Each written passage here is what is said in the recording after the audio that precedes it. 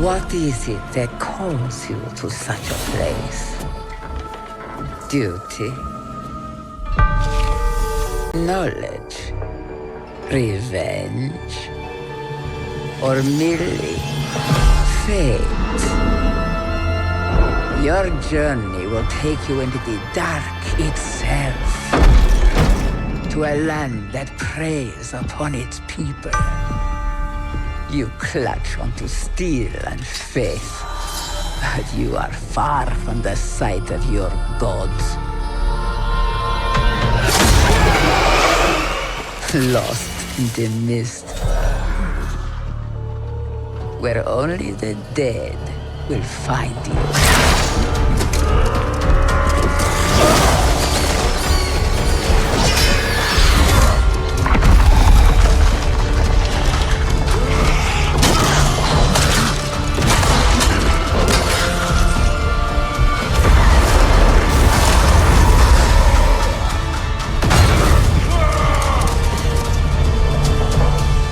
Seek those cursed halls, if you will.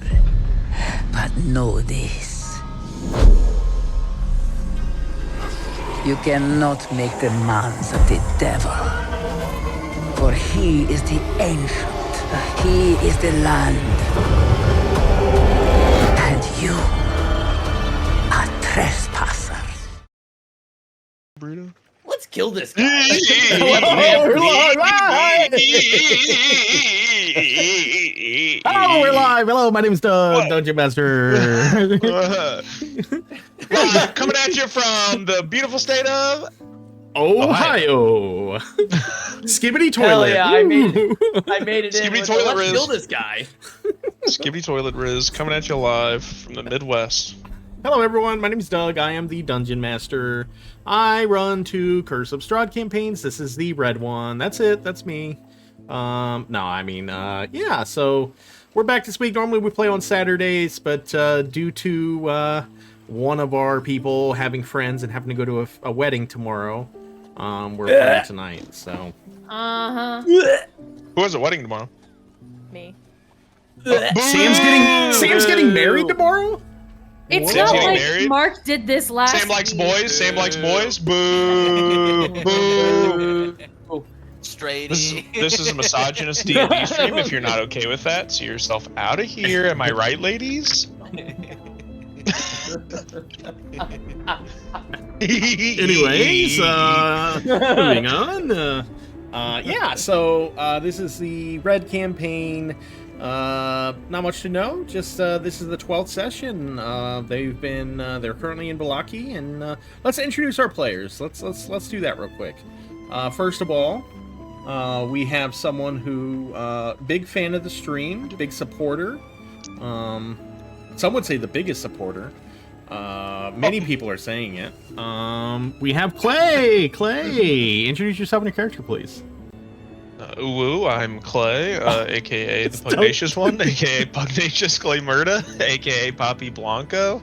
I play the Filbert Fitbottom, Harengon Wizard, also known as the Arcane Dreamer, the Bearer of the Seven, the Unforgivable, the Unseated Rabbit, the Bunny Who Burned Baby Boris, Count Lugosi's favorite snack, Solayne's personal hairstylist, the Firebolt Kid, Baba Yo-Yo's Reckoning, Moadib, and the Rockslide Rabbit.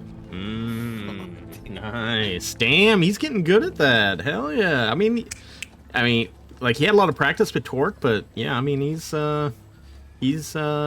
He's rivaling Torque on his titles, I think. So. Only 2 more complete lines in my notepad app to fill the titles I had for Torque. Hell yeah.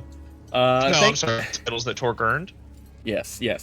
Thank you, Clay. Next, we have another huge supporter of the stream. He's also a huge supporter of the LGBT movement. Our Not the Qs though. Not the Qs. Yeah. You say that? LGBTQ plus, okay, movement. And Brad, introduce yourself and your character, please. It's the LGBT plus, not the Qs. Everything else we're fine with. Jesus Christ. The BGTQ plus. Oh, I'm sorry. I'm cutting that off. Thank God, Brad's been interrupted. Thank God. Those were all jokes, by the way. Mark, thank you. Remarkable me. Gifted a tier 1 sub. Gifted it to Ticking Time Bob Gaming. Time Bob Gaming. Hell yeah. Hell yeah. Oh, he's number 3. Hell yeah. Nice job. Brad's just like, Wow. figure it out. It's not hard. Just figure it out. Thank you, Mark. I appreciate that. Let's give Brad another shot. Introduce yourself and your character, please. I'm Brad. I play KT Stall, human paladin of Tyr. In the past weeks, we've learned that Cade is an ambidextrous kratos-sexual who doesn't know where he's gonna go when he dies. This week, a little fun fact, in the note of bones, we've gathered a bunch of bones, and we're gonna bring it back to a little church. That's what we're up to right now. So I thought, what about his first broken bone? It was his wrist. There was a day that the training How'd he didn't break his necessarily wrist? go particularly well, and he was in a fit of frustration, punched a wall over and over again until he broke. I can correct this later because I don't know how many bones there are in the wrist, but I'm gonna say 7 bones in the wrist. I feel like there are more than that. I know there's a lot down there, and they're like plates and shit. 7 sounds right. So that's the story you told your mom, that's how you broke your wrist, was punching a wall, right? That's how you... Yeah. Do we have to wait until next week to figure out how he actually broke his wrist? I mean, we all know. He was taking out his frustration, and yeah, we know, so... Yeah, He hit a woman. Oh, God! Is that what he calls it? KT Stall, woman hater. Jesus. Speaking of women, next, Paige would introduce her character, but she is gone right now. She's, like, with her baby or something, and her mom, I don't know. Weird stuff. You want me to do Aurelia's intro? Typical woman. Yeah, shit. go ahead, yeah. Tell me about, Aurelia. Hi, I'm Paige Tyrell. My most redeeming quality is I'm married to a very tall, very handsome man with incredible feet. I play Aurelia Valendor, some bullshit cleric of some god that tells me I have to forgive everybody so that they can receive a second chance and do better in life. I find ways to annoy my party at all moments, but I'm traveling with my twin sister, who's my real life sister. Oh, shit! To win. Wait, that's confusing. Wait, she's your in real life twin sister? Yes, so Oh. I have an Oh. in real life sister. We're not twins. Oh. We're just sisters.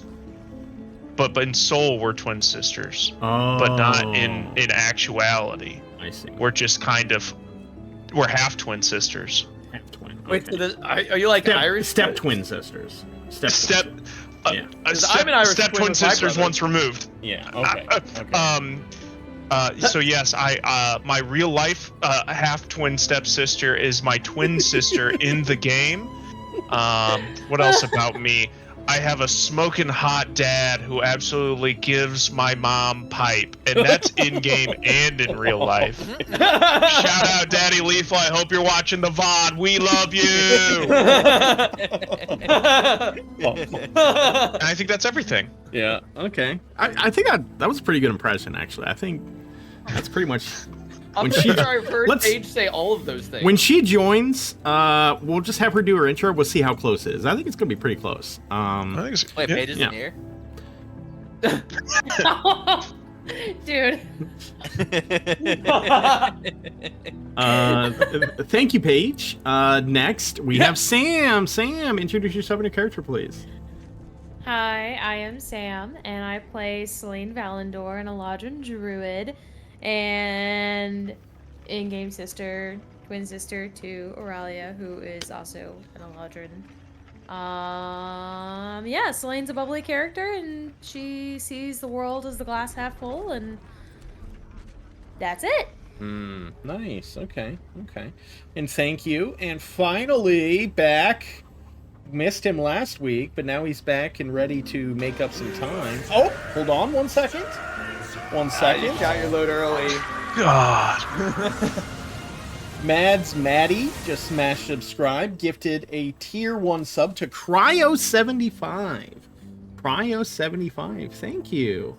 For those of you who don't know, his wife Allie is joining the Black campaign. So, yeah, she'll be joining. And he's joining our campaign.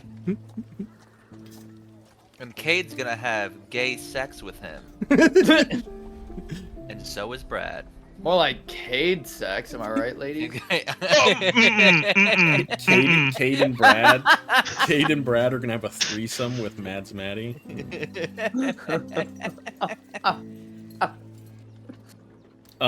Thank you. Oh, okay, and yeah, Peter, go ahead. Oh, He was just gonna completely gloss over Mark. It's because of my fun. Oh, I'm sorry, you've been interrupted. I'm sorry. All Might beating the shit out of All for One. 1 second. Peak Physique gifting a tier 1 sub to the community. Gifted a tier 1 sub to the Witch and... Oh, shit! Oh, you've been interrupted? Hold on. I've been interrupted? Brad gifted a tier 1 sub to the Witch and Smith. And Mads Maddie gifted 5 tier 1 subs. 1 to Zag Meister. I've seen them a few times. Cleansing Rain. Dick Low. Cookie Monsty. Very low, it's very low. And Turu. Wow. Thank you, Corey. Thank you. That's sick. Fuck yeah. Appreciate that. Damn, Mark. You're a popular guy this session. Damn. Popular guy, dude. I love it. Missed you. Hell yeah. Anyway, I'm Mark, and I play Peter Sadarski, the fast-talking, nimble-handed street magician bard. Oh, I'm sorry. 1 second. You've been interrupted. Damn, they timed it right. That's how it's done. That's a professional. Damn, this guy, he knows what he's doing. Oh my god. Fucking I had to nailed hit it early because last time my credit card made me confirm my details. His bank called him up like, whoa, wait a minute, someone's got your card, bro. Mr. Fugma gifting 5 tier 1 subs. Senna Burrus, Wick Turek, Darcy Loves You, Shango, and Alex Cade Music. All subscribers now. Damn. Fuck yeah, that's sick. Thank you, Mr. Fugma. Dude. Damn, look at that. Look at that monthly top gifters. What a man. Damn. More like pooping on my butt. Yeah, that's true. Yeah. That's something that people say. that is what they say. Yeah. Where were we? Oh yeah, Mark. Go ahead. Start over, Mark. Go Somebody ahead. was. Yeah, Peter Sadarski. Someone was reallocating. Yeah, go ahead. He's nimble-handed street magician bard with tails to spin and riches to reallocate. And oh, I'm sorry. 1 second. Oh my God. Paige is gonna be so thankful she was late. Otherwise, this could, no, I know this would have happened to her. To me if Paige isn't here. Oh, Peak Physique, 5 tier 1 subs. Gifted to Sand Bums. Wow, I've never seen it translate the name before. Sand Bums, Sam Bumsy, XM Delmore, Rema86, Casey Orani, and Base Dubs. Damn. We're all fucking... Look at this hype train that's going on. Shit. Okay. Anyway. Where were we? And the Pied Piper, which is a good thing in this universe. I'm sorry. You got interrupted. And you not Irish. Over. I don't understand. Who's Peter? Go ahead. Tell me who Peter is. Peter Sadarski is a fast-talking, nimble-handed street magician bard with a tail to spin and riches to reallocate, and also the Pied Piper, which is a good thing in this universe. Yeah, we'll see. We'll find out. Maybe it's a good thing. Who knows? Yeah. Oh, hold on. I was already done. A rookie. You've been Rookie interrupted. mistake. Hold on, Mark. You've been interrupted. What do you mean? Mads Maddie gifting a tier 1 sub. They've gifted a total of 23 in the channel. Oh my god. To Tiger Oslo. Tiger Oslo. Yeah. Thank you. What? Let's go. Okay. Okay. Thank you. Seriously, thank you, everyone. Yeah, that's I don't deserve you guys. Anyway, so thank you, Peter. Thank you, Mark, for introducing your character. Saving one more for she who must not be named just to have her rate. Hell yeah. Okay, well, yes, that was the player intros.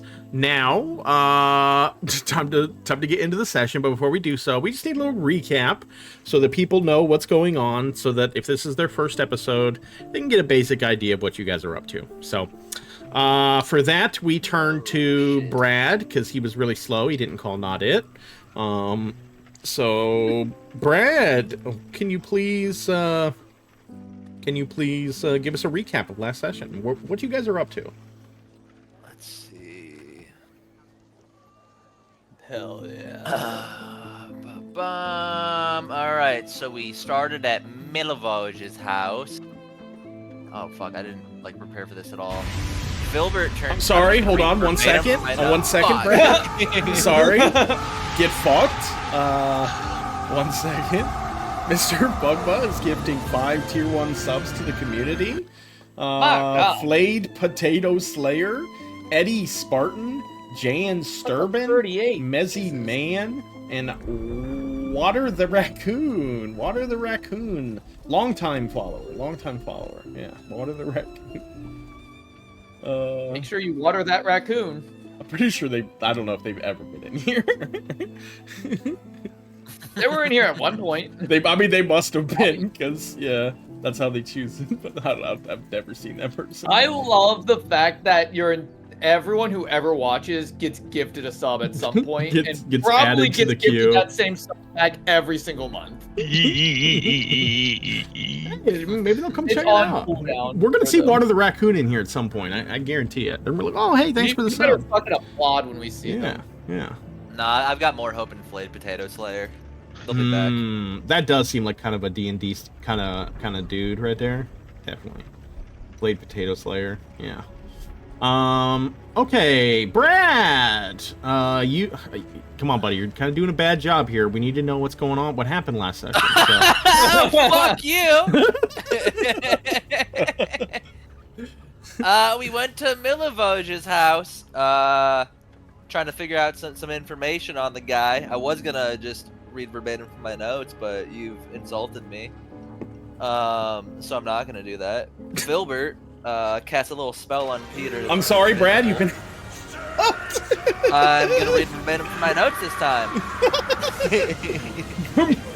Execute Order 66.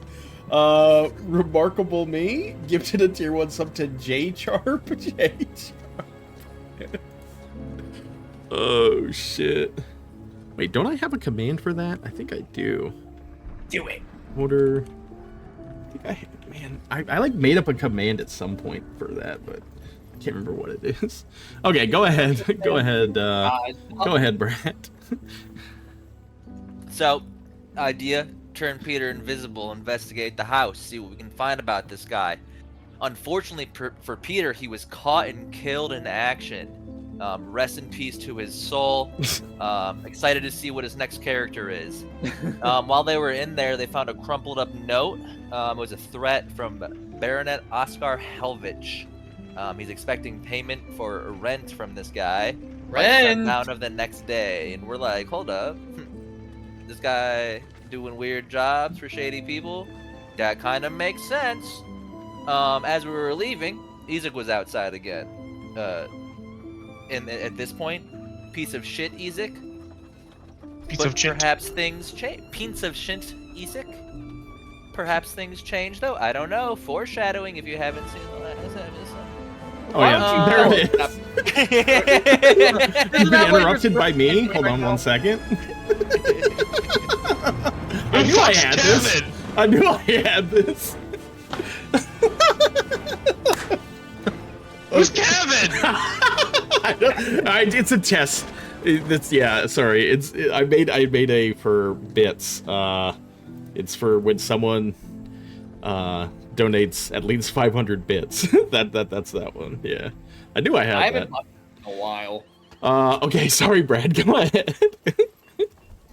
Kevin. So we talked to Prince of Shint Isik, and he tells us that he's also suspicious of Milovaj. And Cade told him that so are we. To which he responded, kind of implying that our new friendship with the Vistani, or my new friend, Cade's new friendship with the Vistani, could, quote, prove useful. And then followed it up with telling me that they're servants to Strahd, which, I'm friends with servants to Strahd. Cade is, fuck. Then we went to the coffin maker. When we got there, all of the doors and windows were shuttered completely. I wonder if there's fucking vampires in there. Oh shit. Dude, I'm not caught up. What the fuck? So because we couldn't find an easy way in, we lockpicked the door and then went to tried and true, make Peter invisible and see what happened. Him and Solayne, who was at this point, after whatever she did in the downtime, was a tiny little shit. They decided they're the two sneakiest people in the party. I feel like Peter's always been tiny. Peter didn't suddenly decide. Hold up, I earned a hype chest. I want to see my reward. I don't know what choo choo. Yay. So they were the two sneakiest people, so we let them go in, but they were pretty dog shit at investigating this place, and they found nothing. And the upstairs of the place was left completely unexplored. Wonder if there's vampires up there. We went to the church to confront Milovaj, and Cade got him to confess that he stole the skull that we're looking for and sold it to the coffin maker.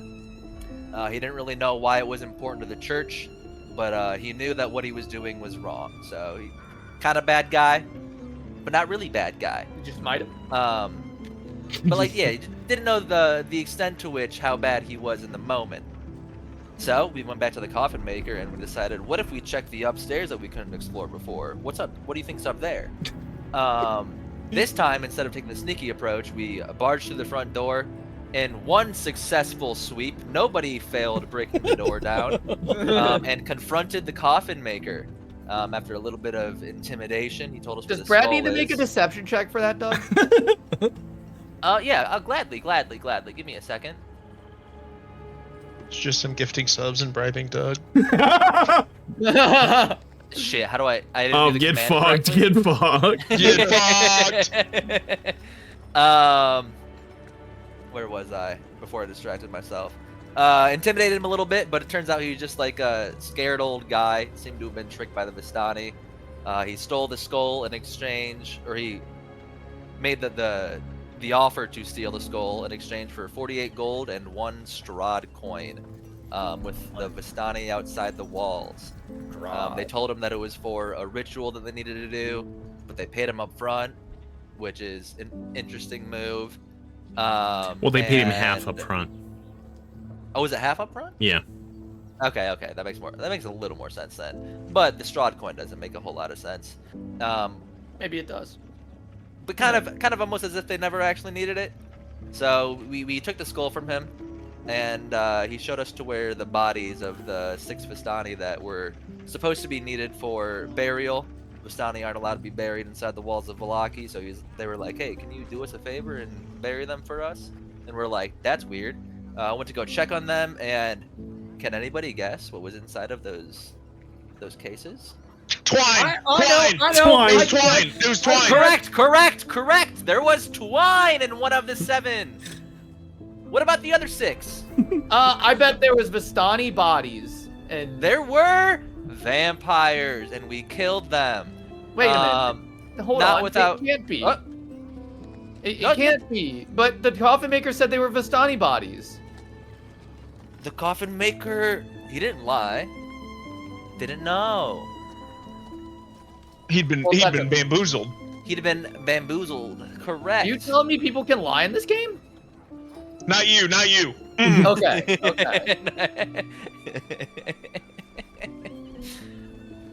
So these 6 vampires pop out of the chest. They're one of 6 different classes, and whenever, to my knowledge, it seemed like Doug wanted to add some flair. He made them say some things that suggested that they were heroes of past, defeated by Strahd before, and they're kind of just chained to him. They're under his control now.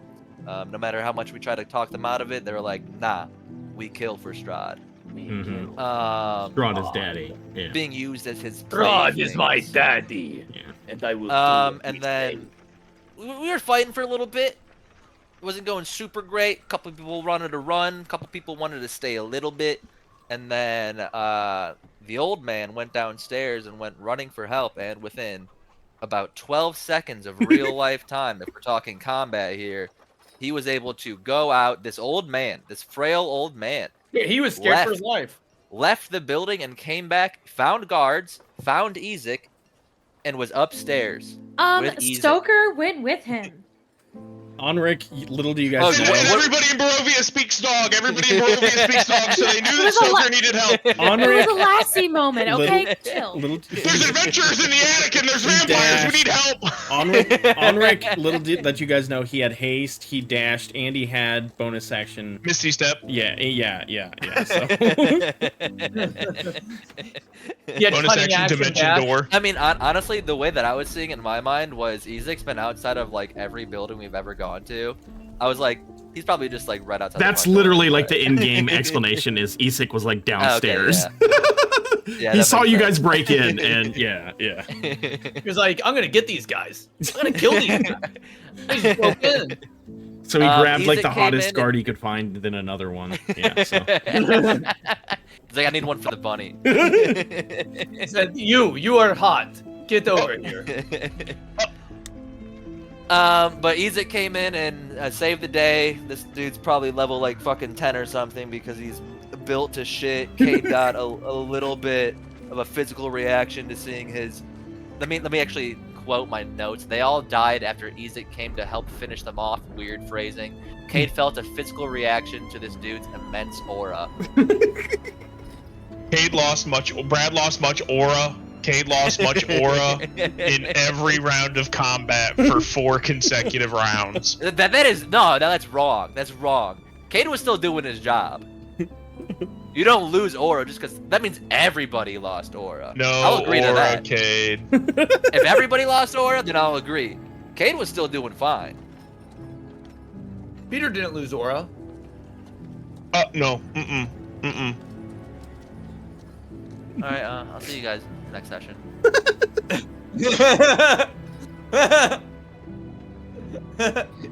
Piece of shit. Piece of shit. I don't remember what we did after that. I think we just like went to the church.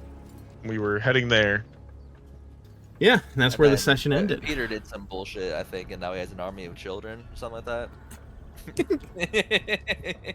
This technically happened at the time that all of you guys did your things, so he just hasn't told you guys about it. So yeah. Yeah. Shit. Bringing the child soldiers. Oops, wrong map. Bring them in.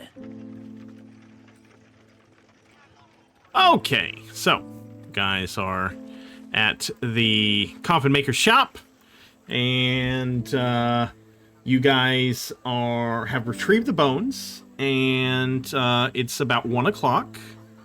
We'll go ahead and start, and you guys want to head over to St Andral's, correct? No. Shh. I think Shut we all the just want to go back to fuck Old up. Bone Grinder. No, we're going to the church. I know that Vasili invited us to lunch. Either he's got to be okay with a late lunch date or not, but we got to get back to the church.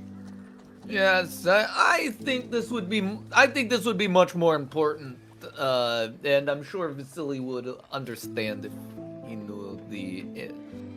When did John Malkovich join our D&D party? I don't know. I've lost the accent. Okay, it's coming back slowly. Okay, there, I got it back. Bah! But yes, we should go back to the. We should This go is the back po- to the church. This is the part in the old superhero cartoons where it goes "Da-na-na-na-na-na-na-na," and we start running. By the way, when you travel to the coffee makers, you guys always have to travel past the Arisek stockyard, which I haven't really described for you guys. So why don't I just go ahead and do that for you? That way you're aware. Location, Lucky, stockyard. Let me just do it from my PDF, actually.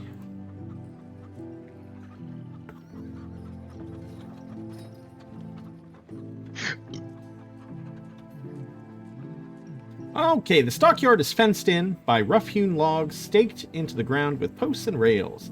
The fence is tall and sturdy to keep the items stored here secured. The main entrance gate is made of thick old hardwood with a heavy wooden barn that can be slid across to secure it. It appears to be open. Just inside the gate, there is a small table and a chair with a lantern sitting on it. Perhaps it's for a guard, but no one's there. So I just want to, because you guys have traveled through here a few times, but you haven't actually, you haven't had any reason to do anything here yet. So I just want to make you guys aware of this place. Stockyard, Theater of the Mind maps. Here's a little gate. So this is where you travel through. And then there's a warehouse there. It is run by a man named Gunther and his wife Yelena. And the inside the stockyard, there is a large wagon where wagons are kept. You are only allowed entry there if you own a wagon there. And the warehouse stands tall and can be seen beyond the gates. With 2 stories of sturdy, weathered lumber walls, the warehouse has a stone base and peaked roof that rises high above the surrounding buildings. This is where items are stored, packed, prepared for transport. It is the hub of all trading activity in Barovia.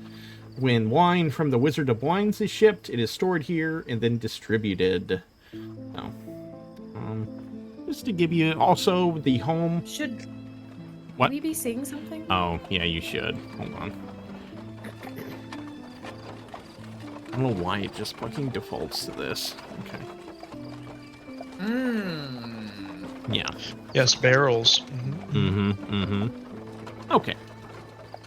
Just wanted to make you guys aware of that place. So, Is there a guard made out of gold? no. Damn. Somebody boo this man. What? You don't like Baldur's Gate 3? No, I've been known to hate the game, actually. What time of day is it, Doug? It is about 1 o'clock. Hey, Dang it. Okay. Why? Why dang it? I'm still small. Oh, yeah. You're still small till I'm tonight. still small until this evening. Yeah. Okay, here's what we can do. It's only 1 o'clock. If we go to the church now, I'm sure it's still lunchtime by the time 1:30 comes over. Huh? Yes. It's still This was lunchtime. not a discussion about lunch. Look over beside you. Do you not see the floating green girl on this mage hand? Oh, Yeah, wait. I thought we were. Are we still on about this? I thought Yeah. we were already over it. Yes, she's small. That's fine. I'm hungry is the thing. Didn't know you were so quick to get over your friends. Well, no, it's not that. It's just that she's small. I've accepted it. Well, I think she was just trying to express some concerns about maintaining her stature until the evening, and you made it about you and your hunger. You know what? That's on me. I apologize. It's okay, Peter. Thank you, Filbert. But I am Filbert, hungry. seeing such a powerful woman just moments ago has helped him gain an even more of a modicum of feminism. Can we get a feminism chart? Or, that just fills up every time Filbert gets a little more feminist, please? No. Okay. Okay. Just a gut check. Asked and answered.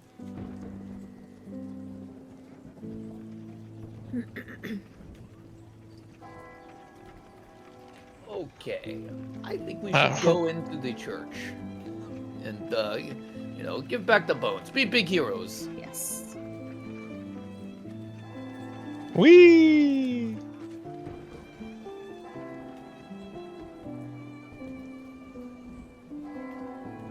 Whee! Me on my little mage hand. That's so funny that you're being carried around on a mage hand. Oh, yeah, I am smaller than Filbert right now. Yeah. Yeah. Okay. Yeah, so I'm just sitting on a mage hand. I'm just floating. I'm vibing. Just vibing. Yeah. Where is the father? Oh no, he's been murdered. Oh, nope, there he is. Okay, I spoke too soon. Father, can you clear the room? Oh,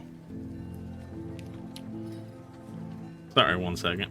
I forgot to Okay. fucking import something. Okay. pour these nuts into your mouth.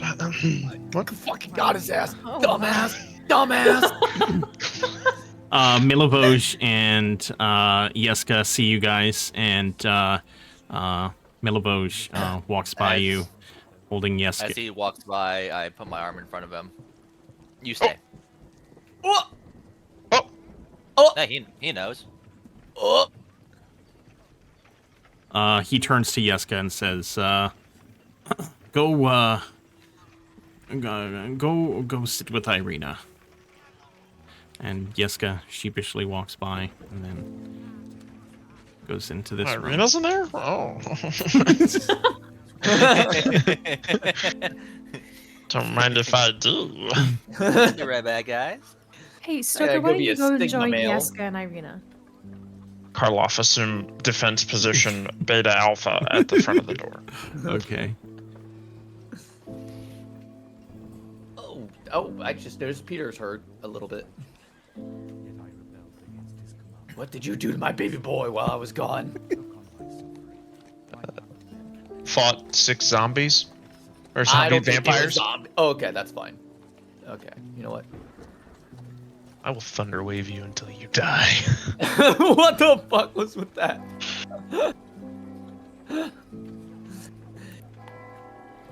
Hey, you're my best friend. I will thunder wave you until you're no longer a thing.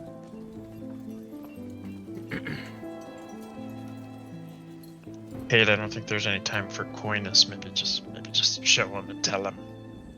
Father Petrovich says, Milovoj has told me that he was responsible.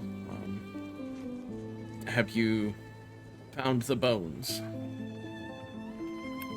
Did we determine if anybody in particular grabbed them? Aurelia technically did, but I just assume you would, as the other strong guy, take them. Okay. Yeah, and I just kind of put them on the table in front of him. Father Petrovich, his eyes widen, and you can tell, relief washes over him. Says, "Oh, I'm so thankful for your help. You've saved the church and the town. Thank you all so much."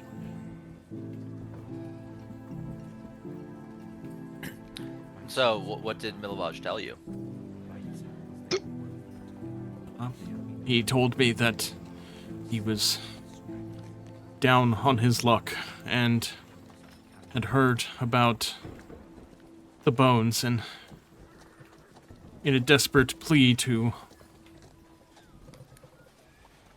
be able to continue to house Yeska, he sold the bones to the coffin maker. It's very sad, and I understand, but at the same time, I feel betrayed. And then you look over to Milovoj, and he's just looking down, staring at the floor.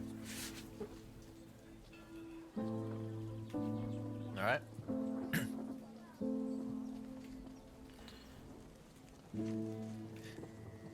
So What do you will become of bury these Milovoj? What is your Does decision with Milovoj? Does anyone know about his involvement other than the people in this room? The coffin maker. The coffin maker. But I don't think he'd be willing to talk too much, considering what he has gone through. He looks at Cade. Isn't there one other person that has an inkling?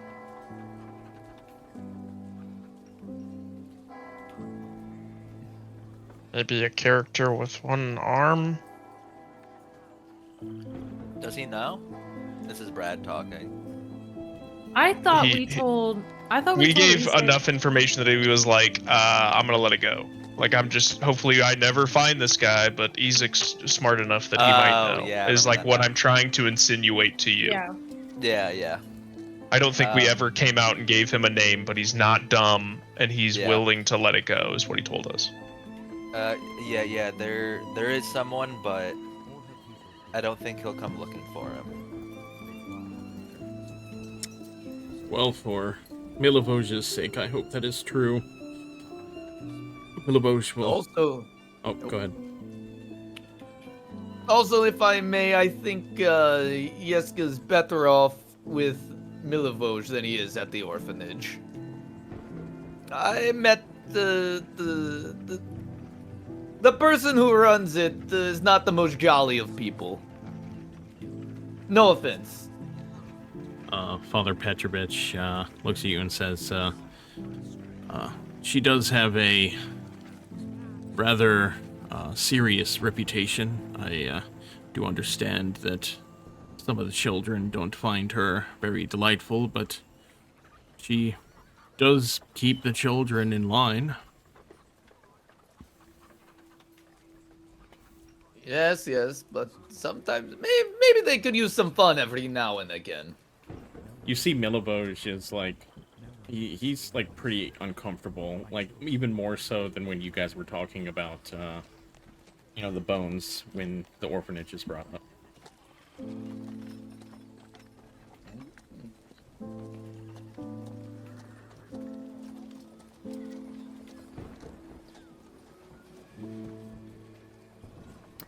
Father Petrovich says, Milivoj will have a lot to atone for, but I believe that he is a good boy at heart, so I will do what I can to make sure that he stays on the correct path. All right. Well, if you excuse me, I must reconsecrate the land and give the bones the proper ritual. So feel free to use the church for what you need, and obviously you can stay here. Irina is welcome here for as long as you need. Do you need any assistance, Father? Oh no, this is a private ritual. Thank you. Okay. Whoop. Hey, buddy. Friend. What's the deal with the orphanage? I've only been once, and it was very tense. Oh, it's just not a place that I ever felt comfortable, and I didn't feel comfortable leaving Yeska there. I can see why. That's Sister Alina. Oh, she may be a looker, but she is very uptight. Well, she hasn't been there long. Maybe a year or so now. It was Sister Bellows before that, what happened with her. What happened with Sister Bellows? Oh, I'm sorry, I forgot that you're new in town. Sister Bellows, ended her own life about a year ago. Oh no, that's horrible. She was always good to me, when I was at the orphanage, but in her later years, I don't know, it was like a darkness hung over her.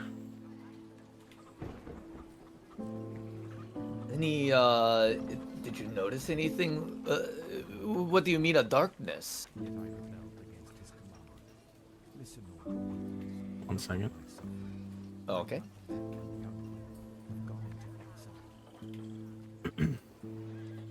Oh, well, she was always, a bubbly person, someone that everyone looked, she was always cheerful. She, took care of everyone. All of the children loved her. I mean, I loved her. The orphanage used to be full, overflowing, but I don't know, towards the end, it just seemed like there were less and less children, and at the very end, Sister Bellows, it didn't quite seem like she was herself. She never smiled anymore. She cried all the time. I know her mother died, but that was hard on her, but it did seem like, she took it harder than most. That is most unusual. I mean, it's understandable to be sad when your mother dies, but to change that much, this is a mystery to me. Do you know anyone who was very close to Sister Bella? The orphanage partners with the church, so, Father Petrovich would probably be the one to talk to. Well, maybe we'll... I know... Yes.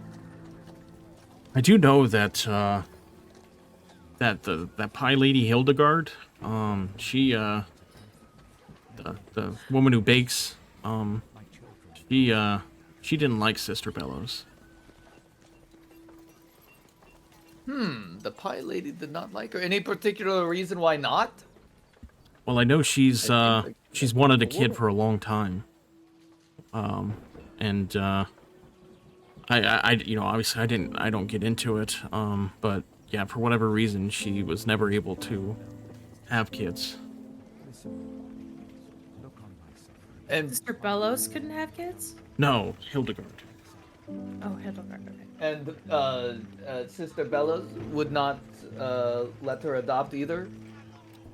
It would seem so. I saw her at the orphanage quite a bit. She was always donating pies and breads to the orphanage, maybe to curry favor, but yeah, that's we used to have a lot of her food there. I wouldn't know why she was denied. Eventually I grew out of the orphanage, and then Sister Bellows died after I left, and then when Sister Alina came, I grew close to Yeska, and I just didn't want him around there, especially with, just seemed like a dark cloud over the orphanage.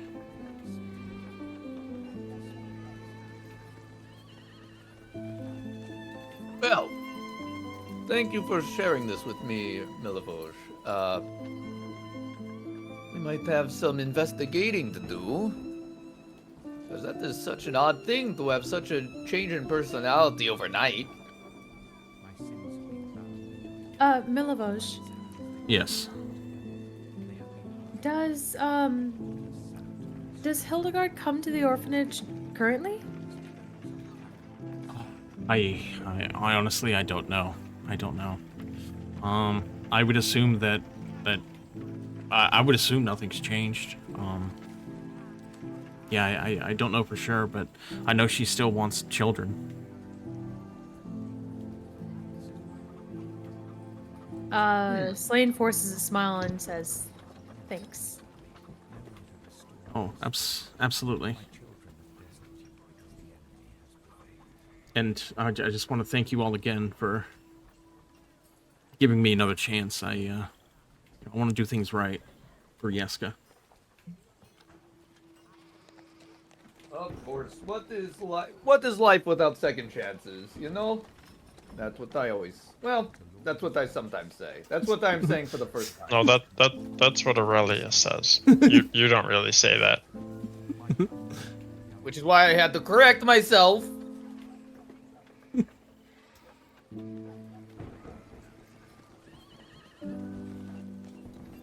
And then Milivosh will leave. Okay, so we're killing this guy, right? I'm kidding. Yes. Okay. So I think there's something fishy going on with the orphanage. Yeah, considering the fact that the you-know-what keeps going there. Mm-hmm. The pie maker.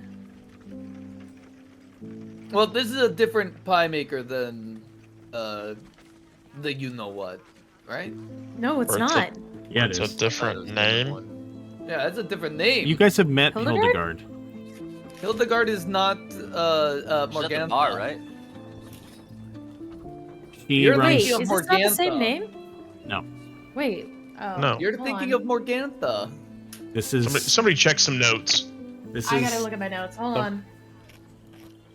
Her husband is the one that Filbert emasculated. Wait, what? Wait, what did he do? Remember, you? He was like serving you guys, and then he like ran upstairs real quick, and then Filbert went He's upstairs. being up. and... He disrespected me, so I had to go up there and offer him a wardship underneath me. Oh, yes. I remember. Okay. I need to... Hold on. I gotta fix my current notes then, because I was confused. That's why you don't take notes. Excuse you. I don't need excused. Did you say that's why you don't take notes, or is that... Or I don't take notes? It's just like one of those all-encompassing U's. That's why you don't take notes, because you can't Oh. confuse them. Mm, Samantha Joe's on one today. I am. Yeah. Friday.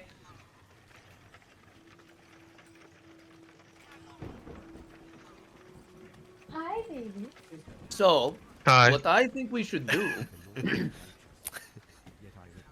is we should go get lunch and maybe stop by the orphanage and say hello to Sister Alina. And then maybe see if we can't find out what happened to Sister Bella. Peter, why are you asking so many questions about the orphanage? We have dealt very little with it. Oh, I've been to the orphanage. I helped Blinsky deliver toys to the orphanage the other day. As a repayment for us breaking his window.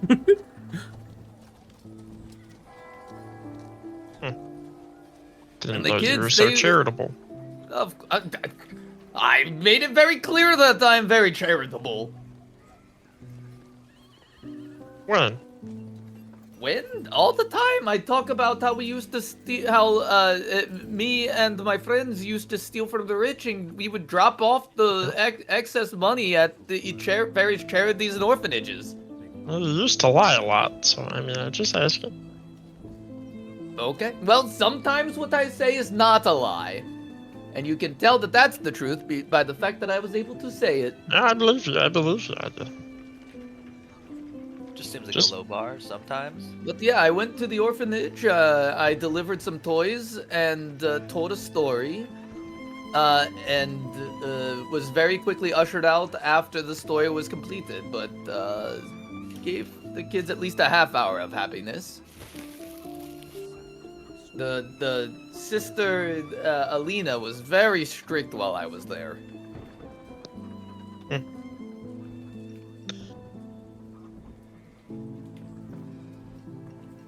Father Petrovich enters. It is done. The land is consecrated once again. Thank you all.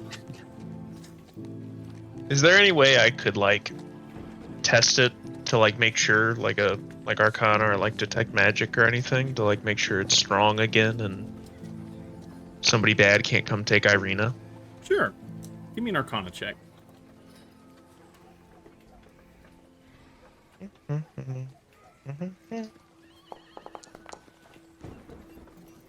Nice.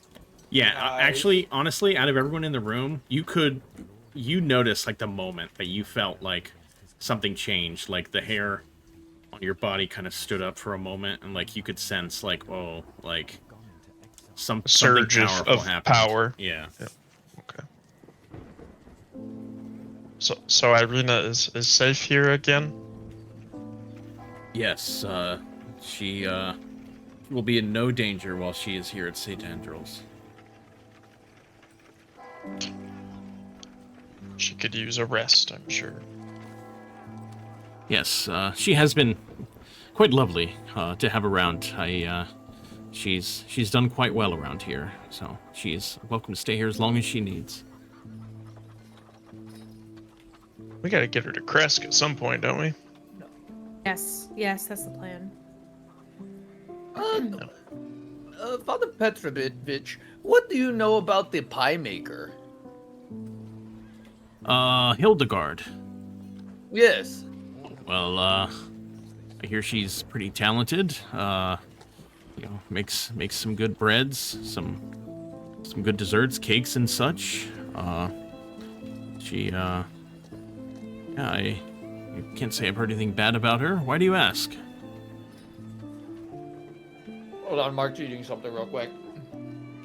He's eating some pie. Eating some pie, yep. Well, we were just talking to Milivoj, and I was curious about Sister Alina and her strictness. And he told me that Sister Bella, tragically, left us last year after having darkness around her for about a year. And he told me that the pie maker would visit the orphanage often, both to deliver pies and also to see if she can't get a child. But for some reason, Sister Bella never let her have a child. And it seems Sister Alina is of the same mind, since apparently she still doesn't have children. I see. Well, Sister Bellows, she was always a cheerful woman. Even after her mother had died, she was still, happy, always smiling. Nothing could really get her down. Till that last week, she became jumpy, tired looking, and she would just burst into tears. I don't know what it was, but we found her in her room. She had hung herself and left a note, and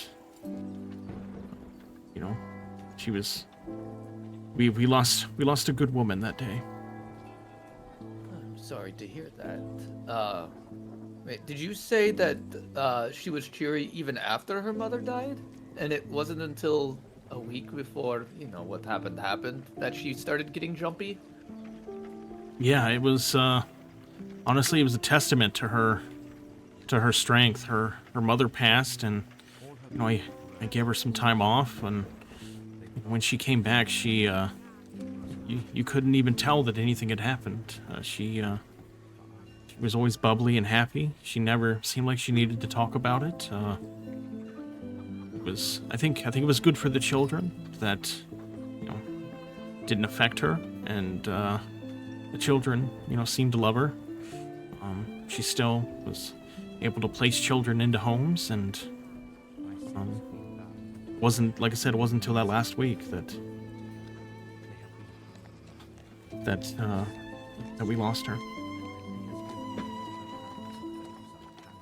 Do you know if anything else happened around that week? No, I don't know what it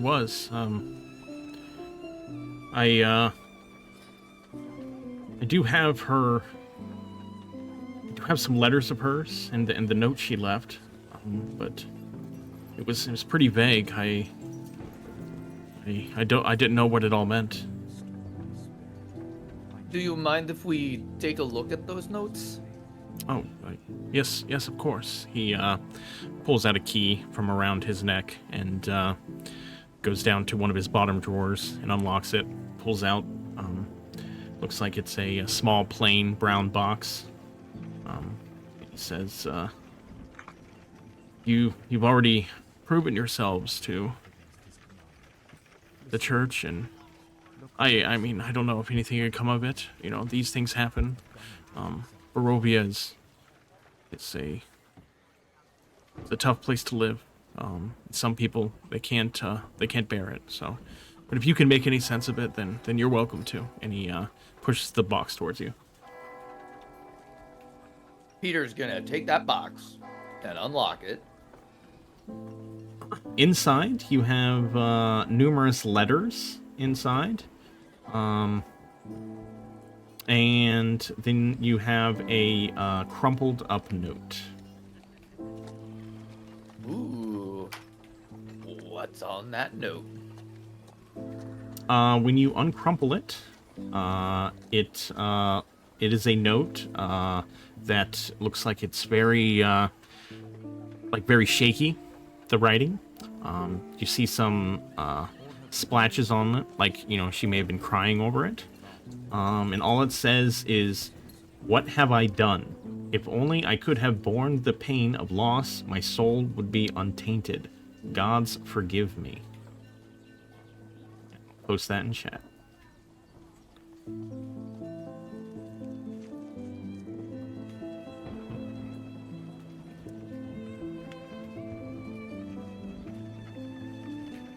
Okay, I'll type it out, because apparently... Oh wait, hold on. Can I do it this way? Oh, I do not want to do that. Okay.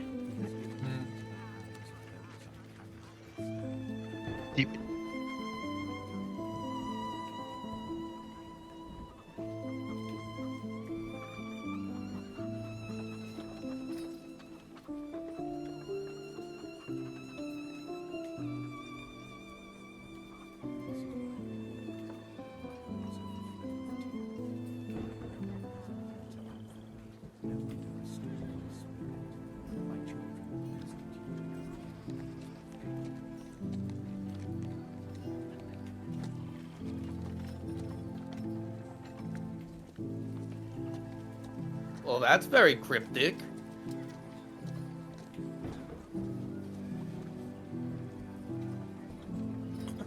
Father Petrovich says, I must attend to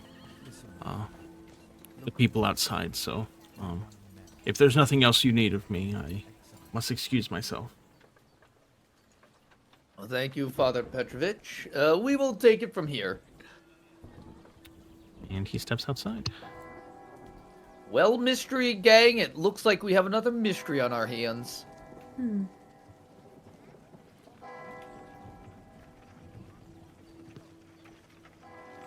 I'm very curious as to what happened to Sister Bellows. With this note, it sounds like maybe something definitely happened in that last week. But the question is, what? Gade, what do you think of this? I mean, I think it's worth looking into, but I don't know, man. I just need a nap. A nap, but it's lunchtime. Yeah. Sometimes you take a nap in the afternoon.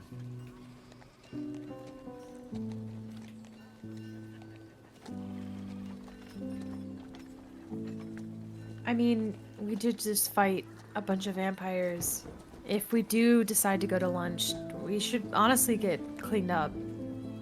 Again. I don't think we should see Vasili freshly after a battle. We can leave a note at his door. Yes. I guess that's a good point.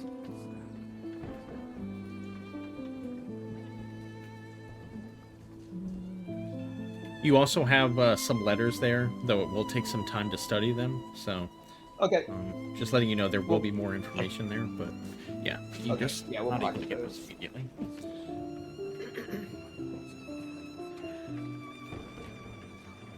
So do we want to head back to the inn then and rest and get ready for lunch? Or do we want to do something else? A short rest is an hour. Hmm. Is it not? Yeah, Yep. it is an hour. It is. Yeah. An hour means nothing here. Just walk back home, wash our hands, go. Yeah, not a problem. Okay, you guys want to head out? Yes. Yeah.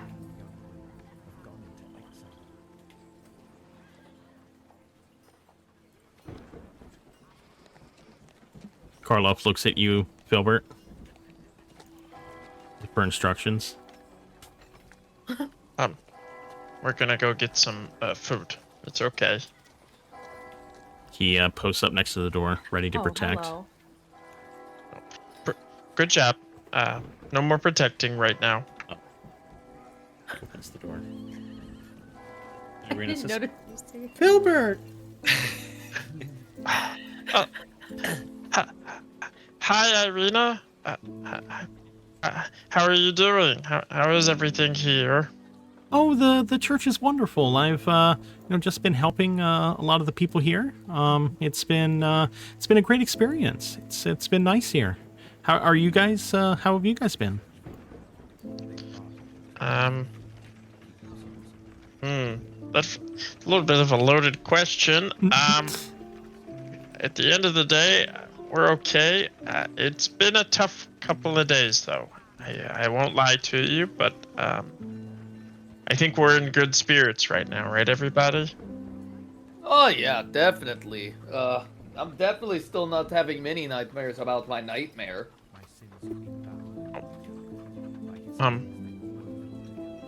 Yeah, it's weird. Peter's been plagued by nightmares.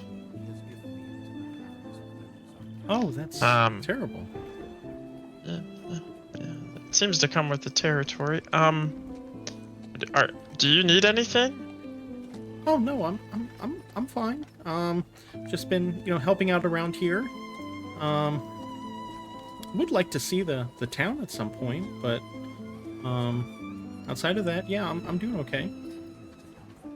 Oh, yeah, I think it would be great to bring you out and let you see the town. Maybe right now's not the best time, all things considered, but we can definitely make plans very soon to let you explore a little bit of Wallachia, especially before we continue on our little trip we're all taking together. Okay, whatever you guys think is best. I understand. Okay, don't hesitate. If you need anything, be happy to help. She bends down and hugs you. Says, "Thank you, Filbert." Oh my god! Filbert in shock for a moment, but does know how to hug, though even though she bends over, cannot reach his arms over her shoulders, so it's like above the knee. But he is conscious of not being a little weirdo about it. But it's as embraceful as he can be while being very shy and very conscious of what's going on. Understood. What a gentleman. He tries. He's a mama's boy. A true mama's boy has great respect for the ladies. Yeah. But we'll be back soon. Yeah. I think some of the guys are very hungry, and apparently we have lunch plans. Well, thanks, Filbert. You guys have fun. He looks over to Yesko, who's in the room. Does he see Yesko with a new toy? No. He makes note of it. It's only been a couple hours, but he makes note, and we'll continue to check. Yesko, you doing okay in there? Yeah, I'm okay. I'm doing good. Does he seem like upset at all, like, or more so he just has no idea what's really going on? Yeah, he doesn't seem like he has a care in the world. Okay, very good. Okay, okay. Karloff, say goodbye. He raises his hand in the air and just holds it up, like a, then starts walking. We're working on it. We're working on it. It's better than him breaking our chair. Take it. As you leave the church, you find Isik standing out there. Didn't look like he was really, like spying or anything. Just looks like he was standing out here waiting for you guys. Oh, Where? Where is he? right here. Right in front of you. Where? Don't you see that Anton Chigurh looking motherfucker? Oh damn, dude! I get so when I just see a penis of shapes, and I don't even. You got a one-track mind at that point. He's the tip. He is the. No, Cade, you're the tip. He's the cum. Oh, I'm sorry. Let me. There we go. It's a very small penis. I mean, that's pretty big, right? I mean, Yeah. Why? Oh, I don't. Why is Solayne is now the ball stitch? Why? You're the gooch, dude? No, she's not the gooch. She's the stitching in Is that not between the what the two stitching giant balls. No, the gooch is the area between the balls and the butthole, Mark. Oh, what's the stitching called then? It can't. It's called the stitch. You can't just call it the stitch. It has to have its own name. All right, you start googling. What do you call I think the it starts stitch with a between P, the balls right? and see what I comes think it up? starts with a P. No, you're thinking of the frenulum, and that's at the head of the penis. No, I thought it was something else. Hold on. I thought that was foreskin. Is stitching. Nope. Oh my god. Balls called?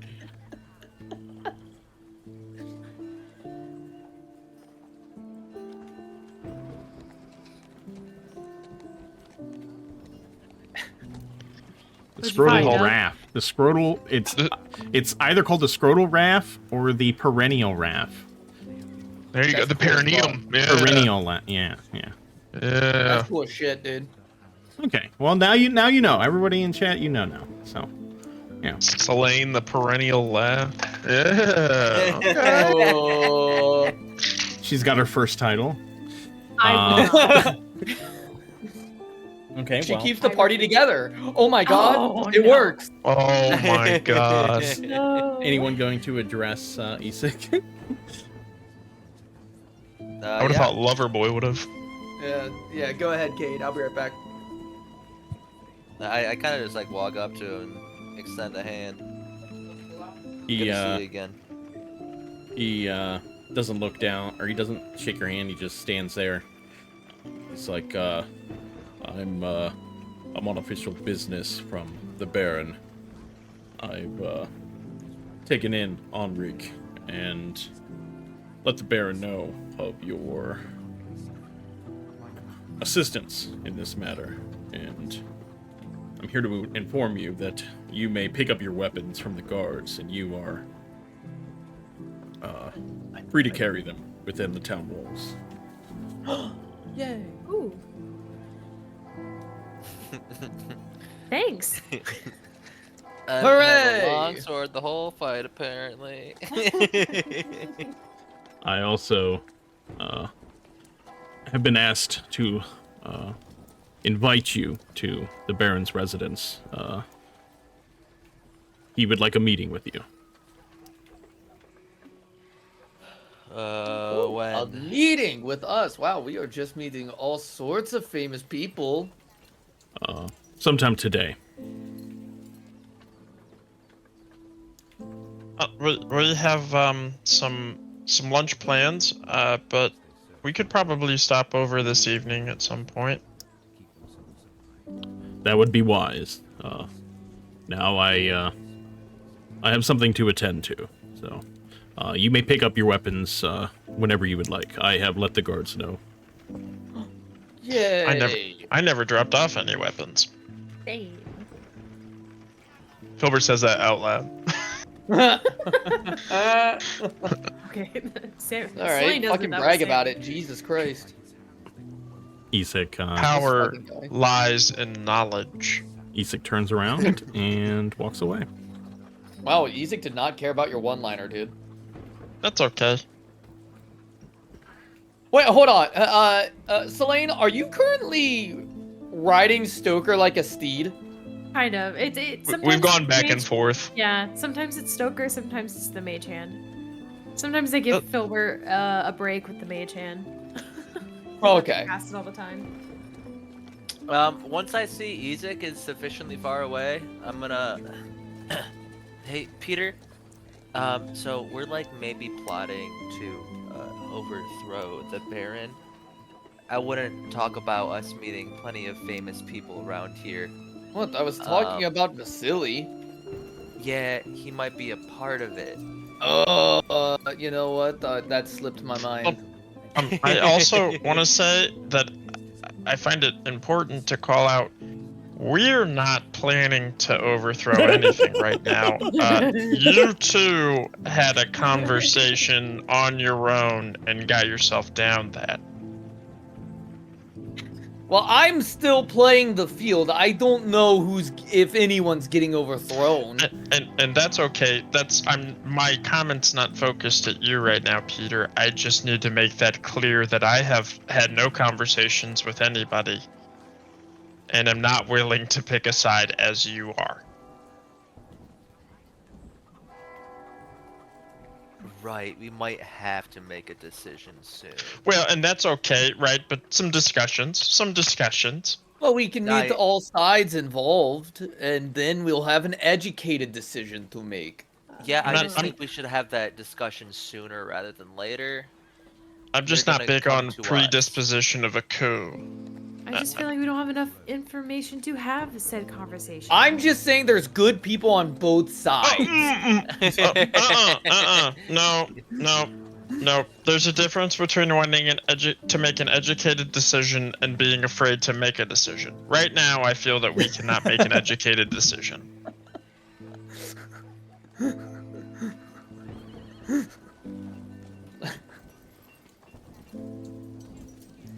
Okay. So today we are doing the lunch, yes?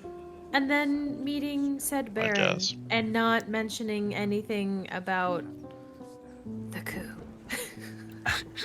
I just don't even like referring to it as a coup because I have no reason for us to say we want to do a coup. You're like I just don't speaking it into existence. Yeah, it's a big, weeks ago, I would have never believed in the idea of manifestation, but I gotta be honest, since we've gotten to Barovia, I believe there are powers at work that could make that a reality, and we are adding to it. We are pouring lantern oil on the fire right now. Well, then we don't have to call it a coup. We can call it something else, like, I don't know, the change up.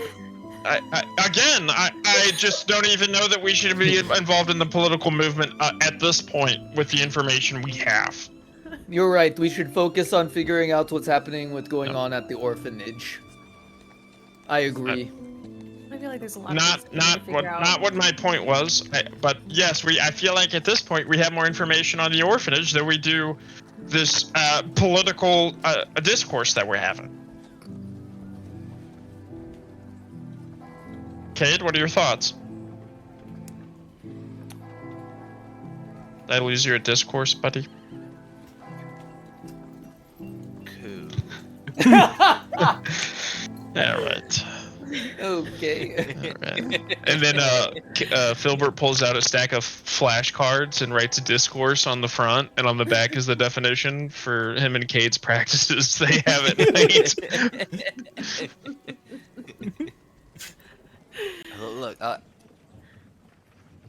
the people here, they want him gone. Let's go. We shouldn't have this conversation here. I would argue this is probably the safest place to have some conversations. In public? Well, I we mean, can we look can step around to the and see if side. Overthrowing the anyone's Baron? looking. We Ethan can- comes we back. can- I couldn't help but notice you were talking very loudly. I'm just saying, you know, the conversation you two had, you know, with the party. We can ask around. I'm not opposed to. You know, it already seems like we're meddling in a lot of stuff we shouldn't be meddling in.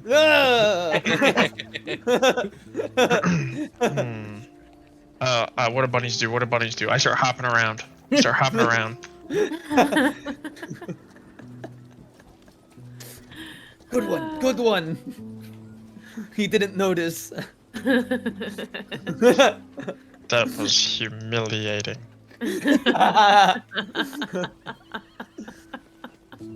Don't make me do that again. Maybe you're right. Maybe we should get back to the end before we have any more conversations about this. I agree. Okay. You guys travel across town to the Blue Water Inn.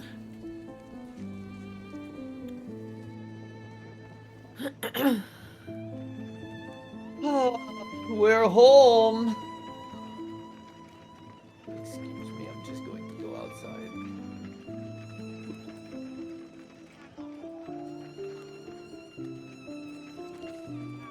I'm very quietly walking up to our room. What do you want us to do? I don't know, maybe have at least some minor conversation as we go in. Jesus. You know what we just did? Now we're in our room. Good job. You've done it. We made it. All right, we're here. Now let's have a discussion. All right. Well, the blacksmith did not like the Baron at all. He thinks his rules are stupid. I think the hunters are of the same mind. Have we met anyone that wants him here? Most civilians either we have not asked about, or they were arrested for speaking out against him. that. Yes. Yeah, see, that seems pretty bad. That does seem bad. I will not disagree with you there. It is not good to have people disappeared either, because we have that one lady who was crying in the church. Well, that her son spoke out against him. Yes, And but he got she arrested. doesn't know where he is. Oh. He was Someone's gonna look up the disappeared. quest. He was disappeared. Which seems a little worse than arresting, because at least if you're under arrest, you can have visitors, you know? I'm reading these Am I names. wrong?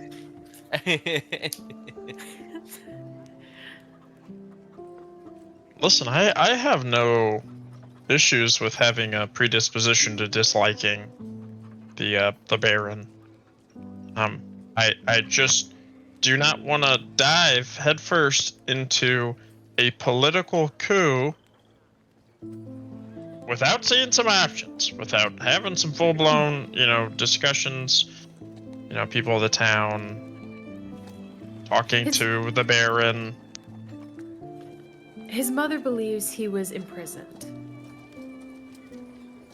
That is what she told us. Yes, but if he was imprisoned, why wasn't he taken to the stockades with the other people that were imprisoned? Prison versus public humiliation can be a little different. Political espionage type stuff, you typically don't want that person to be seen by the public. You seriously don't want the public listening to them, too. If he's spewing stuff, he wants to. I mean, the Baron would want to shut that down. So then we gotta figure out why, what does it take to get imprisoned versus what does it take to get public humiliation. So maybe we could stop by the stockades and be like, hey buddy, what are you doing here? What are you in for? What are you in for? I mean, Barovia seems to be a bit of a place of tyrants, so it could be very much nothing. So Well, we won't know unless we ask. Your prerogative, if that's a discussion you want to have with the man or the men or the women. The women definitely could do things intense enough to find themselves in prison. It What is do you not mean just by a that? man thing to do. Okay. Women can Good be save. criminals too. They have their own minds, and if they decide that's the way that they need to live their lives, they have that power. Okay. Good All save. I just want to say right now is at the end of the day, I don't like committing to engaging in a coup. Again, we Until- don't have to call it a coup if you don't like the word coup. It's as somebody that at this point I feel like I've proven that I understand. Yes, words have power, but there are things called synonyms, and we can call it whatever we want. But when we talk the way we've been talking, we're committing to engaging in a coup. How about this? How about we reserve judgment until we meet him? Thank you. That's what I've been saying. Thank you, Solayne. You're welcome. Sometimes it takes a woman to say it for people to listen. Absolutely. Sometimes it takes that special pitch a woman has to break through the monotony and the dumbness that is male life. Does Filbert then look at Solayne and say the future is female? No. Okay. No. Filbert's just this has been the most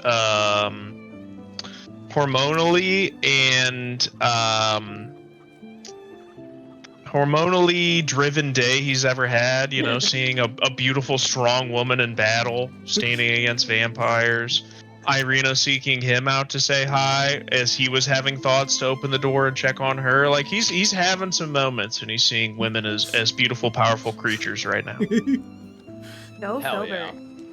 Hell yeah. What a king. Filbert leans in. I voted for Hillary. No.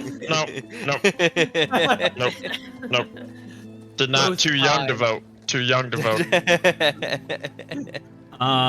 Solayne, while you guys are talking, you hear like a creak, like wood bending just outside your guys' door. Uh-oh. She immediately hops down and is running to the door and like puts her ear like smack to the door to listen in. Give me a perception check, please. What are you doing? No. Damn. Burn one of the 19 inspirations you fucking get for being a woman.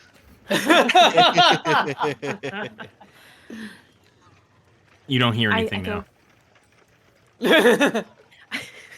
She's going, shh. Damn it. Well, it took you took her. It had to take her like 30 seconds to run to that door on her 4-inch legs. She goes to reach for the doorknob, but she can't reach, so she's hopping. And she's like, I swear I heard someone here. Aurelia Did Aurelia walks hear over anything? and opens the door, and just as you do so, you see someone disappear running down the stairs. Damn it. We need to see who that was. Look out the window You didn't quickly. see shit. Okay. Quick, Doug, roleplay Aurelia.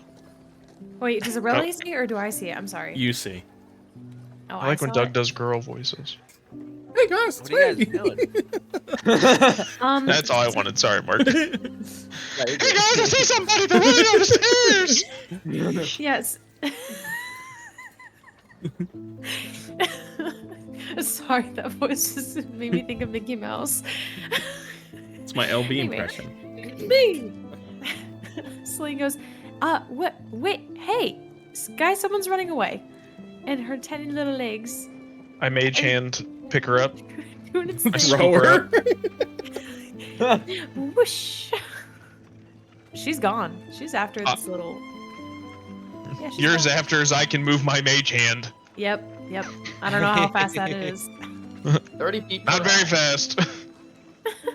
Speaking of the devil. Hey guys, it's me! Love's getting packed! Do What I is see happening? the child? Yeah, they run inside. It's fine, it's just a kid. Okay, but why were they listening at our door? I'm gonna go ask Peter. You can keep Fallon if you want. I'm pretty sure it's him. What? Huh? What? Huh. Peter, Oh one my of God. the orphanage kids was here. Oh, I wonder why that was. Let me go check. Let's see here. Is this a... oh, that's He went downstairs. He's in the main room. Okay, let's go see.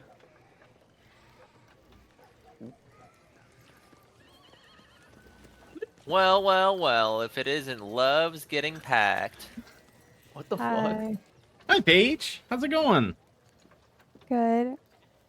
Welcome to the session. Hello, everyone. This is Paige. She plays Aurelia. Introduce your character real quick. Hi, I'm Paige. I play Aurelia Valendor, a Eladrin light Oh, I'm cleric. sorry. 1 second. Of course. Why did I expect any different? You'll be happy to know that Mark got hit pretty hard earlier. I think there was like 20 gifted If it's subs not you, it's during me. this. Mr. Holy shit. Bugba, Is that the real five Jack Harlow? 5 tier 1 subs. Suru Gaizu.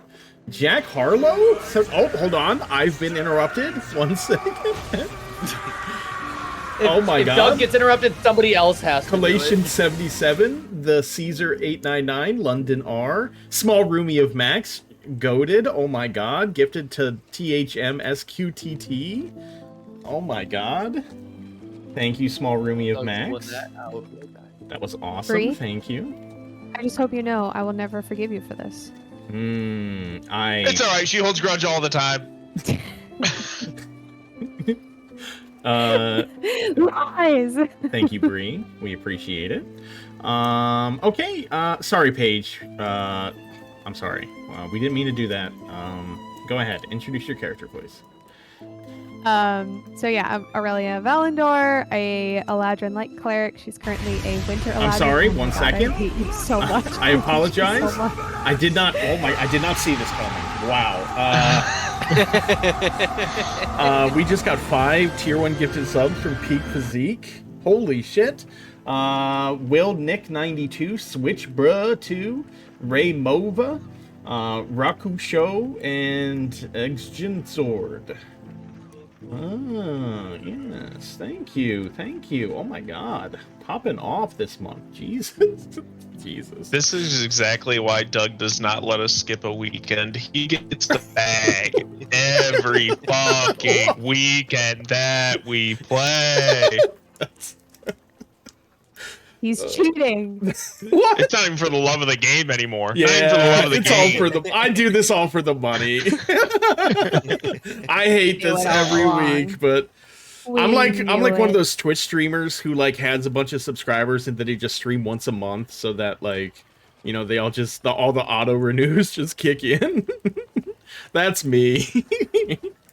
Okay. Fucking goon. Thank you. Okay, Paige, I apologize. Won't happen again. Go ahead. Eladrin, sister to Solayne. Mama Lethal is in the house. Oh shit! Let's go! Fuck yeah! Daddy Lethal's unfortunately in Ohio, so No! You So you serious? tell me he's just a state on, away? hold on. Just kidding. He's on FaceTime. Oh shit! Let's go! Daddy Lethal, say hi. Where is he? Where is he? Oh my my daughter's Daddy Lethal. running. My daddy's running around with, or my daughter's running around with my father on the FaceTime. Let's go! Just Tell him funny. to turn on Twitch. He'll be fine. He'll be in Okay. our He might call. be your dad, but Okay. he's my daddy. Am I Do right, you know fellas? what his Yeah, Twitch yeah. name is? I gotta get a follow from Daddy Lethal. I have to. Yeah, I Dad need needs to get on the Twitch Yeah. and follow. I don't know if he has a Twitch name, and if he doesn't, He does. we're gonna have to create Daddy Lethal as a yes, sub name. Let's go. Let's go. God, he's so hot and good at everything. Oh my god, Wait, what do you- especially laying pipe. I was getting ready to ask, what do you think he's best at? I think that man puts both of the Mario brothers to shame. The way he lays, I.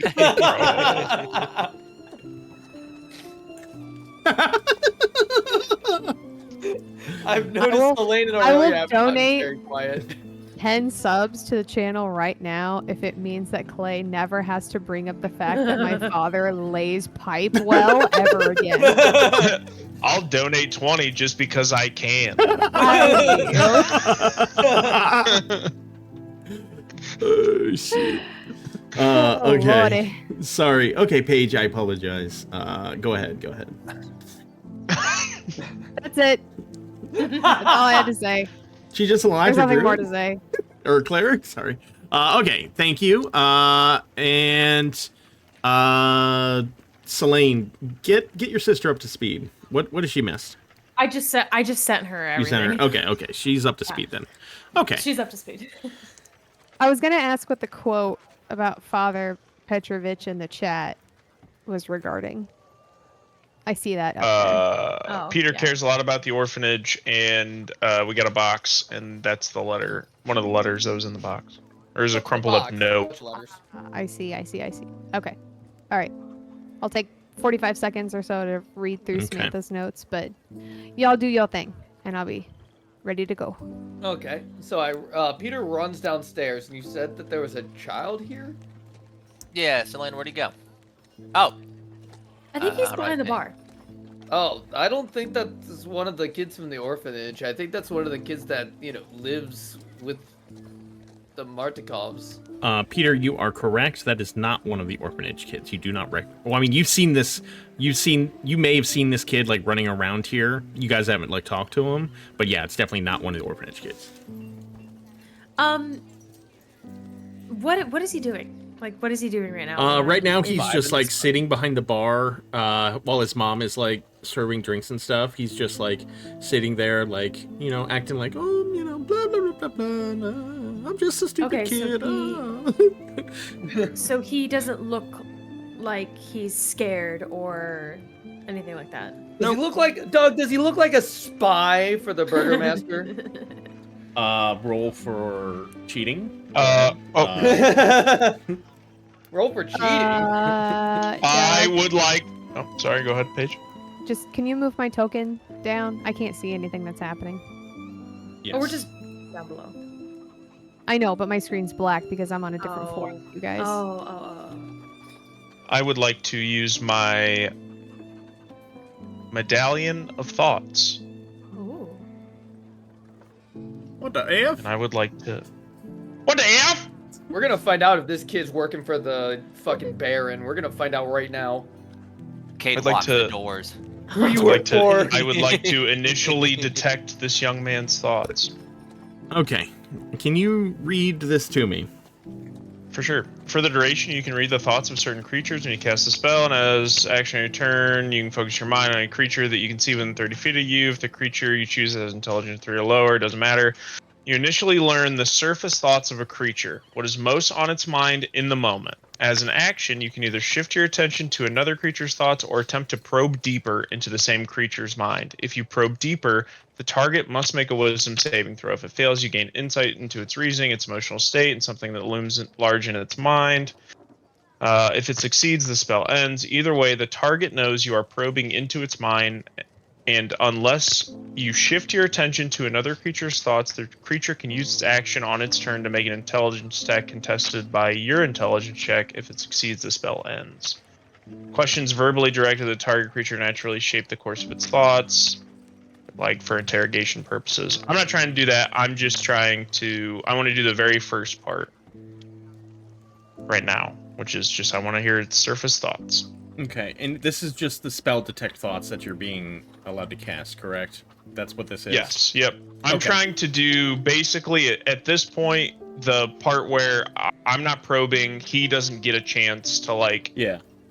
figure me out, but I want to hear what's going through his brain right now. In the interest of like, I'm assuming, like, I mean, just so you don't freak people out in here, I would assume you'd probably step outside to cast this. Yeah, That I makes would do sense. this covertly. I'm not Yeah. gonna like 5 people burst in through the doors Yeah. and Okay. like point Hold at this on, kid. hold on. Scream out some magic. You! Okay, so Filbert steps No, outside. Yes. Goes around the Once corner. seeing him there, he's Yeah. just gonna like peek through the doors to focus on the kid, but make less of a scene as the other. Well, you members can of his cast party the step into the spell, bar. and then for the duration, Walk you away. can. Yeah, Yeah. yeah. So you can cast the outside. Then, so you cast the spell. You can concentrate up to a minute. So you cast the spell, and then you can walk back inside. And you'd like to focus on the small boy, correct? Yes. Yep. Okay. When you do so,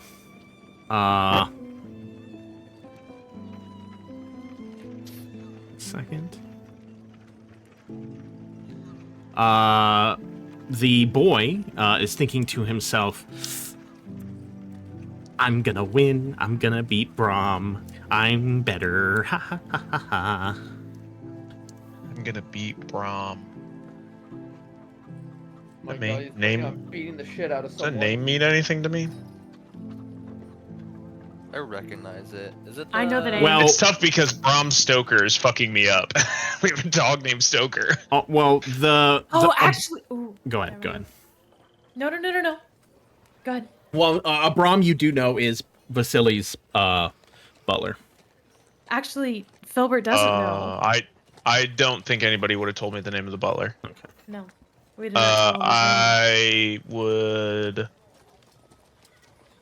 Filbert would see this as a true child, and this is some goofy goobery game, and would let it drop. And then I assume like the party's in front of him, so he's not gonna make a scene for the moment. Okay. He's gonna let I figured Solayne would be the first one to chase him down. Yeah, I'm trying to think how she's gonna do this because she obviously doesn't want to be aggressive with it. Pulls out. Tell me what you know. He immediately casts Starry form. No. Peter, Yeah? I think we're chasing a kid that's playing a game right now. Oh, what kind of game do you know? What kind of game do I know? Yeah, do you Chess? know what kind of game? Oh, no, I Oh, was no, asking no, if you no. know what... Oh, yeah. Oh, no. No, he said he's gonna beat some Braum guy at a game. Oh, He's gonna win. that sounds like the guy, unless there's more than one Braum, sounds like the guy who works for Vasili.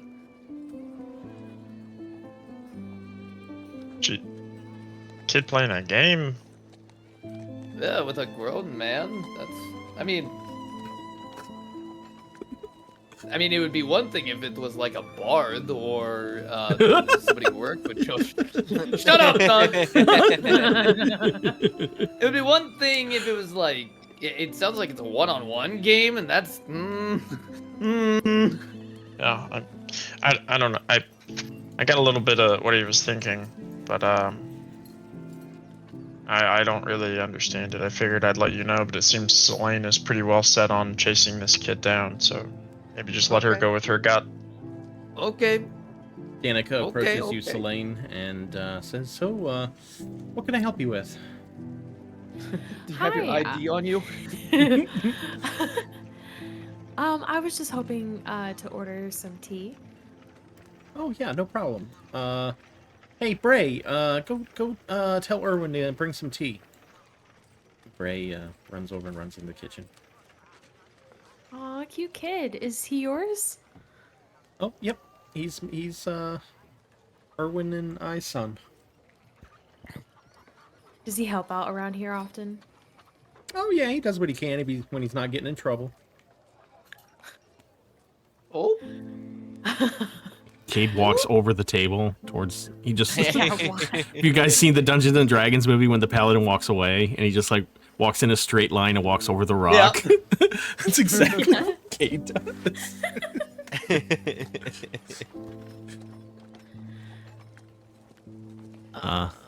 Ray comes back out, hands his mom the cup, and then she places it down in front of you.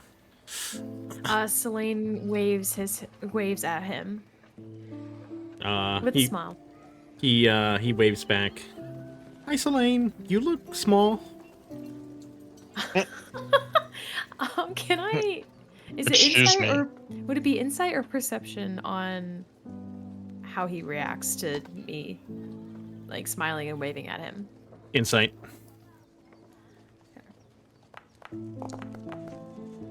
Ooh. You That's can tell. lovely. You can tell She's he's. so hot and so wise. You can tell he's a little nervous. She should be. He's about to be murdered. He's about to be smited. She May I kind of, as she like takes a sip of her tea, she kind of like, I don't know how to like describe what I'm doing. Like, you know, like that look when someone like is giving you like a, I know you're doing something, I just don't know what it is yet. Like that, like, do you know what I'm talking about? Oh yeah, I think I know. Yeah. Very. She's trying to do it subtly, but she does it as she's sipping her tea to him. Ray looks at you and then he looks up at his mom and he says, "I'm gonna go help Dad." Then runs into the kitchen.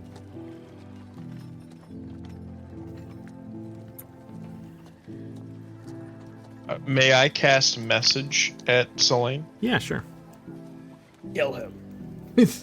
In your Do it. mind. Please, not give. Execute order murder kids. Kill him. And then Filbert, Kill you him didn't know now. he had the spell Arcane Lock. He locks all the fucking doors to this place. Kid is playing game with Brom. And that's it. Wait, can you do like inflection with the, or is it monotone? Playing game with I did. Brom? Yeah, it was Like, supposed to be. can Well, you do that? I wanted. I'm joking. I don't know. I'm joking. Go ahead. How many words do I get? Because I was thinking about the word. Brom question mark? Yeah. With Brom. So when she Oh, hears, the new spell doesn't change anything. It when she changes it. hears the inflection of the question mark by Brom, she kind of just like puts her cup down, and I mean I would say she chugged it at this point and finished it and says thank you and kind of comes back and she goes, Wow. "What now? What now?" Solayne, you're kind of ruining the whole idea of secrecy with that Well, spell. she's not like. Solayne, you're ruining the secrecy. Go back over there and use message. It's more fun. No, she's not being loud about it. Yeah, Peter is. The kid was. I detected his thoughts, and the kid said all he could think about was winning a game with somebody named Brom. Oh, then I guess he's fine. But don't you think it's a little strange that he's playing a game with a butler? Honestly, no, because he's friends with the people who own. Like, You know what? I guess Come you're here, right. come here, Vasili is come here, friends come with here, come here. the Makatovs. Makatovs.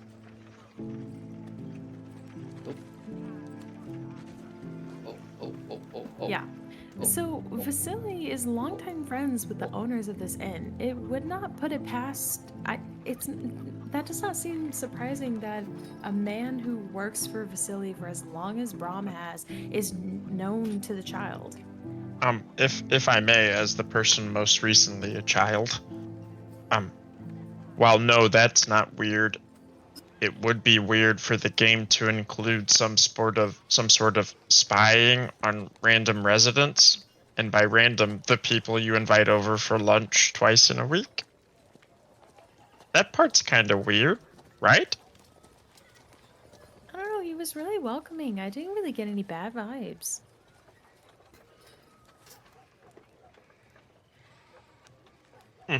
Maybe he's just making I just sure think that it's we're weird okay. that it's a butler that's playing game. Is Brom close to the family too? I understand that Vasili is. Well, Brom is their son. or not Brom. The kid is their son, so. Well, I'm not talking about the kid. I'm talking about Brom. Well, I just said Brom has been employed for Vasili forever. You know, being that close, they probably became friends. I can't. could be like a fake uncle situation, you know? Have any of you had fake uncles before? No. What are you You've never had a talking fake about? uncle? Can't Oh, you're say that missing I out. can. You know, when you have friends of the family who are not related to you, but they're so close to you that they might as well be your uncle.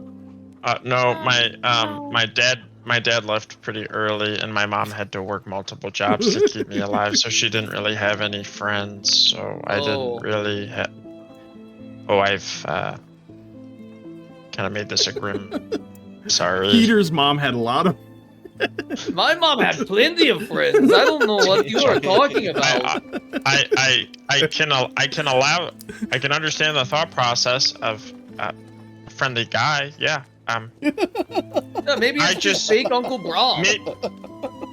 Maybe it's just a little bit of paranoia being in a place where a bunch of people want to eat me, but I don't really much. There is Madam Ava spoke of a predator trying to eat me. I don't like getting spied on. That's just I just want to say it. Very That's fair.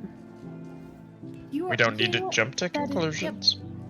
I see this as maybe Brom trying to protect his employer.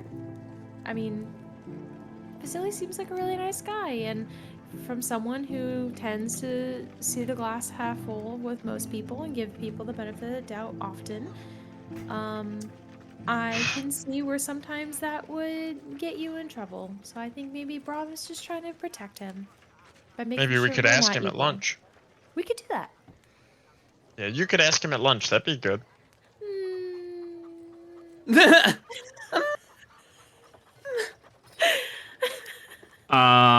Erwin is her husband. Erwin Martikov.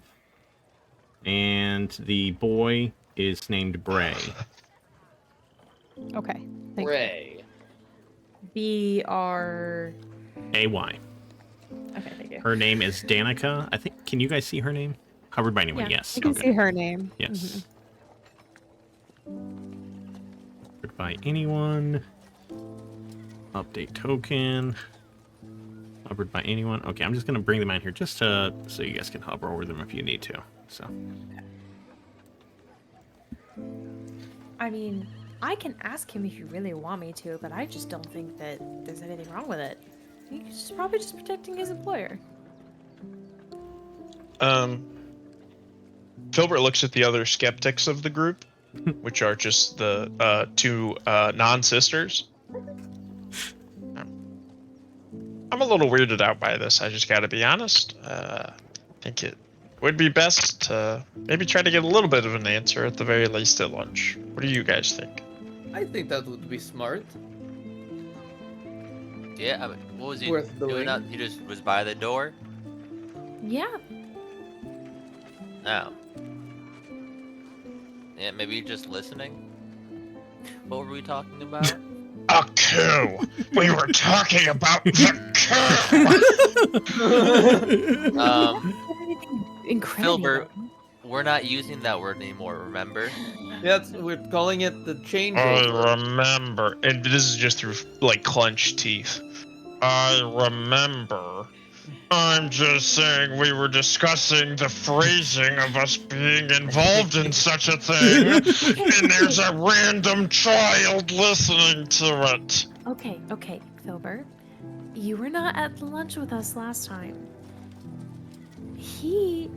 Vasili has no interest in politics.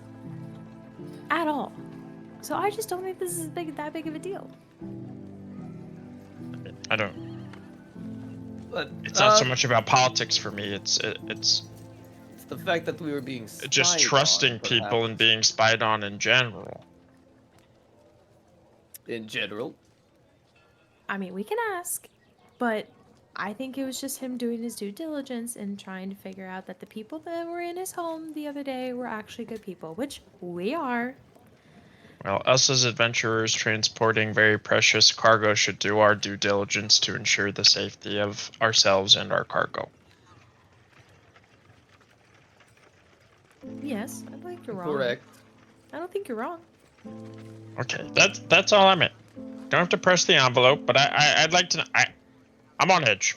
I think everybody can notice that I'm a little on edge. I just don't like it. I don't much care for it. But I do know that I need to do better in trusting your guys' judgment. But I think it's important that we know a little more. Okay. Kids. He was just having fun. He was having fun.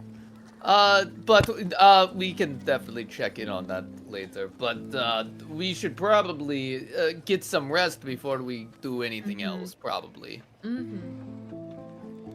go take a nap. Alright, nap time. I want to move my character all the way up there to move him back. Ah!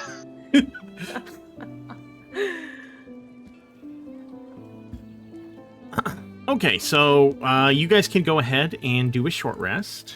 Remember, you can only use one hit die if you are going to use one. I only need one. Oh, What? I don't need one. Oh. Well, Filbert's pretty unhittable. That's what I'm fucking saying. I only needed one.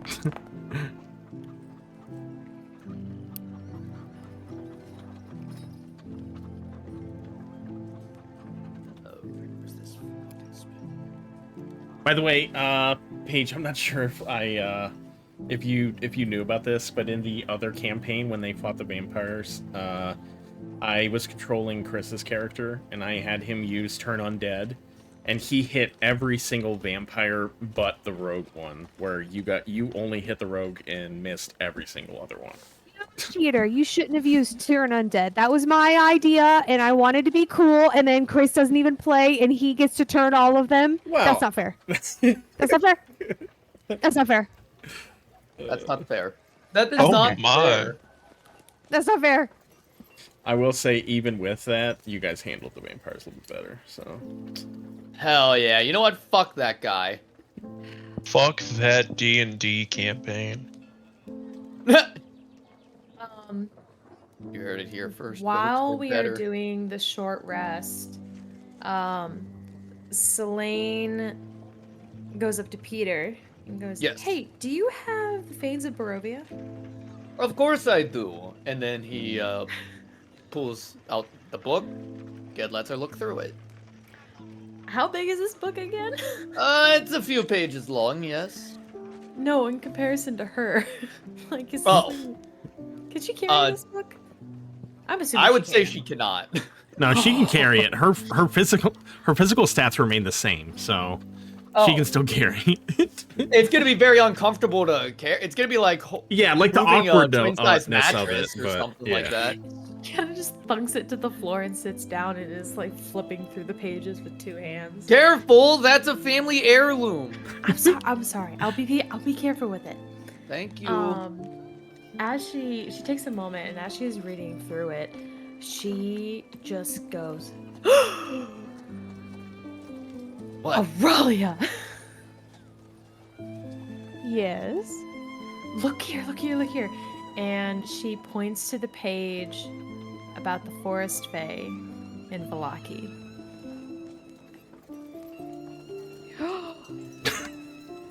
Are we talking about this? Are we talking about this right now? Wait a minute. No, don't you metagame this shit! Don't you metagame it! I didn't. I'm not. No, metagaming. I was talking to Paige. I was talking to Oh. Paige going, are we talking about this? It sounds like you're talking about something. Aurelia, are you thinking what I'm thinking? It can't possibly. I mean, it might. Hey, What are the chances? why don't you talk to the person who's an expert on the Fanes of Barovia? Okay. expert. What do you know about the Forest Fae in Vallaki? Well, I know that the Forest Fae is masquerading as a human to blend in to the people of Vallaki. Mm-hmm. So, wait a minute. Are you possibly thinking that it could be someone that we've met? Well, Aurelia and I met her. Oh, wait. Oh, oh, oh, oh, oh, oh. Is it that one person that was like, that had like mushrooms and stuff? So I decided to. Aurelia and I wanted to go and visit Lila's herbalism shop because I wanted to get some stuff to maybe help the team a little bit. And, you know, kind of being the only druid that I've ever seen in Barovia, I kind of wanted to go toward someone that is a little bit more inclined to nature and tea and herbalism. So we go there, and she's just telling us about herself, and I don't know, like, I mean, I was just getting a really interesting vibe that she was testing me. But I thought it had to do something with, like, the fact that I was a druid, but I didn't, like, it didn't even, like, occur to me. Because we are here now. 1 second, Sam, hold on. We've just been raided. Let's go. Let's fucking go! Right when we were making a huge revelation. Huge revelation happening right now. Homebrew Cafe rating. Thank you. Oh my god. Berserker King. Berserk King Kurgi. Took me a while to read Jesus that. Christ, dog. I was trying to say Berserker, but no, it's not Berserk. It's Berserk King. It's Berserking Kurgi. Okay. Vitor Gavia. Hi, what's You up? said it right, Hey. Doug. Maybe say it one more time. Berserking. Berserking Corgi. Big Edley. Damn, they really got their money's Doug's not worth. here to read. He's here to be hot. Hello, everyone. Welcome. Yeah, we're playing Curse of Strahd. Currently, the party is in the Blue Water Inn, getting ready to head to lunch with a man named Vasili. But before that, the party thinks they've made a revelation. Thinks they've stumbled upon something. So, go ahead, Sam. Well, so it didn't even, like, occur to me until just now, like, I wanted to read up on the Fanes of Barovia because they talk about the Druids, and I realized that I didn't know that much about them. But it wasn't until I read the book that everything makes sense of what she told us.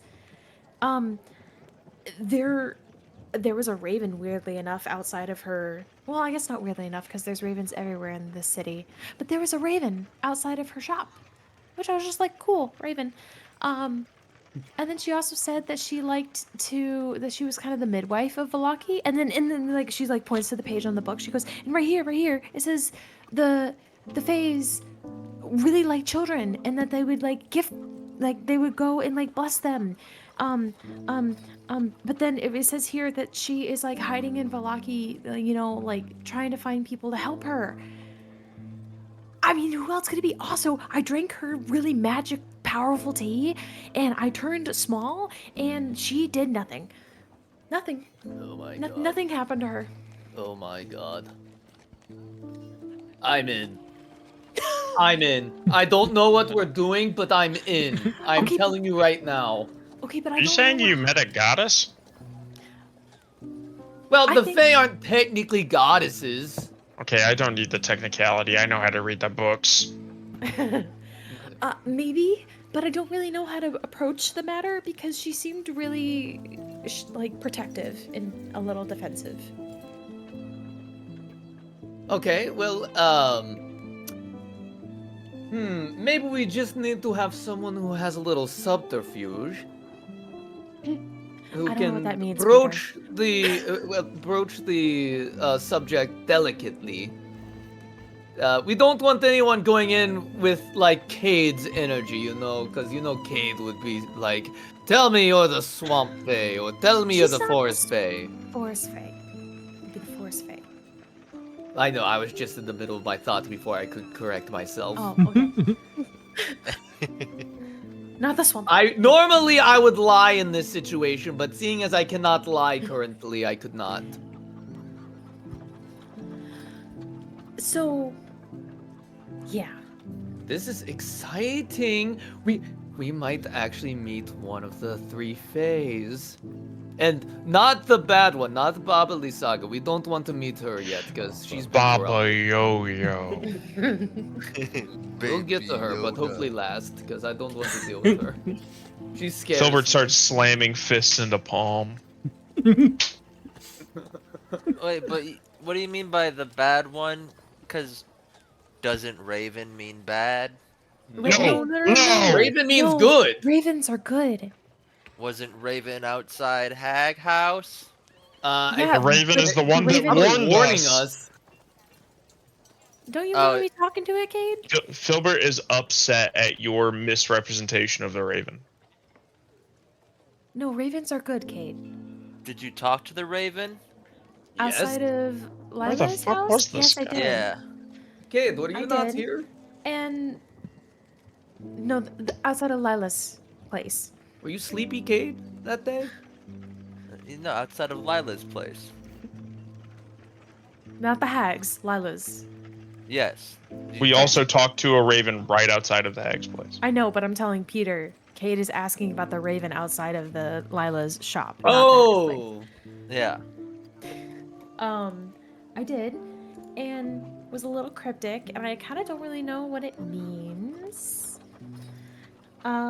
So the Raven said, I asked the Raven, is there anything that I should be weary of or be on the lookout for?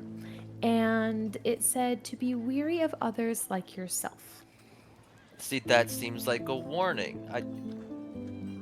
Well, I don't maybe know. she was talking So- about the vampires or something. So the way I Vampires were interpreted it was adventurers. maybe be wary of druids, because the Raven was talking to me. Oh. Yeah, you were about to don't go talk to know. a druid? I don't think she is a druid. She's a fae. I thought you said she was a druid. Mm-mm. I said I wanted to go to someone. Well, I mean, when I first went there, I was thinking that maybe she was a druid, but I now don't think she is. I now think she's a very, very powerful creature in hiding. Okay, so we don't. I just want to, for Clay, as I continue, is Brad and or Cade skeptical of the Fae or of Ravens? The Fae. Okay. Just Because needed the to last make time we sure. saw a Raven, it was like, hey, these people Something are bad. bad was showing. Okay. This time we okay. see a Raven, and it's like, hey, be wary of people like you. Okay. Yeah. And No. then I you're just about wanted to make sure you weren't. Well, You are we weren't so saying like, sure oh, that- hey, the Raven means bad stuff's Well, happening to us. I mean, What did I get I what you're saying. think They're the Raven warning is us. there to offer a warning. So Okay. unless okay. we speak to it, Yeah, I'm yeah. gonna assume Yeah. bad. What if There's the something Raven bad was just nearby, racist? maybe not Yeah. the Raven. Okay. Because- I got yeah, what exactly, you're yeah. saying. I got you. Okay. Yeah. Sorry. Go ahead. Yeah, that's it. Okay, so that is something that we can follow up on. But I don't. I mean, we need to do this delicately. Okay, maybe. I know I'm not the most in touch with nature, but maybe I can try a potion or something from her. It's a tea. It's a mushroom tea. Oh, a mushroom tea. You know, I used to do mushrooms all the time with my friends. You don't know anything about mushrooms till you've been to the Feywilds, Peter Zadarsky. She kind of like Oh my looks over God. and she goes, We have to go to the Feywilds. well, I will let you know that the tea does affect people differently. Aurelia got affected by it too. Obviously, she is not small like me. Are we still on that? What?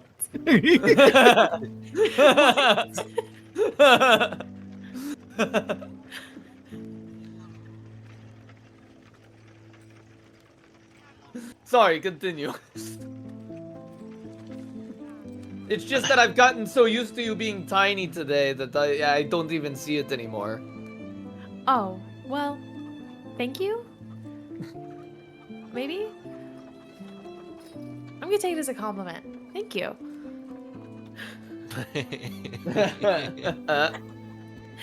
Okay, well, so she kind of like lifts the book and closes it, and unfortunately it does thud because she can't catch it all. Thank you for letting me read this, Peter. I learned way more than I thought I would. Hell yes.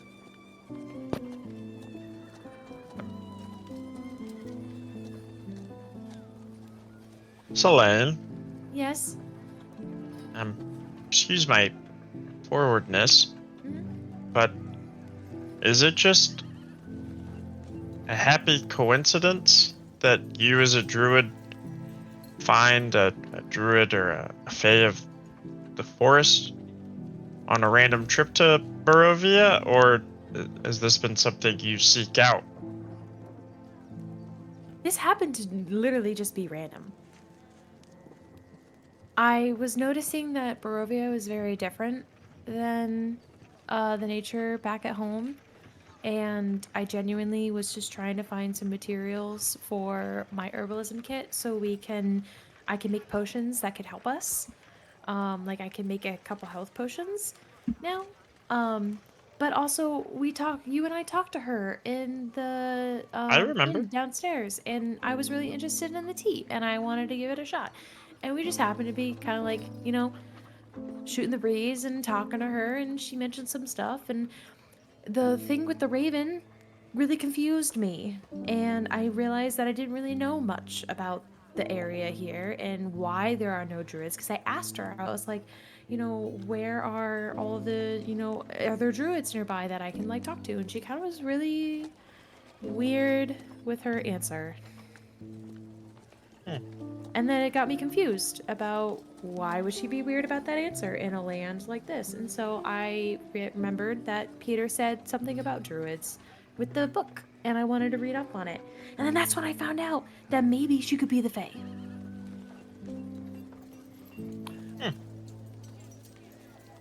Fair enough, just my own curiosity, I suppose. Can you go back to the thing you said about at least it's not the bad one? Because this feels Yeah. like also a bad one. Okay, so- yeah, Oh. go ahead, Peter. Go ahead, Peter. I was going to say, so the forest fae and the mountain fae were able to escape from the Dark Prince, who we assume is Strahd in this. But the swamp fae was captured by the Dark Prince and tortured and corrupted by his presence and the dark powers. And that's how she became Baba Lysaga. Baba Yo. Yes. As Peter's explaining, Slade's just like nodding her head. Don't you remember, Kate? There were 3 sisters, and they were in charge of this land. They made everything fruitful and bountiful with nature, and then the wars happened, and the mist caused corruption, and Oh! I was Sorry, distracted I don't by mean to his cut- tricks. I don't mean to cut you off, but what if we bring the alchemist, the potion maker, the traditional offerings for this time of year? What are you Oh. talking about? Okay, so in the book, it talks about how the people of this land, when they moved in, that they would go to the fanes, which is like these circle things, that they would pay tribute to the Fae ladies, the Fae sisters, and there would be a different like tribute or gift per season. What season are we in now? That's a good question. Because Chipkin. we have Ser flowers, and that's one of the offerings. I would like to interrupt and say that Daddy Lethal is in the chat. Hello. Daddy Lethal, show yourself. You need to say hi, Daddy Lethal.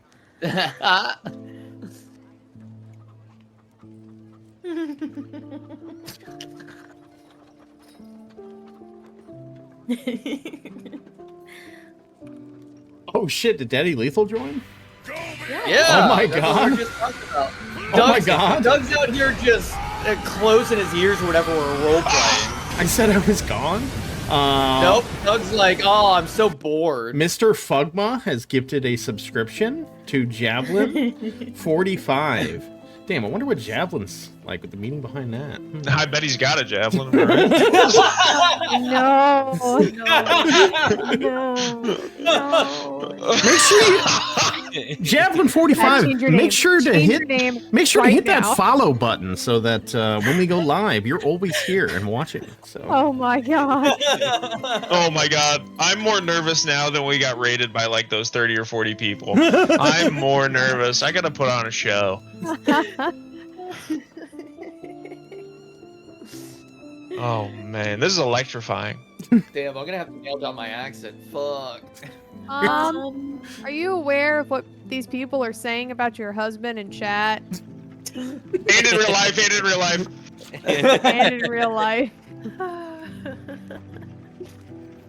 It's your mom's fault. I mean. Yeah, your mom. We clipped it. It's your mom's fault this is happening to you.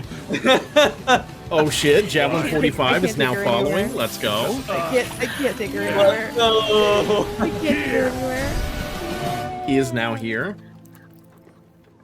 God, he's always been here though, hasn't he? Mm-hmm. Like a fey spirit. He's always been in these lands. We just didn't know how to find him until right now. Okay, I did step away for a moment there while you guys were having that Yeah. conversation. Did you guys finish it or? We're almost no, done. we're Okay, go ahead. still talking. Do we? A question for God. Do we know what season we're in? We're in Rot Moon, so I think that is like the fall equinox. It's basically November. It's the 11th. We So are we're past approaching. the fall We are equinox. approaching winter. So Solayne kind of like smacks like it kind of like smacking like someone's arm, like oh my god kind of thing. She's smacking Peter's like apples. It'd be apples. Do we know where to get apples? No. Damn. Well, hold on. Wait, we're in a town. I'm sure they have apples somewhere. Oh, we're in a town.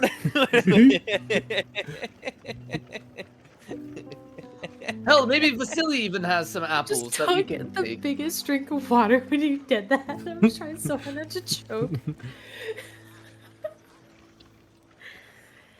We could find apples at the pie tower. They made apple pies. Oh. Well, hold on. Wait, what? Pie.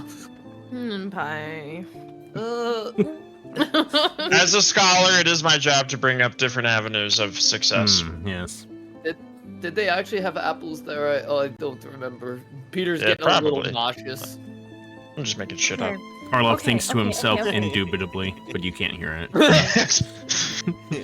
God, I can't wait till I just create a 100% at all times detect thoughts with Karloff, and it's literally just Sherlock Holmes talking to me, but just by grunts to everybody else. He's gonna be fucking. Just Yeah. Dr. Watson. It's gonna be Smart Hulk from fucking. Yeah, fucking Mobius chair ass Hulk. Professor Hulk. Okay. Hell yeah. Okay, well, I don't know what to do first now. We talked about going to lunch. Okay, so I guess we will go to lunch and keep an eye out for apples, and then we will need to investigate the orphanage. Wow, we really have a full plate here. Oh, and then maybe at some point we need to talk to the Voctor brothers again. Yeah, But we I need to need- talk to Bluto too. But I need to be full size to do that if we are going to do that. I don't know, they might like it even more now. Mm, Oh, no. mm. What, they don't like short people? Oh. What? Mm-mm. Okay. Okay, you guys want to head over to Vasili's? Yeah. Okay, you guys You're still cleaned up. small? Yes, I am still small. Yeah. You guys cleaned up. And now you're gonna head back across town towards Vasili's place. Can we Hell make a yeah. trip to get our weapons? Yes, you can do that. Even though we used them last time, but Yeah, I kind of fucked that up. Oh, no Did you wonder allow we the other did so group to well. use their weapons? I didn't. No. Because at the beginning of the fight, they're like, "Oh, we don't have our weapons," and I'm like, "Oh shit!" Damn, that's crazy, Wow. is what Doug said. Fortunately, the only one it really affected was Leona. She had a hand axe, so I mean, it mattered a little bit, but And she got Exactly, free I have a lot of inspiration spell from some casting. incredible Twitch chatter. she did, yeah.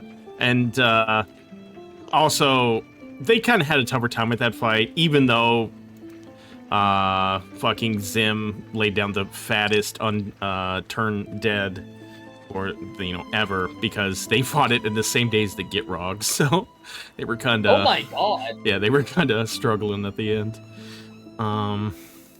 Let's see here. You guys wanted to go to facilities.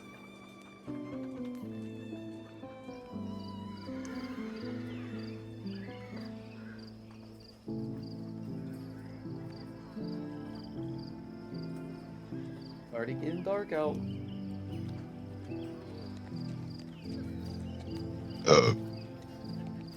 Oh, Vasili! We're here for your apples.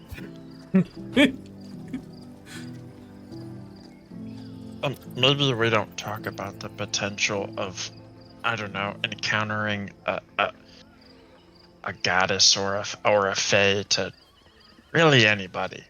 Don't need to give him reasons for why we want the apples. Yeah, but maybe just running down the street yelling about seeking out apples is just a weird thing to do. I don't know. I don't know, maybe I'm in the mood for apples. Who knows? Yeah, maybe. Okay, yeah, fair. You are a weird guy.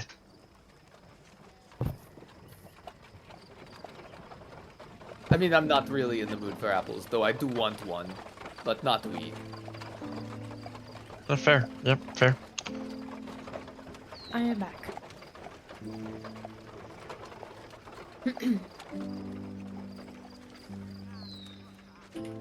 Yes. Yes. Karloff motions to Filbert that he will stand watch outside. Oh. You don't want to come inside?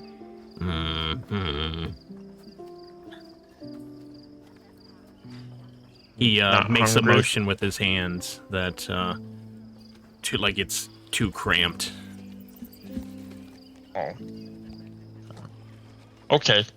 I understand, but And then he also points Aren't at you- his belly, and he's like, "Rrrr," like he's full. oh. Yeah, you were eating all the scraps off the table when we went down to the bar, weren't you? Rrrr. That's okay. Yeah. If you want to come inside, you come inside. Wherever I go, you can go. Rrrr. Okay. Somebody that's been here before want to come knock on this door? I guess the kid. I can't really reach. So. You can reach the door, you just can't reach the doorknob. You're such a drama queen. Knock knock. Pretty quickly, almost as if someone was waiting. You hear the door unlock and it opens. Brahm is standing before you, and he says, "Ah, welcome. Let me go get Master Vasili. But we were worried you weren't going to show up." And I just got caught up in something. You'll hear about it. he goes around the corner, and you hear a knock, and then shortly after, Vasili appears. Says, "Ah, my friends, I'm glad you came. We were worried you weren't going to be able to make it." Yeah, we well- were. Go on. I was gonna say we were just making our way here as soon as we had time to. Oh, well, come in, please. Have a seat. And he welcomes you inside.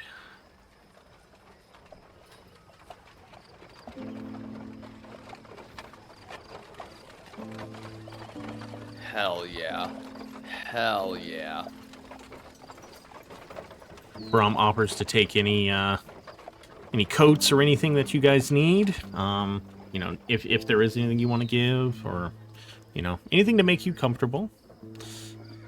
I'll go ahead and bring Peter inside. Doug, Yeah. does she have to stand on the chair to even reach the table? Yeah. Vasili looks, and he like looks surprised. He's like, "Oh, looks like you guys have had interesting 24 hours since I've seen you." Yeah, I you know, just part of adventuring. Drank some tea. It'll wear off. Just give me a moment. And he heads into his office, and then when he returns, he has like a big stack of books. He's like, would this make things a little more comfortable for you? Yes, it would actually. He places the stack of books in your chair. That way you can just sit at the table. Damn, I thought he was about to open those books and find a cure. That's what that was for.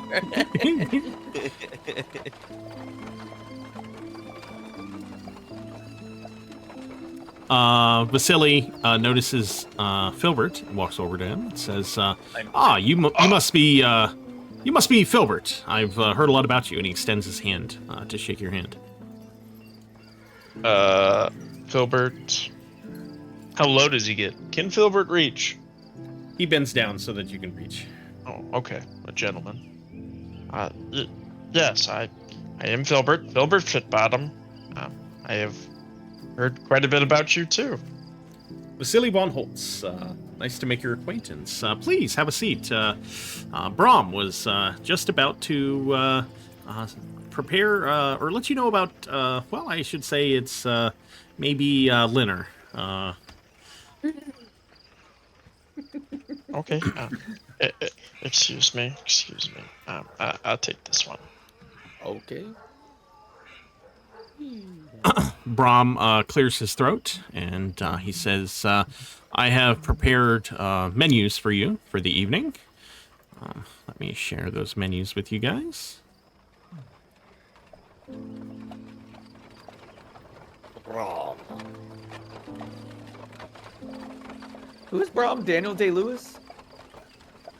No, What? Oh, wait, Brom. Okay. I was like, there's definitely no way not you know. Daniel. I know who you're talking about, but it is not Daniel Day-Lewis. Okay. Welcome, friends. Today's meal has been prepared with great care and thought. Each course offers two choices, one crafted from the bounty of the land, and one celebrating the richness of meat and tradition. Every dish has been paired with fine drinks imported from beyond Barovia. Please select as your appetite guides you. At the bottom of your menu, you will see the selection of drinks that we have. Before you make your choices for your first course, feel free to let me know what drink you would like. Ooh. All right. Yeah. Peter's gonna go option one, and he's gonna go with wine, dude. But which wine is it? Oh, you know, I will try the. Actually, I have very fond memories of drinking the Moonvale Reserve. So that will be my choice. Wonderful choice, yes. Moonvale Reserve. Could I have the Overquist Apple Spark? Yes, young lady. Solayne, and you selected the Overquist Cider. Apple Spark from You Waterdeep. fetch the Wonderful. Fae, count it as an apple. What'd you say? Give it to the Fae, count it as an apple. Oh god. I would like the Sunberry Cordial, please. Oh yes, Sunberry Cordial. Wonderful. Wonderful choice. Probably my favorite. That was Brahm speaking.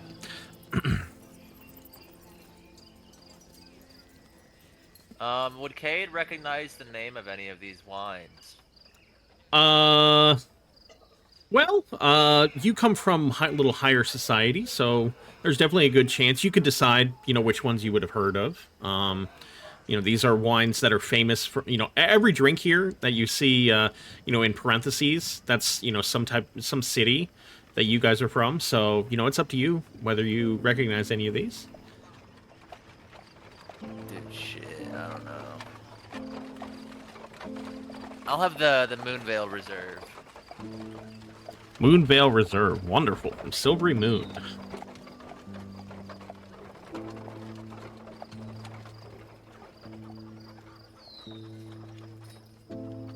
And, you, sir? And he, looks at Filbert. Do the cordials have alcohol? I can make them with or without alcohol. May I have the apple juice without alcohol, please? Okay. Yes, I can do that.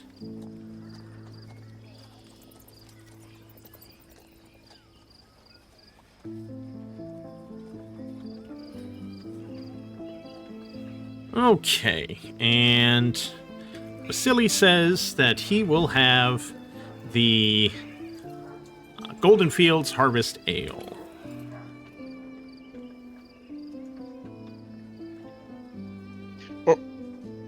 Ooh, yum.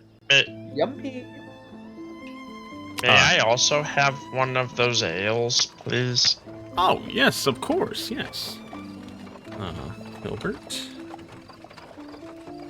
Harvest Ale. Gilbert's hands are kind of like, if anybody were, like, I think Peter would be the only one that could see it. He's kind of like nervously messing with the handrest, the armrests of his chair. And Vasili looks at all of you and says, and if you at any time want to try any other drinks, you are free to. We have plenty of it all. And Brahm disappears to get your guys' drinks. When he disappears behind into the kitchen, Vasili turns to Solayne and says, I'm sorry, I have to know what's the story behind the predicament you find yourself in. I willingly drank a tea that may or may not have had magical properties, and this was the outcome. And honestly, that's pretty much it. Oh, you must be talking about Lila's mushroom tea. Yeah, yes. Yes. I've never seen this side effect before, but she is quite famous for the type of things that can happen when you try her special mushroom tea. That's very brave of you to try that. Oh, well, I thought I could handle it. I know my way around mushrooms. I know my way around plants and tea, so I thought I could handle it. But this is not terrible. It could be way worse. Oh, it's quite fun, and as far as I know, it should wear off in a day or two, right?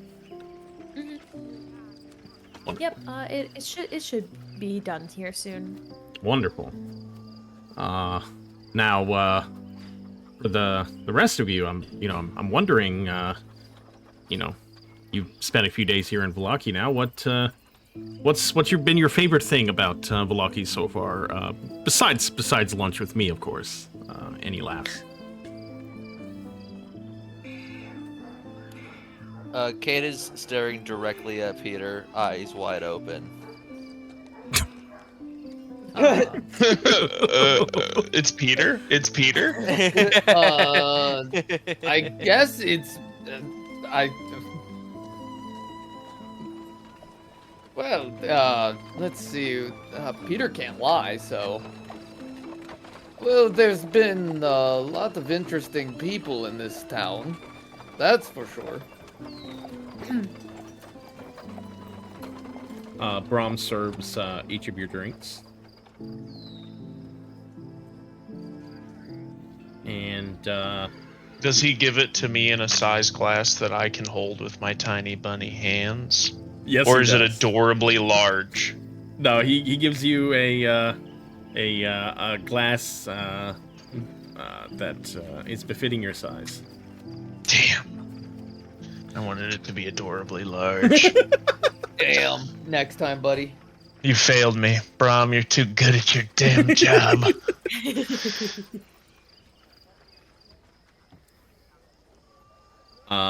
Vasili is interesting people. Who do you think is the most interesting you've met?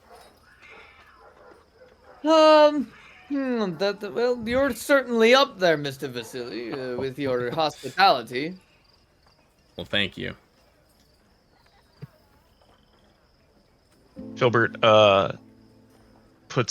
he does a little bunny boy chug of his ale. The guards. The guards. Oh, the guards. Any of them in particular? What sort of run-ins have you had in guards? Oh. I have never seen a city employ such magnificent guards. Not a lot of female guards where I come from. Oh, I see. Yeah, Volaki, they take security very seriously, so they only take the best of the best. You must have run into, one of the, someone very formidable.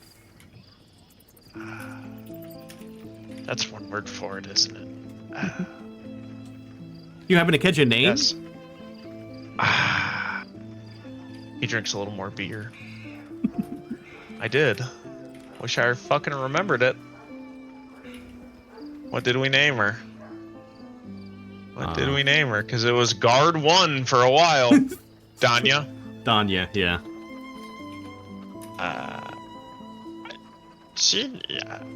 Quite a few.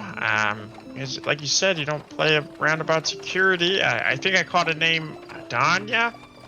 Oh, Danya, yes. I've had quite a few run-ins with her around town. She's quite good at her job. I'm not surprised that you were impressed by her.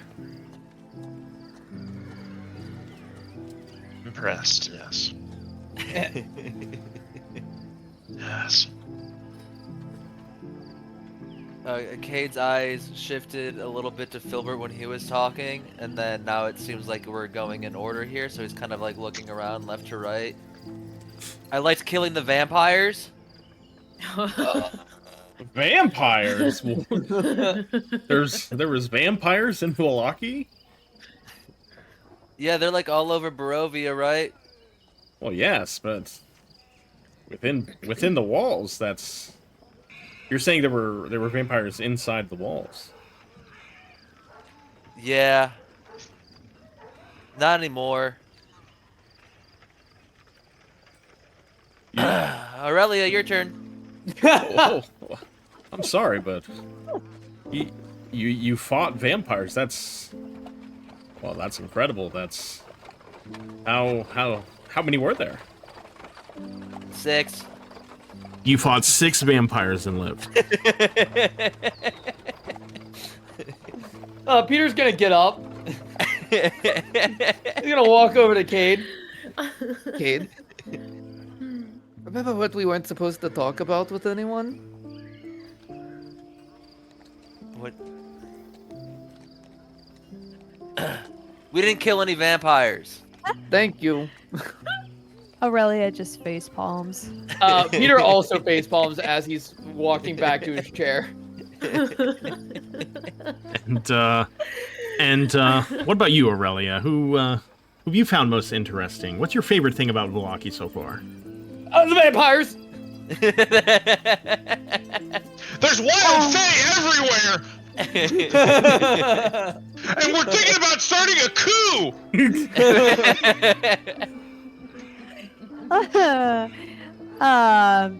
Certainly not the... Did you know Milishov is a criminal? How? After all this time, are you still saying his name? I know, he's still saying Milishov.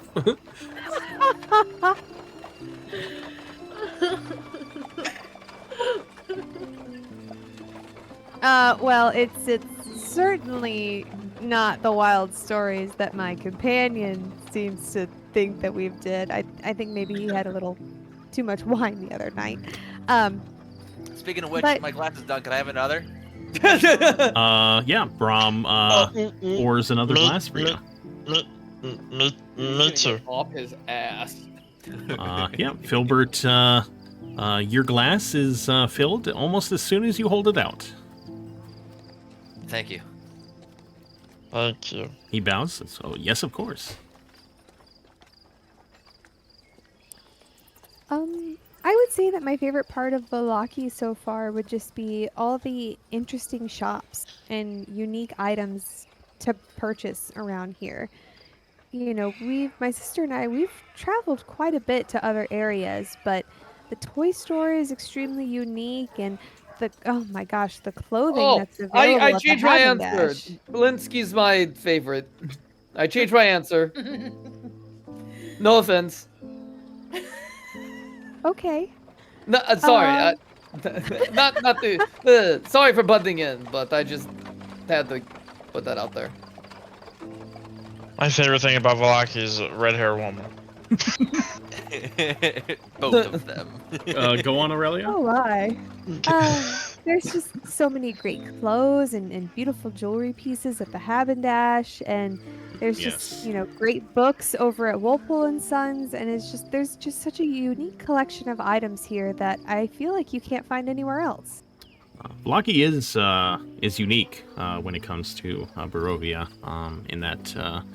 in that way. Most of the land is barren and very dangerous, but Valaki, a bit of a jewel in Barovia.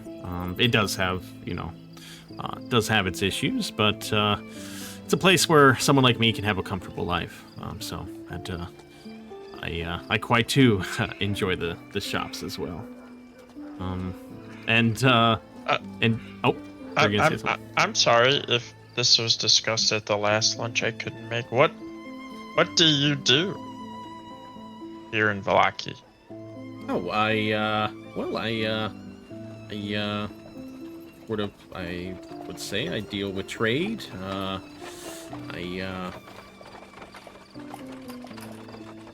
I make my money through various investments that I made in the past, and I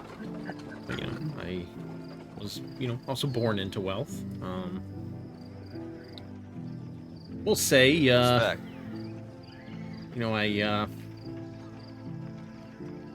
on one second. I can't tell if this is the way this guy's talking or Yeah, it's I was just about to Doug ask that. trying to decide how to say it. I was about to 'Cause ask I'm exactly. gonna that. want to roll some insight. No, Same. it's me right That now. Hold way. on. Okay, I was going to tell. I was going to have him say something, but I was planning on having him say it later. But Okay, now, yeah, that's I'm just fine. going to have him say it now since you asked. So, I was just trying to find my notes. Sorry. He says, "Well, I haven't been entirely truthful with all of your friends here. I told you I was born into wealth, and it is true. But I may have let you believe that it was the obscene sort. Gold piled so high that it would blot out the sun. But no, my family were minor nobles in Valaki. Comfortable, yes, but hardly masters of the realm. My childhood, you could say, was lined with velvet, but never stuffed with it, if you take my meaning. To be honest, I hated it. All those endless dinners and shallow courtesies and rules of propriety stacked higher than the wine bottles. So I did what any hot-blooded young fool with a taste for stories might do. I left. I traded the courtly comfort for the life of an adventurer. My grand goal, to escape Barovia, to prove that I, Vasili, could walk past the mists and laugh as the land grew smaller behind me. he sort of chuckles and shakes his head. Well, of course, ambition, it has a way of meeting teeth. Quite literally, in my case. My first season out, I found myself crossing blades with a werewolf. A brute of a thing. Fast, merciless. I fought it until my arms were lead. Every strike a prayer, and hoping that I'd live to see dawn. Eventually, I made my way to a farmhouse. The beast followed, circled me all night, waiting for its time to strike. But, thinking back on it, I will admit to you, I was terrified. That, bone-deep terror. My sword arm trembled, and I thought by morning that I'd be nothing but bones on a rotting floor. But, desperation does have its uses. The farmhouse had an old root cellar with a half-collapsed door, the kind that sagged just enough to look like a way out. And I set a trap with what little I had, a length of rope, a broken beam, and no small amount of luck. The beast came for me, thinking it had me cornered, and lunged straight through the cellar doors, and down it went. When it tried to climb out, I drove my silver blade through its heart. One stroke. All fear, all the exhaustion, just ended in an instant. He pauses his story and takes a sip of wine, just sort of thinking about it. Seems like he's lost in thought. He leveled up at that moment. Can I look around to see if he has any swords on display? You do not see any in the immediate vicinity. Do they have any swords, though? Good question, good question. So, to answer your question, Filbert, I adventured for a few more years after that. I was able to find some treasure, slay a few beasts, get that all out of my system. But one thing I did learn was that none of us leave Barovia. Not really. So I made my peace, returned to Vallaki, and with my treasure, I bought myself some comfort, made some good investments, and now you see me as I am.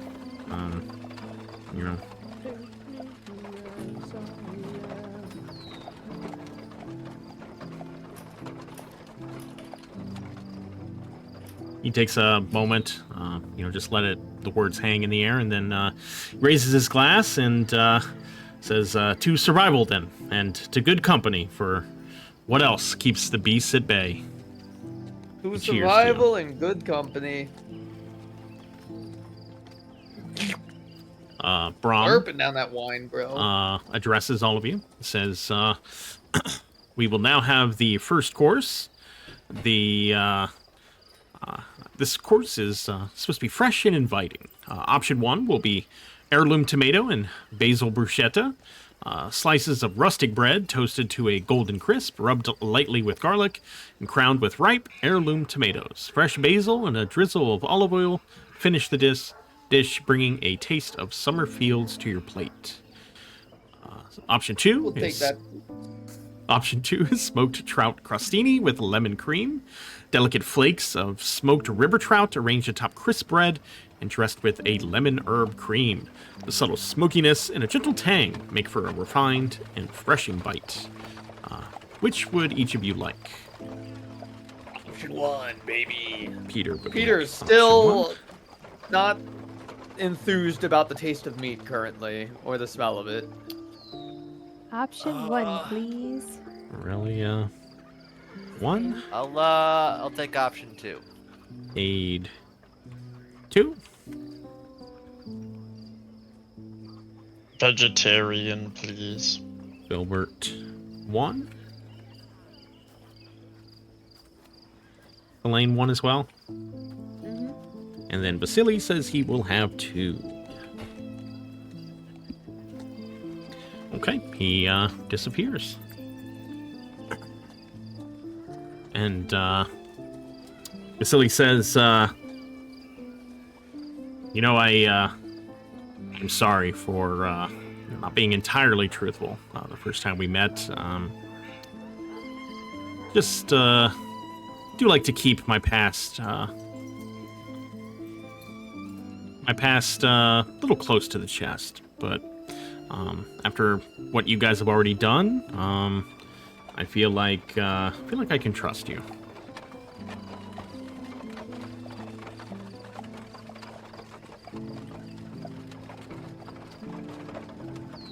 What? Excuse me, I don't mean to have us repeat conversations you guys have already had. What have my friends told you we've done? Oh, well, you saved that young Vistani girl, Arabelle. I know you've been helping out a lot at the church.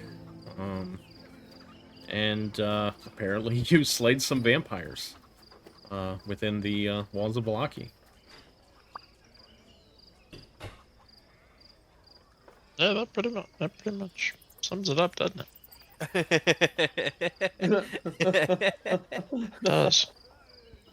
You guys see a lot of those frogs around here? The Gitrogs. Yes, the frogs. No, I can't say I've ever seen one. Consider myself a learned bunny, but never heard much about those things, so Yeah, it's quite a surprise. First time I saw one. It's quite impressive. You guys were able to slay such a monster. There's been word of a monster out at Lake Zarovich for many years, and you guys arrive at it down, and in a couple days it's dead. That's right. Monsters have much to fear from us, as we are pretty decent at killing them, apparently. Filbert looks at, he like eyes Solayne, then eyes Cade. Yeah, wouldn't have been able to kill those beasts without Cade. He was the hero that day.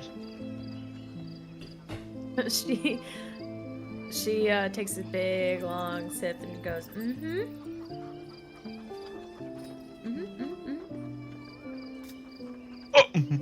Oh! Oh! Maybe hiding some blush. Ooh, baby. Can't wait for us trying to talk to Brad right now for him to go poopy time. Yeah. As he hasn't spoken yet. What? In regards to the comment that Solayne just made, The comment that I made about you being a hero and Solayne being in love with you. Yeah. We already talked to him about that. We've told him that story, right? Are you asking me to speak on that? I mean, just the comments. I didn't know if you were gone or no. just being silent. Just being Again, silent. wasn't here for dinner.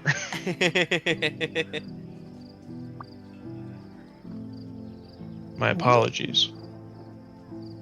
Cade's mostly just tapping his feet a little bit because he really wants to talk about the vampires, but he's holding his tongue. can Aurelia tell that you really want to talk about the vampires? Maybe. Is I don't Cade? know. That's a Is you Cade slash under- Doug question. Is Yeah. Cade under his breath going, "Oh, I really want to talk about the vampires"? It was like specifically when. Like, are you squirming Filbert like said whenever the he brings hero. up the vampires? You like start to open your mouth, but then you don't when he brought up the vampire. Like, does it appear that you're? No, it Well, was when Filbert said like we couldn't have done it without Cade and Solayne, and then called me out specifically. That is when he would have like had a quick little jump and then sit back down in his chair. Okay, don't be afraid to talk about your heroicisms. Well, that last time. Never mind. By the way, at this time, just Brom. tell him. By the way, this time Brom serves all of your food to you and then disappears back in the kitchen. Wasn't lying about the vampires. I think he figured that out, Cade. Good cover up, Cade. Oh wait, sorry. Hold on. Peter doesn't say that. Peter says, "Bad cover up, Cade."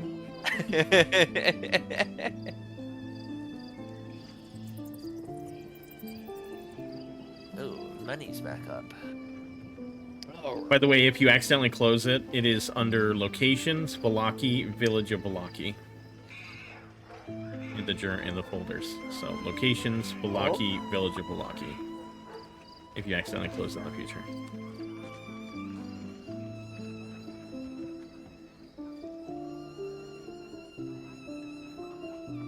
oh, dude. Option 1 sounds so good, bro.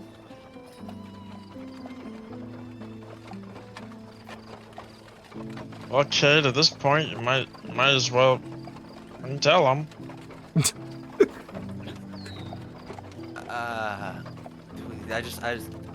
We killed the vampires. I'm having a lot of people look at me like I shouldn't say anything. So, I'm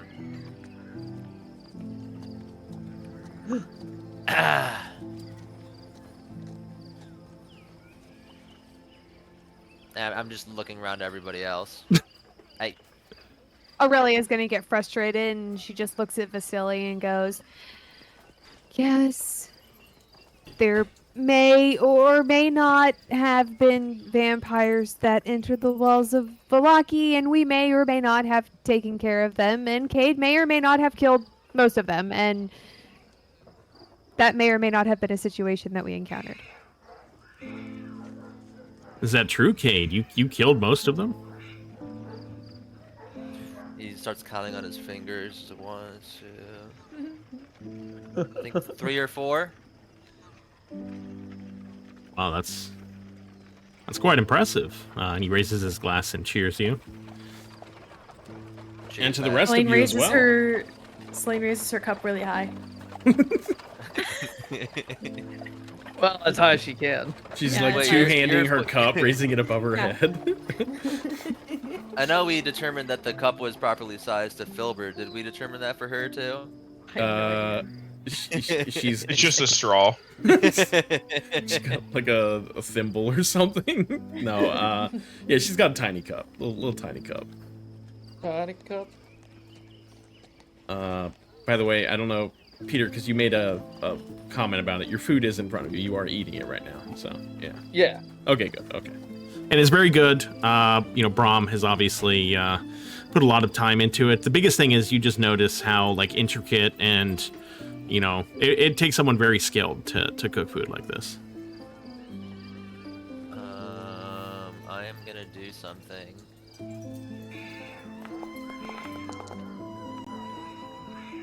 Okay. Brad's just out here making his own his own rule. Because this was a character choice. So I was Okay. like, don't want to make it based off of that. And it'll make sense. Cade kind of like pushes his food to the side a little bit, or like, what? Let me see the menu. He eats the bread.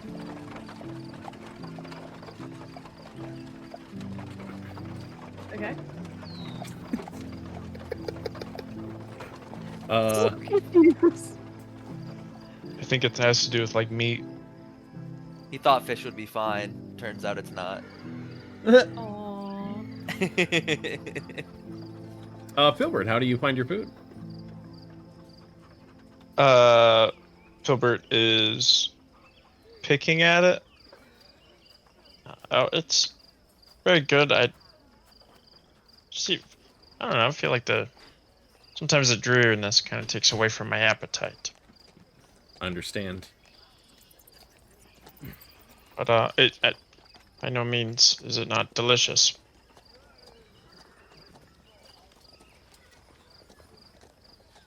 What was the course for the first lunch?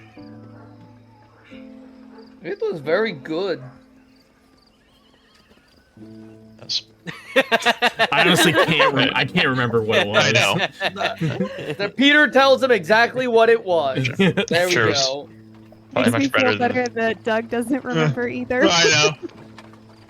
Probably much better than the grass I snuck on. It is most definitely much better than the grass I snacked on Wow, the that's a road ringing when I missed the first endorsement. lunch. It's better than grass. Filbert's not very good at this thing. Filbert eats in a hole. Can and I? he's having issues. I would like to take one of my bruschettas and put it on Aurelia's plate and like nudge her arm and like point at Cade.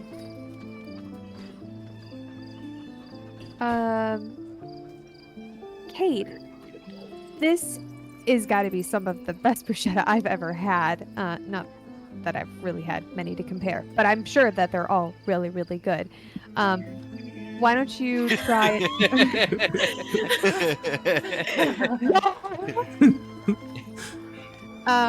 here, you've got to try some of it. You got to try some of it. And she just picks up the piece Solayne gave it, and she slides it onto his plate.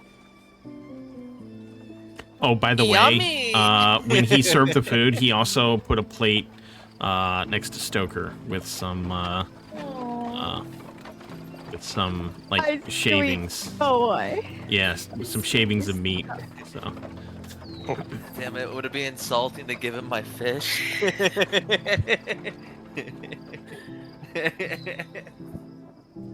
No, thank you. It's good. I just want to throw this out here. Like, Vasili's going to be asking you guys questions, but you guys are also, you can ask Vasili questions. About, things you're interested in, people, anything else. Like, feel free. This is a back and forth. So.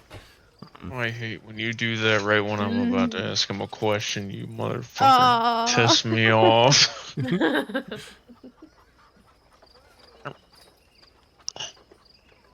Vasili? Yes, Filbert. Do you guys get a lot of bad storms around here? Yeah, actually, the weather can be pretty unpredictable. It can start out, in the morning, pretty normal, and then by the afternoon, the wind will be howling and rain pretty strong. It's been pretty light the past few days, but that might not last long. Heard some grumblings about some pretty nasty thunderstorms and bright lightning, especially towards the lake. Does that happen often? Ah, you speak of the Mad Mage, or so so the legend goes. Yeah, maybe. Yeah, the rumor is around town that there is some mage out there casting lightning spells and flashing lights into the water. I think some of the fishermen have talked about it. I mean, again, like the monster of Lake Zarovich, I would have thought it some type of old fisherman's tale, but I guess anything's possible now. Not much of a believer in something like that. I mean, I wouldn't have been, but now that we know that there was a Gitrog out there, I guess maybe there's more to this than I thought. Well, magic towers, lightning storms. It's always gonna perk up the interest of a young mage. Figured I'd ask. Oh yeah, I figured. Weren't you riding? When we first met you, you were riding down from Lake Zarovich, right? Oh yes, I take my my morning rides a lot of times out Lake Zarovich. Sometimes I go east or west, but Legzarbich can be a quite serene place in the morning. I can't say I've ever seen what you're speaking of, but I know that a lot of people talk about it. It's quite a popular topic around town. I don't think he's been seen, or whatever it is, has been seen in a few weeks, at least. Yeah, that's been the same grumblings I've heard, but I don't know. Figured maybe I'd get lucky. Somebody with an adventurous spirit. Maybe they've seen a little extra. Mm-hmm. Been a little more curious. I'll keep an eye out. I like to go. I like to go riding. So if I see something, I promise I'll let you know. If you see something, say something. Brom reappears. Can I just ask, who would not have finished their first course? Gilbert. Peter finishes his first course. What about Aurelia and Solayne? I eat all of mine. Finished. Okay. Brom looks around the table, begins picking up the plates, and the plates that he's picking up that are empty, you can tell he's happy.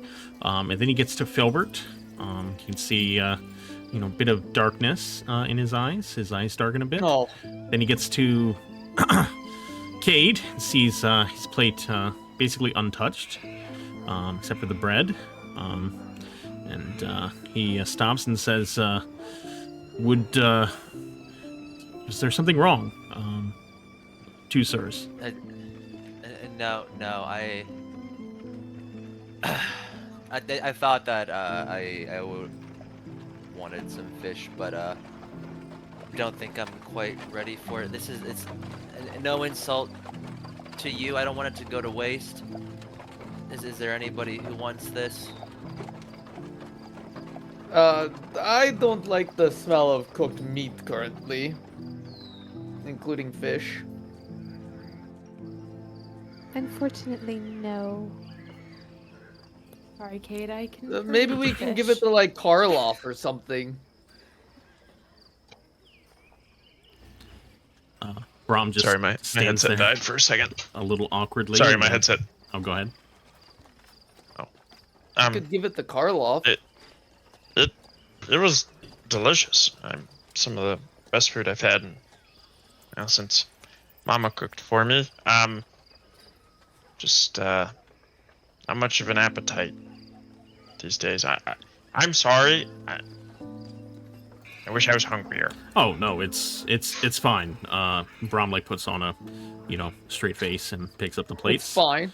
And gathers everyone else's plates. I can't believe you motherfuckers just dissed our boy Brom. How dare you? Fuck Brown, pussy ass bitch. He ain't cooked better than Mama. You guys haven't had Mama Fitbottom's food. I'll tell you that much. You bunch of vegetarian motherfuckers. You haven't had Mama Fitbottom's food. So I'm curious. If you weren't adventurers, what do you guys think what kind of life would you imagine for yourselves? Like a farmer, craftsman, performer. What would you see for yourself? I'd be a sword. I was trying to make a joke, but it wouldn't come out. I'd be a performer.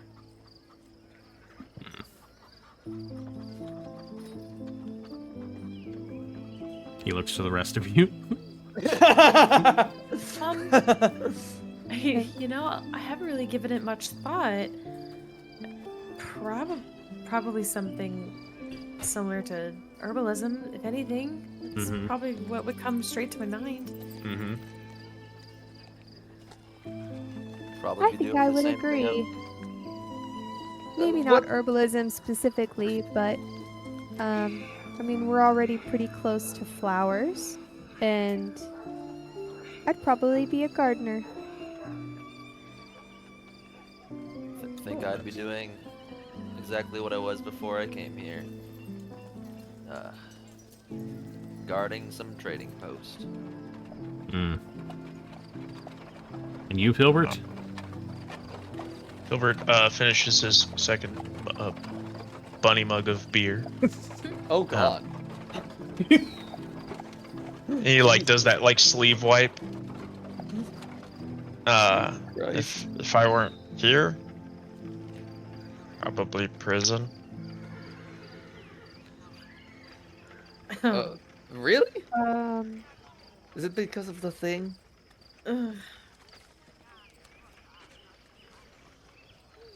Yeah.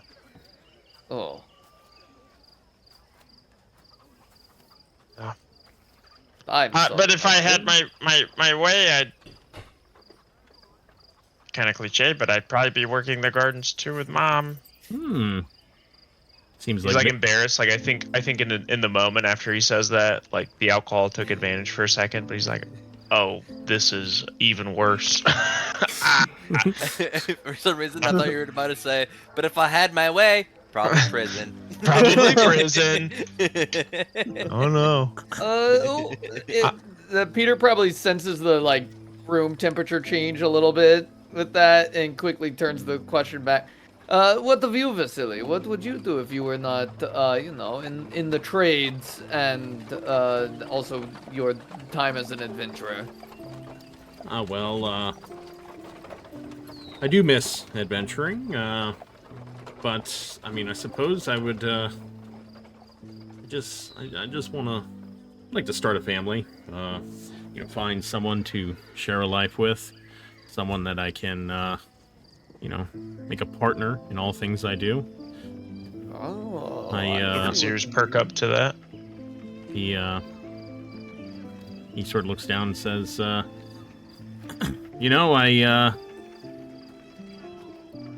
would say I'm, always welcome around town, so it's, not like I have a hard life. I probably have a life many people, covet, but, if I could, share in some of that joy and, happiness with, that'd be what I'd want to do. And, whether, different line of work or whatever it is, I just ultimately would like to share it with someone. Oh, that's very nice. It's probably not too hard for somebody like you to find companionship. Any prospects, No, not really. But, maybe someone's out there. Peter's gonna some nudge redneck Aurelia people are. and go, huh? Are you gonna nudge How are you Aurelia gonna shit do across that? the goddamn dining table? table. Oh, I didn't look at how it's cut. I'm gonna up- throw how my it's, fork at her, set up. huh? Peter leans over to Filbert and goes, "Mage hand nudge Aurelia for me." Mage hand nudge Aurelia. It'll be very funny. Oh. Okay. And very obviously casts Mage Hand to like do one of those soft punches on Aurelia's shoulder. Oh my god. Brahm reappears and says, "Now we will be having the second course." And then before he continues, he says, "For anyone who would wish to continue, option 1 will be the Forest Harvest Wellington. Layers of puff pastry encase a filling of wild mushrooms, roasted chestnuts, caramelized onions, and fragrant herbs. Baked until golden, the Wellington is sliced to reveal a colorful mosaic of woodland flavors, served with a deep red wine reduction that brings balance and richness. Option 2 will be braised short ribs with rosemary and port. Beef short ribs seared until crisp and then slow braised for hours in port wine and rosemary. The meat falls from the bone, tender and luxurious, served on a bed of buttery mashed celeriac that soaks up every drop of the savory sauce. Which option would you like? Option 1, Shame please. They had to slow braise that for hours for know. none of us to take it. Sammy would take it, but Solayne would take option 1. Option 1, please. Aurelia will also be having the Forest Wellington. Forest Wellington. I don't. May I try the first one, please? Yes, of course. Would you like a smaller portion? That would be great. Yes, of course. Vasili will go with the short ribs. Oh, there you go. Somebody got him. There we go. And he disappears. Vasili's like, a bunch of fucking vegetarians. I tell you fucking what. Solayne takes a drink of her cider and she kind of clears her throat and she goes, "So, Vasili, as a, druid, I've mentioned that before, I'm becoming more and more interested in the floral and fauna of Barovia. It's very different than the nature that I'm used to back at home. Um, there's a book here, Fanes of Barovia and whatnot. It talks about the nature of Barovia, and it enlightened me a great deal. However, I wonder, as a local like yourself, I would love to visit the Fane ruins. Possibly. It seems like it would be a historic site for druids. I don't know if I mentioned that I'm a druid of the stars. Oh. But the stars here don't shine for me. And they're my guide. Oh, and I see. I'm actively learning. And without them to guide me, I feel like I need to take up on my teachings myself. And these ruins seem like a really good place to learn. But the book really only gives me a vague description of where they are. As a local, do you know anything? I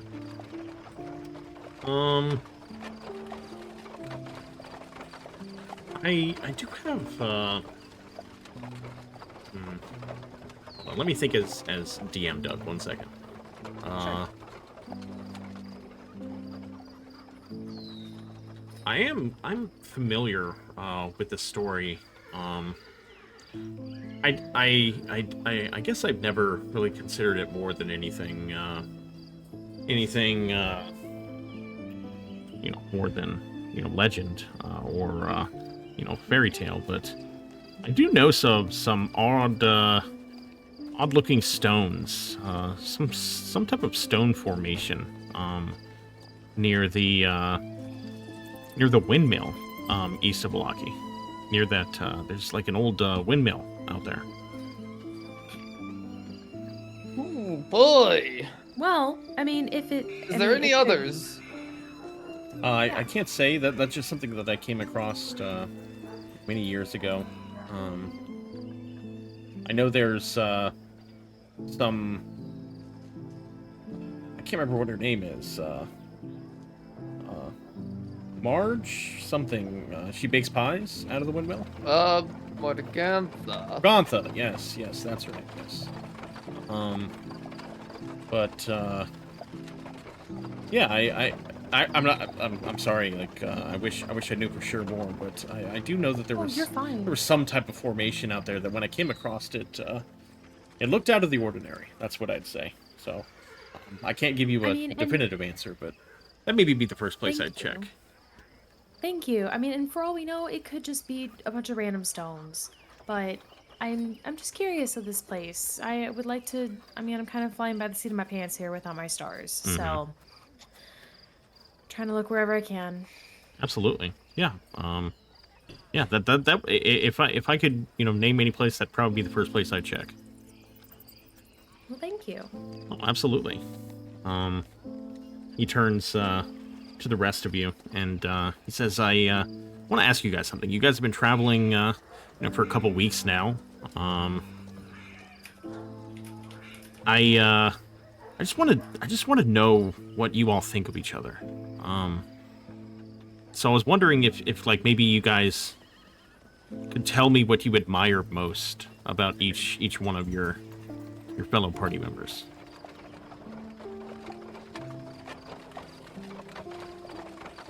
Well, don't all start at once. Why don't we start with Peter?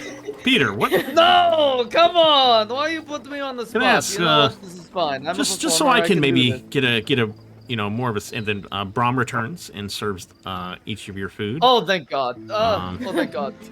He says, thank you, Brom. Oh, wow, these short ribs, they smell delicious. And he serves them, and he puts down some short ribs for Stoker. Then goes back, he says, for the rest of you, so we can get maybe a peer into the mind of Peter. What would you say you admire most about him? Oh, that's what we're doing. Okay, good. I thought I had to go down the list of people. Oh, boy. we'll be doing other people, so you will have to talk. But Oh, that's fine. I It's- just thought we were starting with going down the list Oh, of no, people. no. Oh, what do you guys say you admire most about Peter? He Well, knows how to answer make is us one. laugh. yay. Oh, and he's really good at magic tricks. Hmm. He's taught me. Oh no! Oh no! Oh no! Oh, You you'll know- have to show me that sometime. Since we're eating and all, we wouldn't want the cards to get in the food or anything, right? So maybe that is. We'll wait for another time for you to display your awesome skills. Slime looks visibly upset. I'm kid. She's still visibly upset though. She's not A kidding. little, just a little. The cards are almost as big as her though, so it'd probably be pretty difficult. Yeah. When you're that small, it's hard to do the sleight of hand. When the cards are bigger than your hand. Oh, yeah, that's a good point. Next time. Next time, for sure. Peter makes a mental note to actually explain to her how the fucking trick works.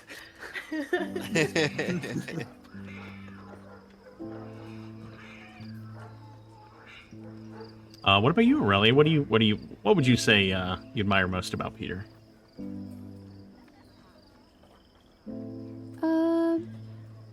I would say he's captivating to listen to.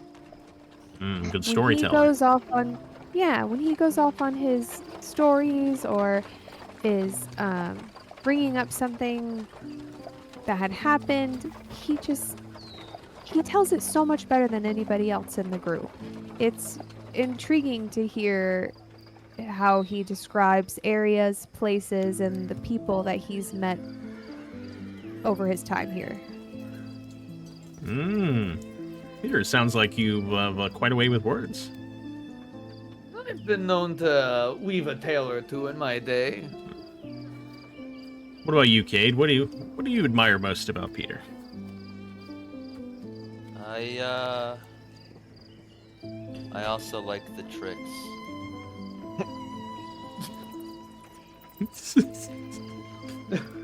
Okay, that's good. And you, All right. Filbert, what do you think? What do you think, Filbert? Peter and I have not always seen eye to eye, but I appreciate that he's been honest with me. After a little while, he showed me a real side that matters a lot to me. Honesty is important. Well, that's good. I feel like Peter, that sounds like they admire you quite a bit. Those are good things to admire about someone.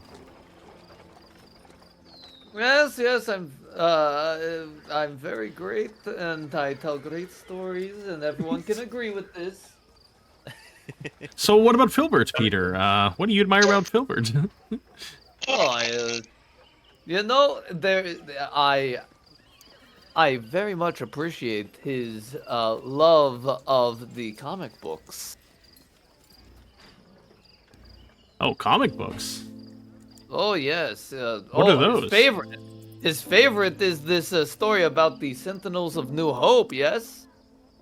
I can't say I've heard that one. Oh, it's a legend where we come from. It's one of the best sellers, actually. I'd like to hear about that sometime. Maybe over the course of 50 episodes of YouTube. All about 4 hours each. YouTube/OBDoug.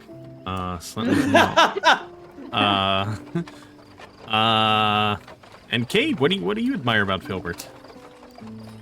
You know, he looks like he might just be a little bunny.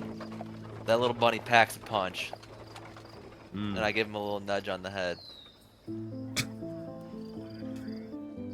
Quite formidable then. That's a he lot coming holds from tight to the chair. He doesn't want to fall out of the chair after a compliment like that. And He Aurelia, would've. what would you say is you admire most about Filbert? I would say he's stronger than he thinks he is. When we first met Filbert, he was... You probably wouldn't recognize him. He wasn't the same person that you see here at this table. He was timid, shy, wasn't as powerful in a way, but he's really came out of his shell in the last couple of weeks, and he's much stronger than he thinks he is. Sounds like Filbert's very formidable, but maybe a bit humble about it.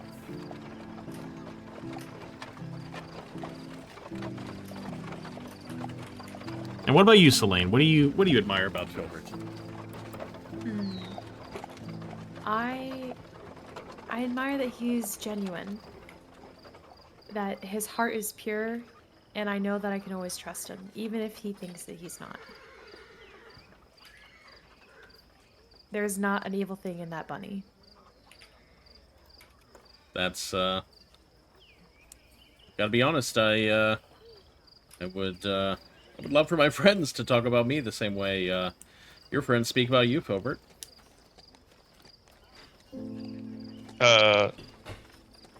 Gilbert's had his head down the entire time. He's not doing too well with all the kind words that come to him. And what about Cade? Solayne, tell me about Cade. Me first? Oh yes, why not? Well, I really admire his strength and his ability to take charge of a situation. but more importantly, I admire his heart. He cares deeply for those important to him, and that's really important to me. And she looks down and then takes a drink of her cider. That's quite good. Next. And Aurelia? He's not afraid to stand up for what he thinks is right. Some of us may hold back to maybe decide how we want to approach a situation, but Cade knows his right from wrong. He knows when to act and when to do something, and while some of us may stumble over our words and our actions, I can always rely on Cade to make sure that action gets taken. Man of purpose, man of action. Those are quite good qualities to have, Cade. Just do a little nod. And does Filbert look like he wants to talk? I don't know if Vasili would. I think you would call on him. Okay. Like he's involved. He's listening. Okay. I think a lot of it is, as everybody was when a bunch of people like goo over you. Like it's a little uncomfortable. Maybe he's not making a lot of eye contact, but he's involved in the conversation. He's paying attention. He's a part of it. And Filbert, what are your opinions on our friend Cade down here? He sniffles a little bit. Sometimes I see everything I wish I was. He's a hero. He's a shield to his friends, a protector, and a warrior. He doesn't always make the best decisions, but he makes the decisions that he thinks are right, and the decisions that will help people. I will always look up to him for that. Wow, Cade, you made quite the impression on Filbert. It's crazy. I thought he said compliments. Sometimes he doesn't make the right decision. Doesn't sound like a compliment. And what It about better you? have been fucking bread. What about It you? better have been fucking bread. What about you, Peter? How do you feel about our bright paladin down there? Oh, he's always quick to act. Anytime that action needs to be had, the kid move usually, yes. I feel like I know a lot more about you, Cade. That's very impressive. What about Aurelia? Cade, how do you feel about Aurelia? Uh-oh. What do you admire about her? Oh, good. She's stupid. She's a bitch. I was so tempted to do the same thing about Cade. But he's the embodiment of ignorance is bliss. Ignorance is bliss. Oh my god. You know, for a while I found it hard to see Aurelia's way, but I'm glad she insisted upon it because sometimes people do deserve a second. Sometimes deserve a second chance. Yes. So he's like, no, people don't deserve a second chance. And you, Filbert, how do you what do you admire most about Aurelia?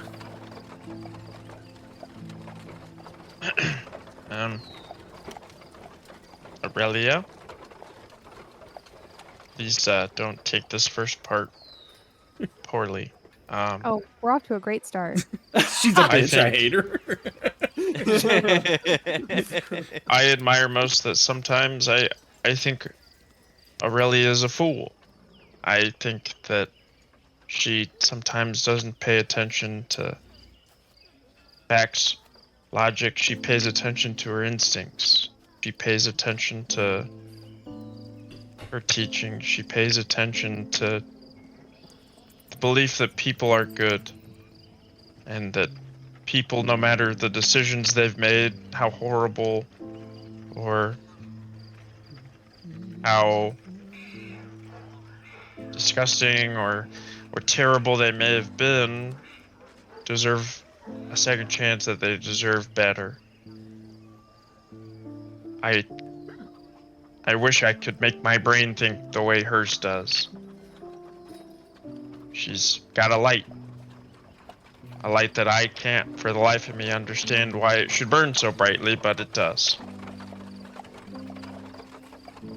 Wow, that's quite beautiful. That's very impressive, Aurelia, for you to shine like that to someone. Aurelia's gonna start getting emotional.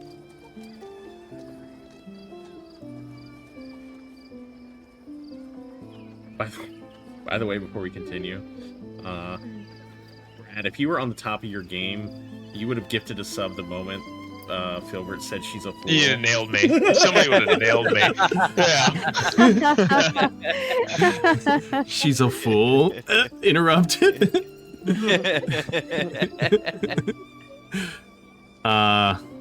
He sees Aurelia getting a little emotional, so he moves on. Peter, what about you? What do you admire about Aurelia? Try to follow that up. Try to follow that up. Well, She likes blue. she likes the color blue, and I really like that. No, she's always quick to go along with a plan. And if there's any problems with the plan, she'll point them out, and we will work those in. But the moment I come up with anything insane to do, or Cade, or anyone, really, she's usually on board to see it through. Very reliable. Yes. It's interesting. And Solayne, I know you've known Aurelia the longest out of anyone here. What do you admire most about your sister? Oh gosh. She's a fucking bitch. Never. I admire her admire that. resolve. I admire her passion to find the truth and act on it. Gosh, I could admire everything. I admire her acceptance of faults, but more than anything, I admire the fact that no matter what, she'll be there. She will put your own troubles aside. She will put her own troubles aside to take care of you first. And she reaches for your hand. Oh. So adorable. A hand the Aurelia's size gonna of her. pick you up and hug you. She hugs your face. Your little small self you. You look over and actually, everyone roll perception. Rolling perception. Oh, I'm not sure I'm a fan of that. Nope. Solayne's too emotional right now. Oh god, Oh my apparently God. Aurelia is too! Oh my god, well that is crazy. What is this garbage, bro? Doug, remember how 30 seconds ago you weren't gonna ask us to roll? Oh, Aurelia, you have advantage. You do have advantage. Roll it. You have advantage? Don't take this from Filbert! Don't take this from Filbert! It would Give just it be to you both Filbert. would notice this, so don't worry about that. It's fine. I'm joking. I forgot I still had it. Yeah, go ahead. You can roll again. Oh, Oh, that was You so close to bitch. being a 20. Oh, I Sorry. hate you. I'm Both sorry. both Filbert and Aurelia notice that there's just a slight tear that comes from Vasili, but he wipes it away very quickly.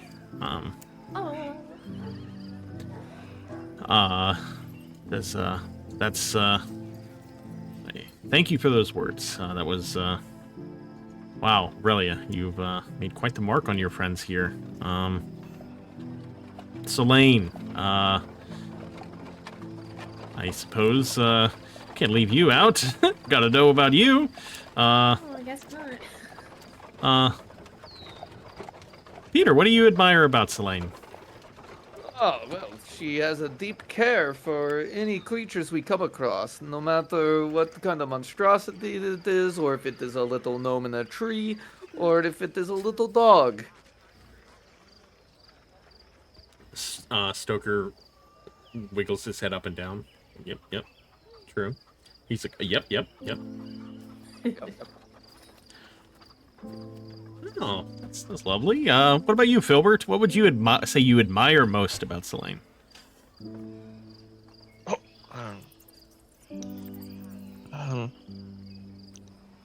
Since I've and he like the only person I think he'd make eye contact with when saying the things he's saying. He looks at her. She is like home to me. I have somebody that cares for me very much at home. It brings me great comfort and forgives me for my failures and wants the best for me. And she reminds me of that. And she makes me want to do better. Her tear, like her eyes are welling up. Blah, blah, blah, blah, blah, blah, blah. Wow, that's I can really feel that, Filbert. Wow, that's he looks over at Solayne. He's like, wow, you must be quite the person. He looks back to Cade and says, what about you, Cade? What do you admire most about Solayne? Well, kind of like Peter said, it's the compassion toward anyone or anything she meets, but I think more importantly for me, the four of us here, and I kind of gesturing to like the four of the other people in the party, just to clarify. She always seems to be the first one to pick someone up when they're down. Everyone needs that friend. Everyone struggles, and having someone that you can rely on to, be the shoulder you need, or someone you can rely on. That's quite a thing to be. Yeah, when he looks over at Solayne, he's like, that's It's quite impressive. And Aurelia, you've been with Solayne all your life. What would you say you admire most about your sister? It's hard to put into words. She's not just my sister, she's my twin. We bond just on a level that a lot of people can't understand. I feel her emotions. I get her, her dreams, her ideals, her opinions. I take everything that she says to heart. But when it comes to Solayne, she always finds a way to connect with somebody. Always. I may have my reservations about some people, but Solayne will always be the first hand that reaches out.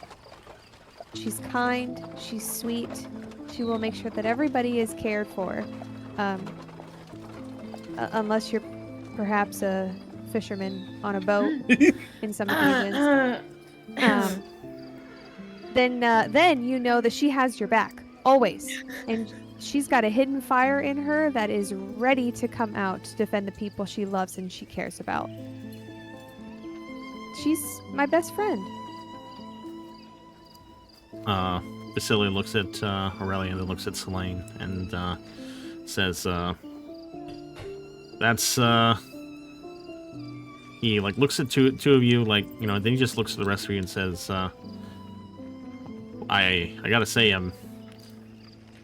wanted to learn more about you all, but I guess mainly I'm just jealous. It seems you all have bonded quite a bit. That's very incredible." And he raises his glass and says, "To good friends." To good friends. Solayne's like grossly wiping her tears away. She's to good friends. Brahm reappears at that time. Picks up your guys' plates. Did anyone not finish their plates? Nope. Peter finished his. She has like a Damn, few. we didn't even talk about the food. There's like a few bits and pieces, but for the most part, it is finished. Aurelia ate it all. One second. Fuck, I'm the last one to answer. He doesn't answer. Not finished, fine. Okay. Filbert ate all of this one. Oh, okay. So when Brahm picks up these dishes, you notice that he gets, it's very subtle. He's trying to put on a straight face, but he's very pleased that this meal went over a little bit better. He takes all the plates away, including Stoker's. It says, now for the third course, this is sweet and soulful. Option 1 will be honey cake with roasted nuts and cream, a moist cake sweetened with golden honey and spiced with cinnamon and clove, topped with a lightly whipped cream and a scattering of toasted walnuts. This dessert comforts the soul as much as the stomach. Option 2 will be red wine poached pear with a spiced pork crisp. Pear slowly simmered in spiced red wine until it glows ruby red, soft yet retaining its form. Served with a delicate candied pork crisp. A daring touch of savory sweetness, this dish lingers long in memory. Which options would you all like? Option 1, please. Option 1. The one without the One, pork. please. If it hasn't become obvious yet, I can't really eat meat. Understood. I was aware that, at least some of you were vegetarian, so that is why I prepared each course with vegetarian options. So, absolutely. Vasili says that he will take option 1 as well. So, everyone will take option 1. And he disappears back into the kitchen. Cake all around. Yes. Cake.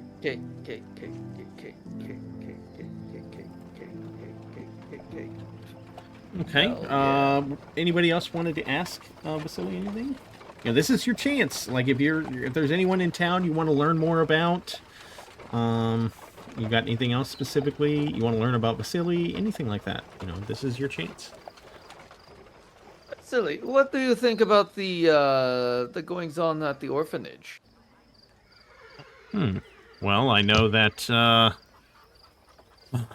the orphanage has sort of fallen on tough times recently with the death of Sister Bellows, but what I know, Sister Alina runs a tight ship over there. Yeah, has that interested you in some way? Yes, I was interested in the odd behavior of Sister Bellows before she passed. Well, if I remember right, I believe her mother had died. Maybe quite some time. Well, I guess that was quite some time before her death. I just know that when she passed, everyone took that hard. Sister Bellows was very beloved within Vallaki.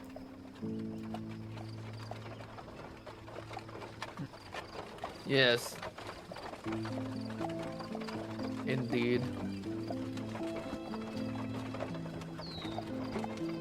Cade, you had some questions? I was PP mode. I'm back now. Oh.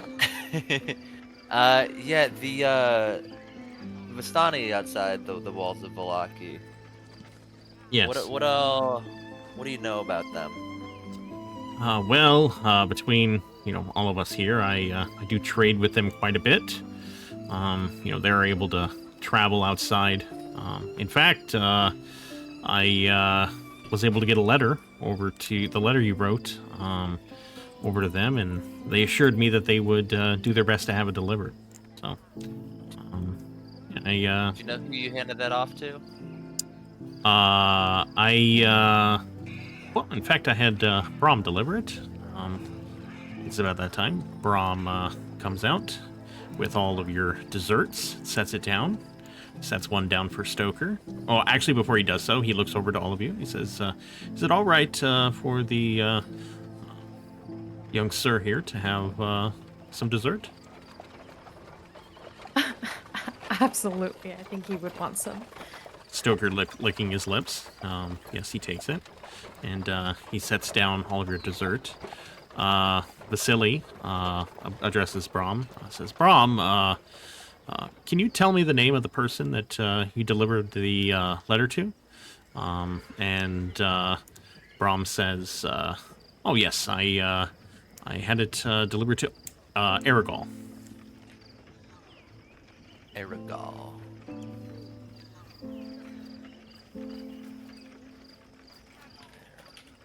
How do you spell that?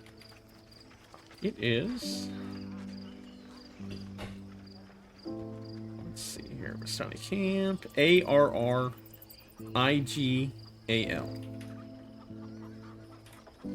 Aragal. I was just in the camp the other night. Don't know if I would have run into him. You would know that is Lubash's brother. Lubash's brother. Lubash is the chill one, right? He's yeah. the leader of the camp, yeah. The leader, yeah, okay. Okay, good to know. It sounds like it's in good hands then. I mean, he was chill to you, but the first time you met him, he was beating a man, so. Oh, wait, what? Remember that? He was one of the ones whipping that guy. Oh, yeah. I think that's why in my mind I had the them girl. mixed up. That's why I had them mixed up, because I separated them two camps of the piece of shit guy being the leader and was whipping, and then him was like chill. Okay, yeah. Luwash was whipping that guy, and then when you went, you drank a bit with Luwash, and he was, pretty chill with you. Then he was chill. Yeah. Okay, outside of that, that's the most you deal with them usually. Do you know a guy named, let me scroll through my notes. Zentori? What was his name? Zentori, yeah. Zentori? I can't say I have had any personal dealings with Zentori. I know most of my stuff with the Bistani is set up through Brahm. I have definitely met Aragol before. I can't say I recognize the name Zentori though. Although if he's in the camp, I might have dealt with him. And this all goes through Brahm? Yes. Well, why do you not go there yourself? Suppose it's easier for people to notice me. As a servant, Brahm can typically go places where we're not supposed to be. As you know, we're not supposed to have any dealings with the Bistani.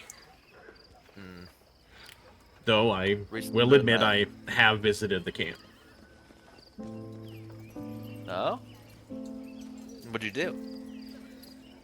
Well, I do enjoy a good party, so I have been maybe under disguise. I've gone out there a few times and enjoyed the festivities. Okay.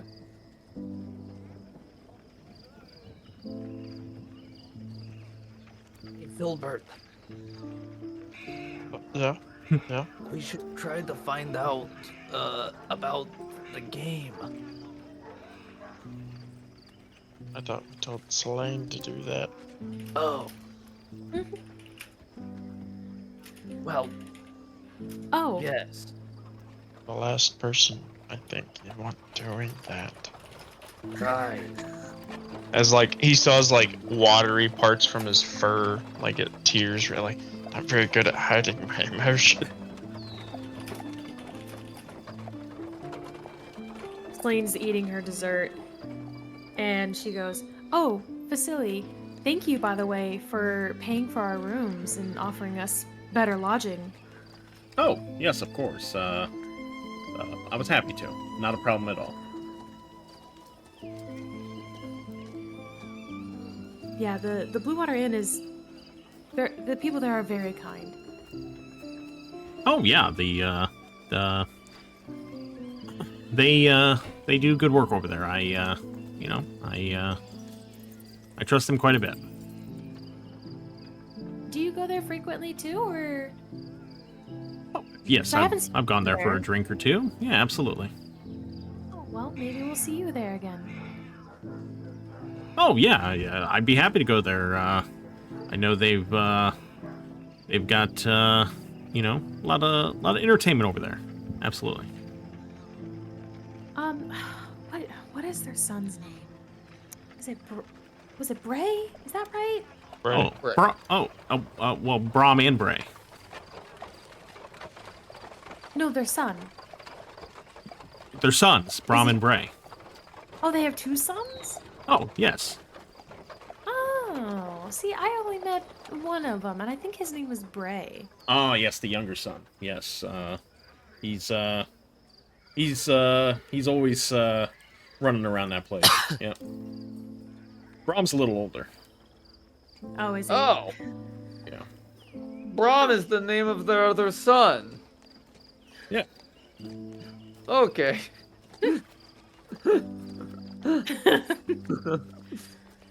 Well, they're a very nice family. Yes, they do good work over there, and I hope they're treating you well. I'm paying them enough. I don't have a single gripe. You know,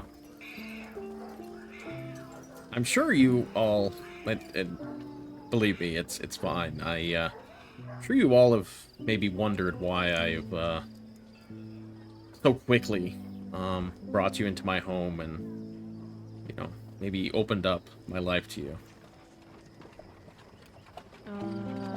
Because you're a nice guy? That's true, I am, but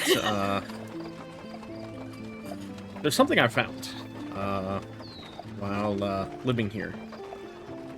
Is that, as you can imagine, we don't get many new people in Barovia. For the most part, everyone who lives here is born here and dies here. But for whatever reason or another, whatever that reason may be, sometimes some adventurers are allowed through the gates. A lot of times they, come through town here and, continue on.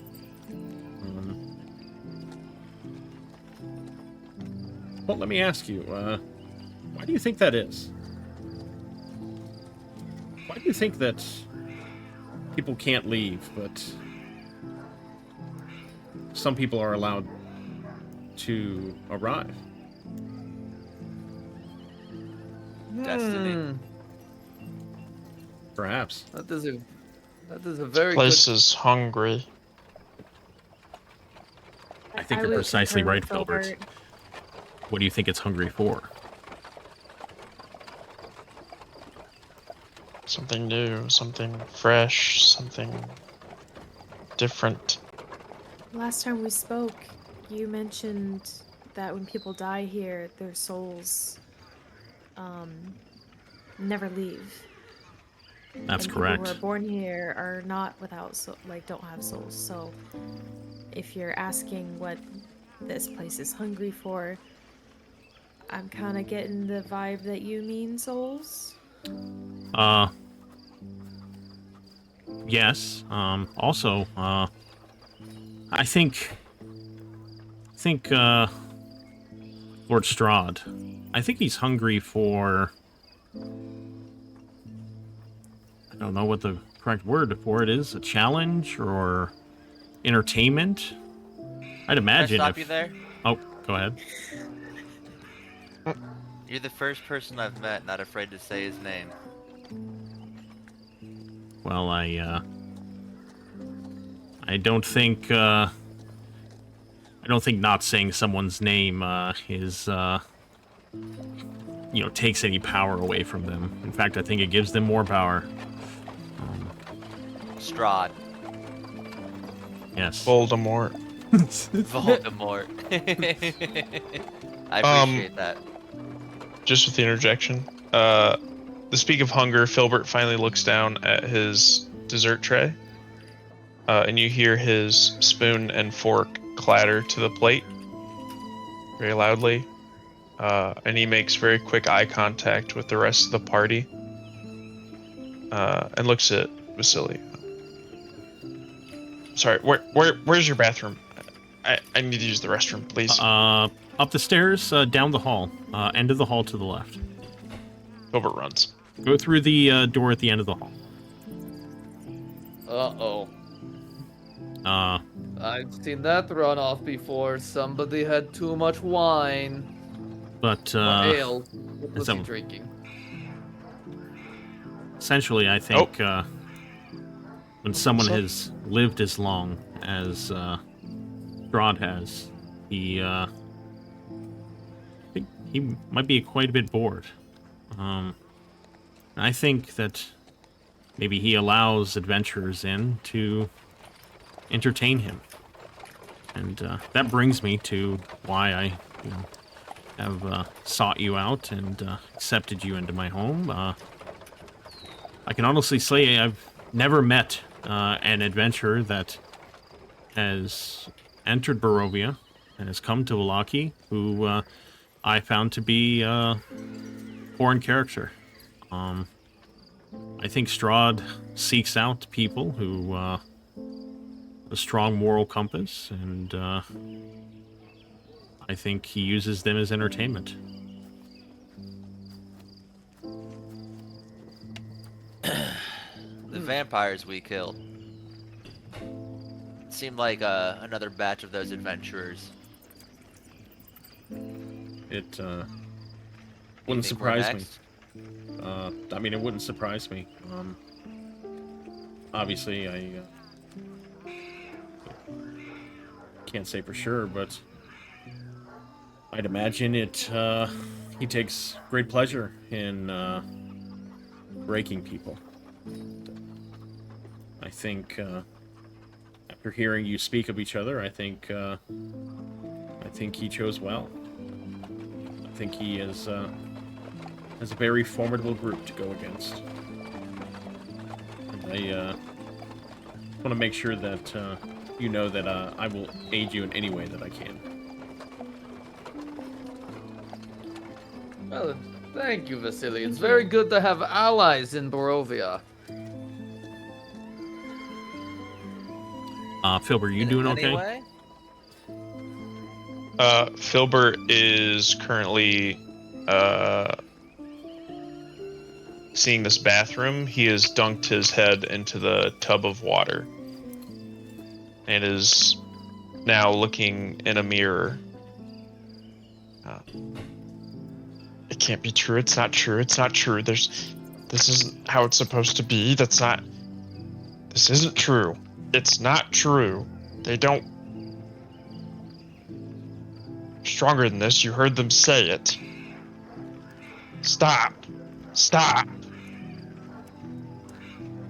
And just over and over and over, repeating that self into the mirror, trying to find some composure. How long do you think it has been since you stepped away? I would say he ran away less than a minute ago. Okay. Solayne would still give him some time. I would say once the conversation you guys are having, Filbert would come back. It's not like he's down and out for the count, but he had to run. So, what do you think about some of the people you've met here in Vallaki, who interest you? Well, Blinsky is a very interesting fellow, that's for sure. Oh, yes, he's quite talented.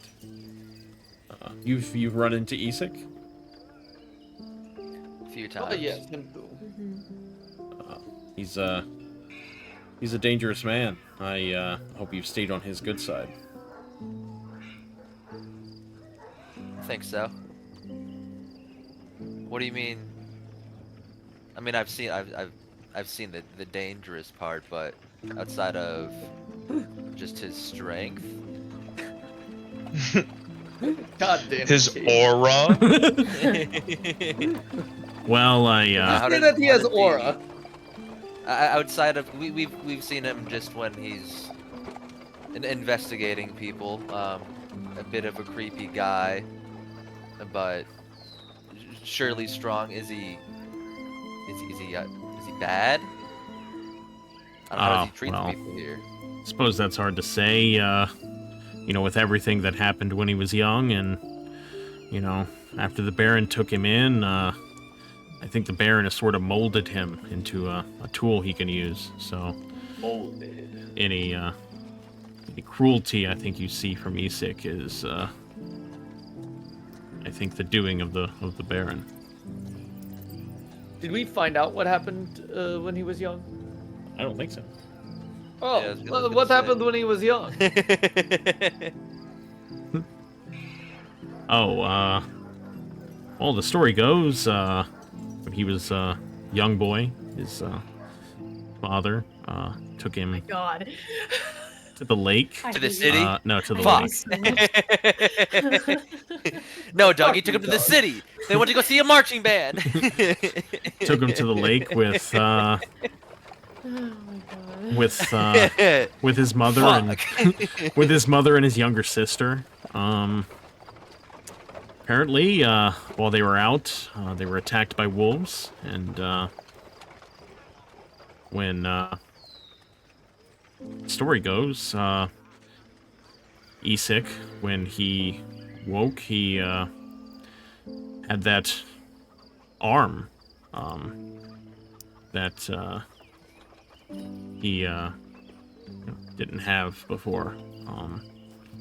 But his sister was gone, eaten by wolves, and his parents said that became some sort of crazed animal and defended them from the wolves. But when they got back to town, his parents fell into despair, and both at the loss of their daughter and the disfigurement of Isik, and they took their own lives. The Baron, I think he, well, shortly after that, Isik went to the orphanage, where he, out of anger, killed another boy, and I think the Baron thought he could use that anger, and took him in and raised him as his own son. I think, well, a lot of, I don't think Isik does most anything without the Baron say so.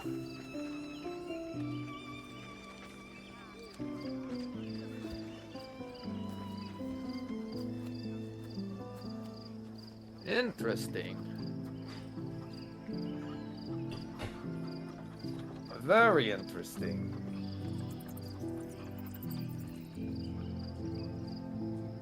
Terrible that he was attacked by wolves and he lost his sister. Yes, it was, I mean, I've heard about this story. You know, it's been something that's sort of, you know, hushed whispers. You know, people don't like to talk about it now. I think the Baron tries to, you know, erase that past, but, you know, it's part of who you are, the past. Agreed. Filbert, are you all right? Filbert was just kind of petting Stoker, compose himself. Yeah, sorry, I think just all the rich food and the emotion got the better of me for a moment. I just needed to step away. Sorry. Absolutely. Oh, no, yeah, no problem at all. Now that you're back down, I do have some word for you all. I was able to get you a meeting with Lady Voctor tomorrow for tea. Oh! Fantastic. What time? That is great. Duh. You're able to go by any time in the afternoon. She said afternoon tea. We didn't really give a specific time. She has heard about you all. She's even before I had went there earlier today. And yeah, she seems like she's very interested in all of you. Especially especially you, Cade. Fuck Cade. Man, she wants Cade dick. Nice, Mark. Way to... You absolutely nailed that. Those improv classes going crazy right Hell yeah, now, Mark. they are, dude. Hell yeah, they are. She's just KT stalling until she can get some dick. Am I right, fellas? She came Hell on my yeah. tea until I stall.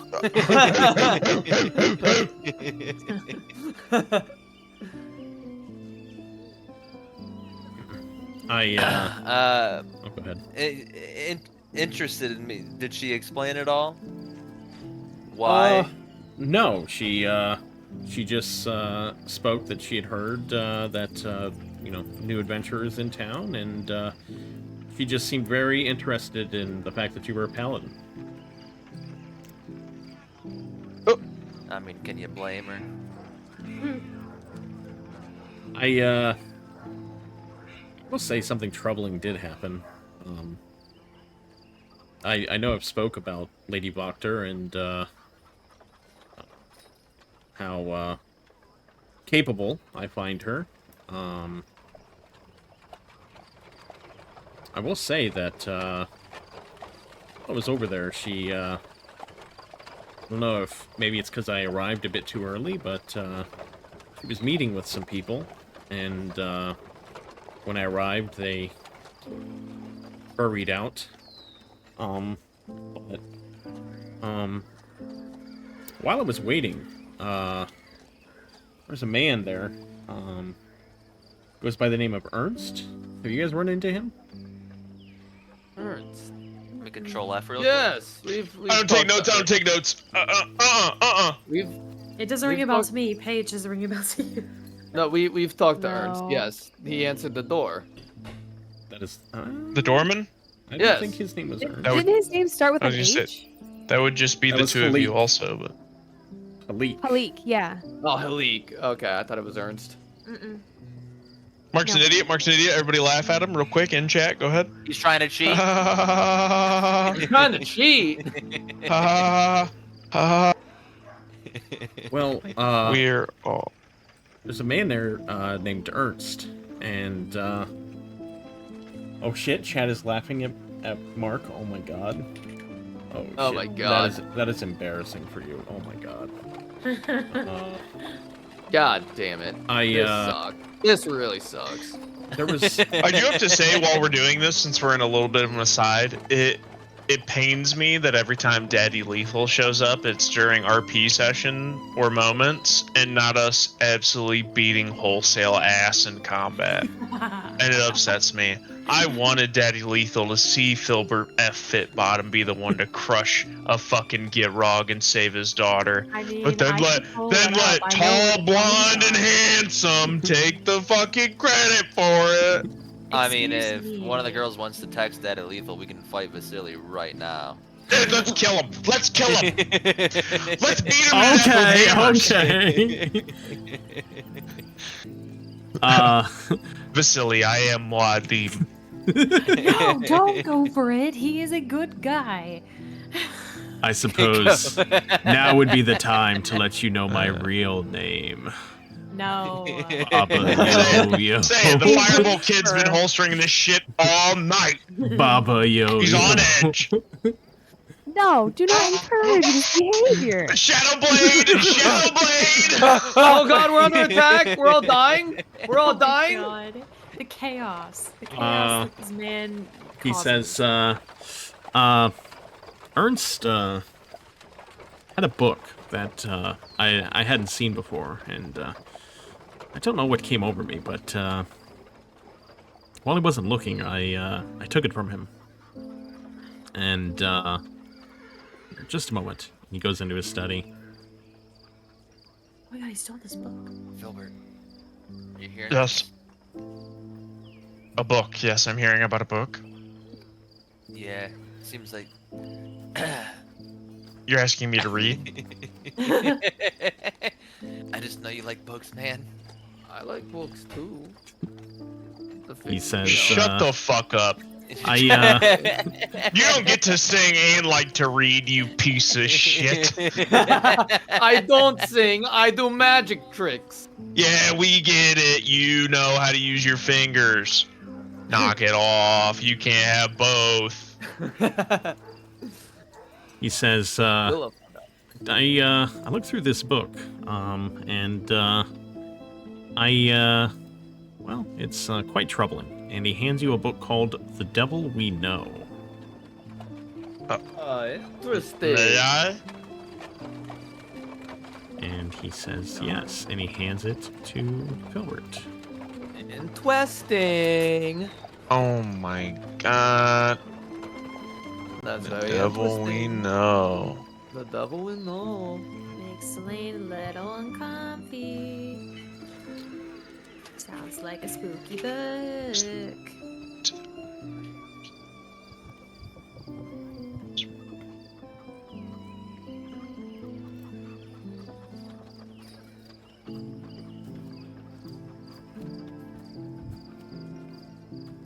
Filbert would not read this out loud. You guys may continue dinner.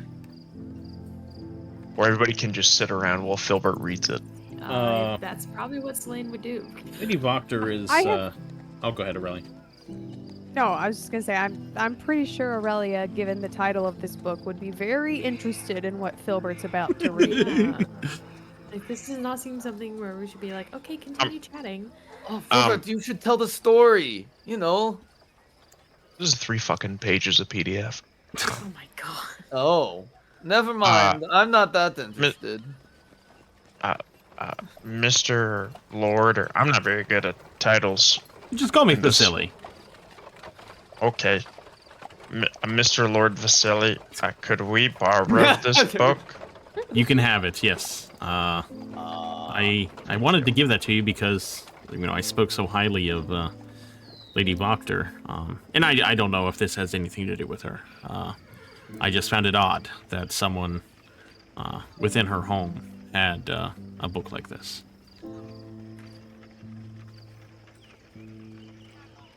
Thank you. I'd like to look over it a couple of times and see what I can find from it. Absolutely. Absolutely. And again, if you guys need anything, just let me know, and I'll be happy to assist.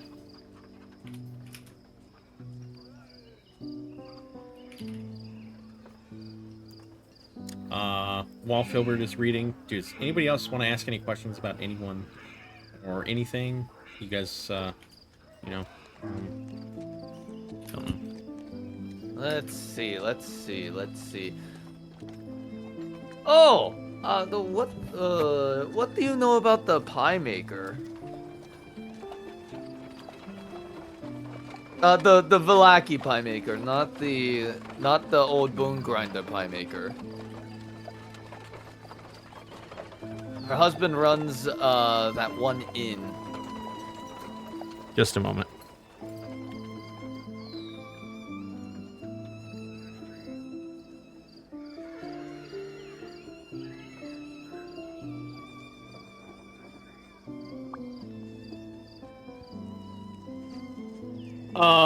You mean Hildegard? Yes, Hildegard. What do you know of her? I just know that people enjoy her pies. From what I gather, she's always wanted a child. I know her and her husband have been unable to have children. But outside of that, she seems like a pleasant woman. Good for her. They had a pretty nice place. Oh yes, they do good work over there. Well, I suppose she does. Old Bullrump is maybe not as helpful around there, but she does good work. Ah, that's very good to know. I guess we'll be sticking with the Blue Water Inn if we were looking for good service. Oh yeah, you can't go wrong with the Blue Water Inn.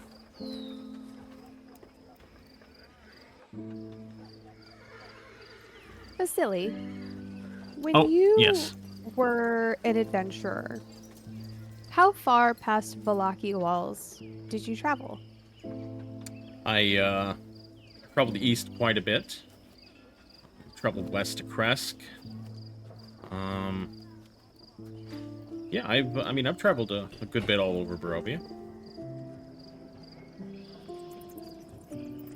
It sounds like you have, and you may have been exposed to quite a few people. When we were here last time for lunch, you had mentioned that my sister and I, being Eladrin, was a rare sight to see. Mm-hmm. Yes. Have you ever met any Eladrin before? I've run into. Man, it has been quite a few years.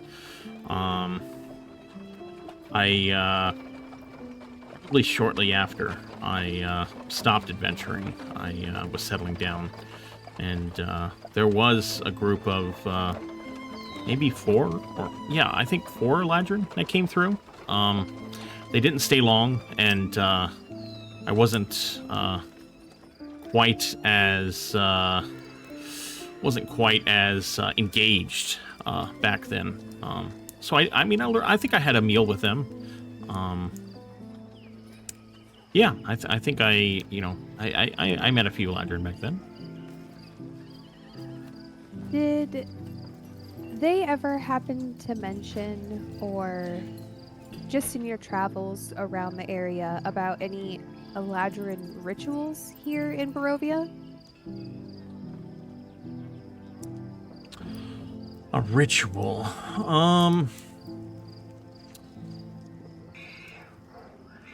I think one of them was quite religious. You know, that sounds familiar, but well, perhaps you could tell me more about it. Maybe I would. Is this something you know about? Does the name Veil of Seasons ring any bells? Sounds ominous, but no, I can't say I've heard that before. What is that? It sounds interesting.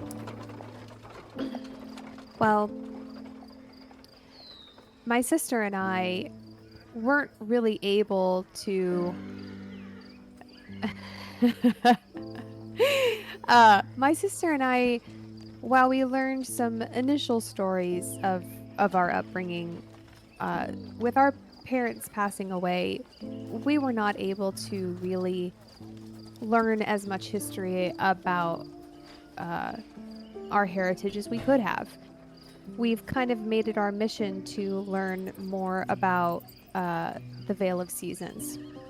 We had heard rumors that here within Barovia, there's a sacred ground somewhere. There's some sort of a power, a spirit here that allow Eladrin to become closer to our goddess and allow us to connect fully a little bit more with ourselves on a religious standpoint, and then as well as more attuned to our seasonal abilities that can come out of it as well.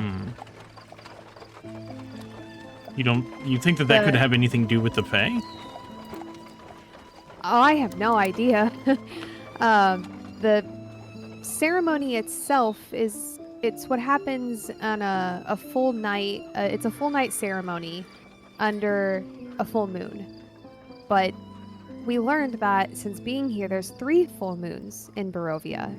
Perhaps that's why there are these sacred grounds here. The power is more intense given 3 full moons versus just 1 outside of Barovia. I'm not sure. While I am an avid follower and a dedicated follower of Palor, Sehanine Moonbow is the Eladrin goddess, and we really want to get in touch with her as well and see if we can learn more about our past and if there's a deeper way to connect with a part of ourselves that most of the world doesn't seem to know.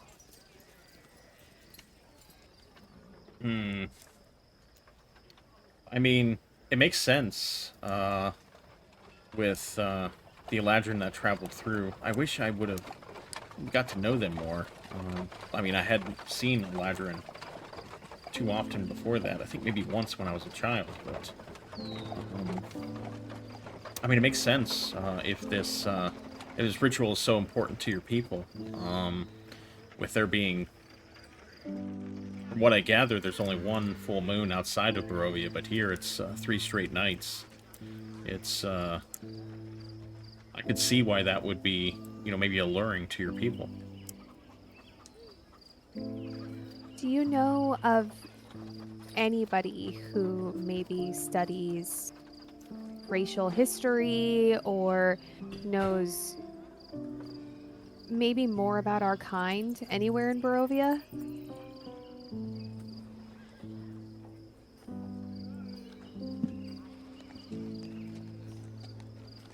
One second.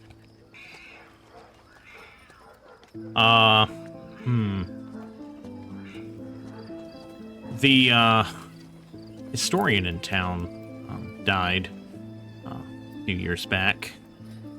I don't know if Walpole would have information like that.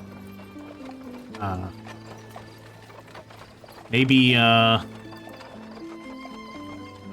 I mean, so I suppose the ones with the most knowledge of that might be the Vistani. They're the ones who travel the land more than anyone. I'm not saying that they will have your information, but if I was in search of information like that, they'd probably be the first ones I'd check. Thank you. We'll see what we can find out. Oh, absolutely, and that sounds interesting. I I hope. I wish you luck in that. Thank you. Vasili? Mr. Lord Vasili? Oh, please, you don't have to call me Lord. It's just Vasili. I have 2 questions. I don't know the order in which to ask them. First, may I look at your library? Yes, of course. Just through the doors there. Okay, thank you.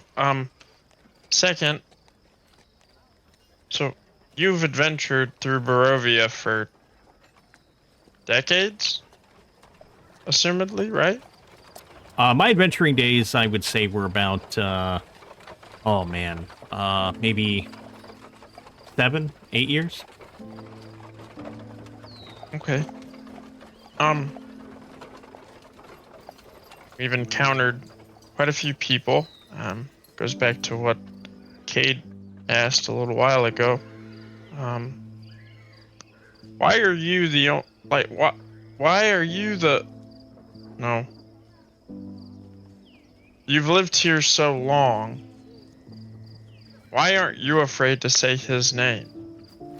Because I read this book, this man is either viewed as a god or the most terrifying being here. What makes you strong? How? Oh well,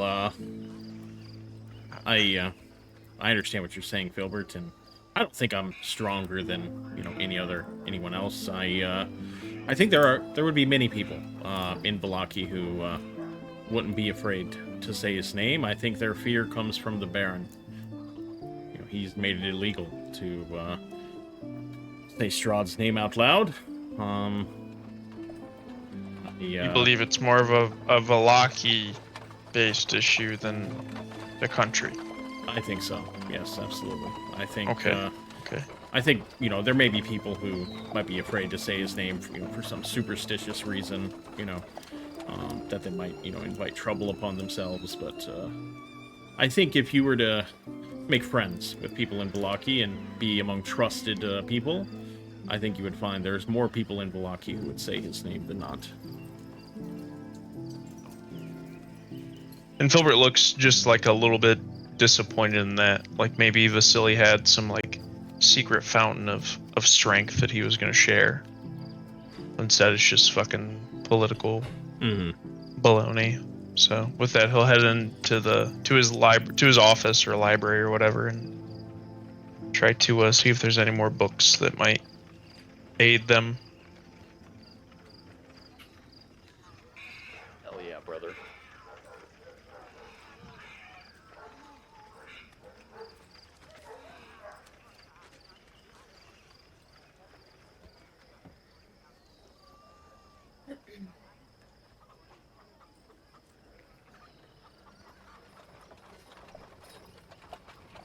Okay.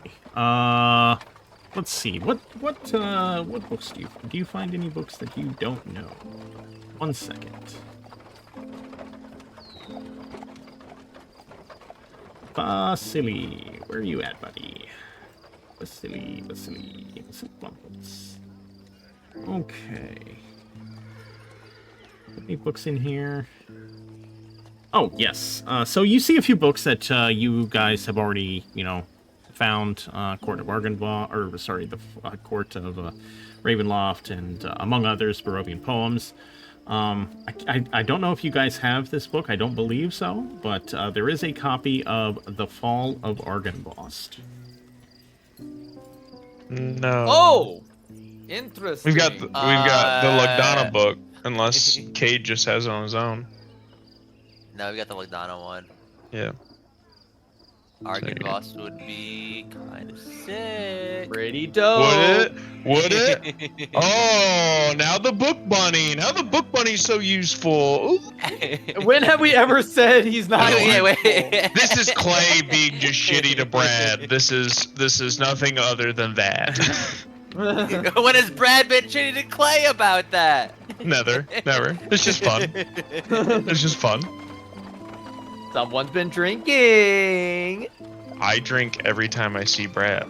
so that's not really a fair sentiment. That's a bad faith argument, Mark.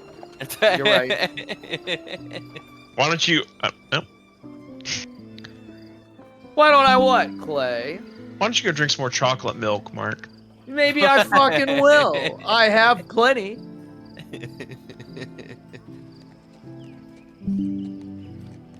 I Can't think believe I you need would to use keep my a stock addiction of to chocolate milk milk at the against me. ready.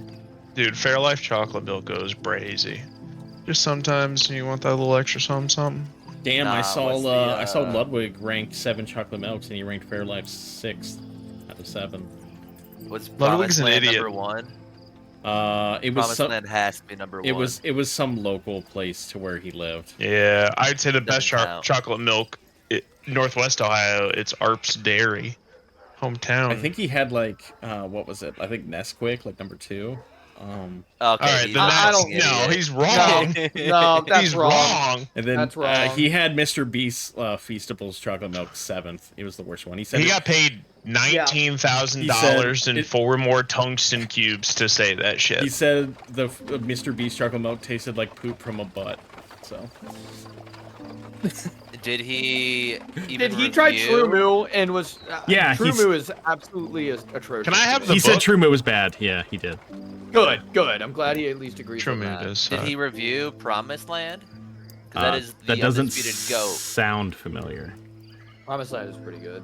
Kroger brand is my favorite. That's my go-to. Kroger brand is really fucking good.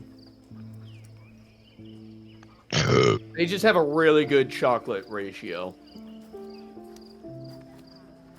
Let's see. I find But, a website Covert Rolls that history. ranks Feastables the best. chocolate milk. Disgusting. Tastingtable.com says Promised Land is number 1. I feel validated in my claims. you just look up Promised Land number 1 chocolate milk until you found. I looked up Ludwig chocolate milk ranking, Oh, and then there was a website link that had 10 chocolate milks. I see. But yeah, it looks like Promised Land is not under his little box there. Just gonna do one of these. Sorry, everybody, for interrupting your programming for the Union of the Rising Sun's official chocolate milk ranking guide. What's Vasili's favorite chocolate milk? You guys wouldn't know about it. It's locally sourced. Doug's like, I didn't have the AI ready with. One of the brown cow operations hidden in a basement somewhere in Velocity. Yeah, you know he drinks that Mr. fucking fancy shit. I'm sorry, Vasili. Yes, Gilbert. May I borrow a book or two? I would bring them back. I would keep them safe. I feel like I know which one you're asking for, but which book interests you?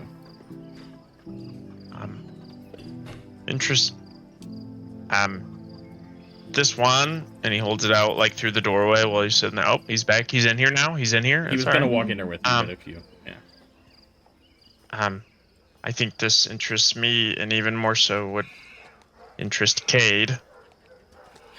The Fall of Argynvost.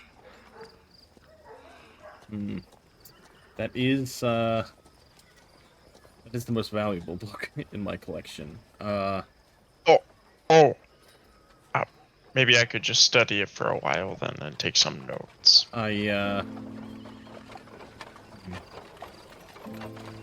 Can you, first of all, before we continue, before I forget, everyone give yourself an inspiration point, by the way. I forgot to say it after you guys said all those cool things about each other. So. I'm 3 for 3 at Promised Land being ranked number 1 right now as I click on links. Inspiration, you say? You're about to catch a server mute. You see Vasili is a bit apprehensive. You think he could be convinced, but he's pretty apprehensive about letting that book out of his home. There's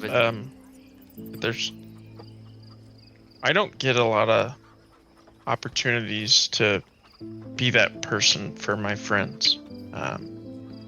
And literature and studying, understanding lost texts, old texts. That's where I get to shine.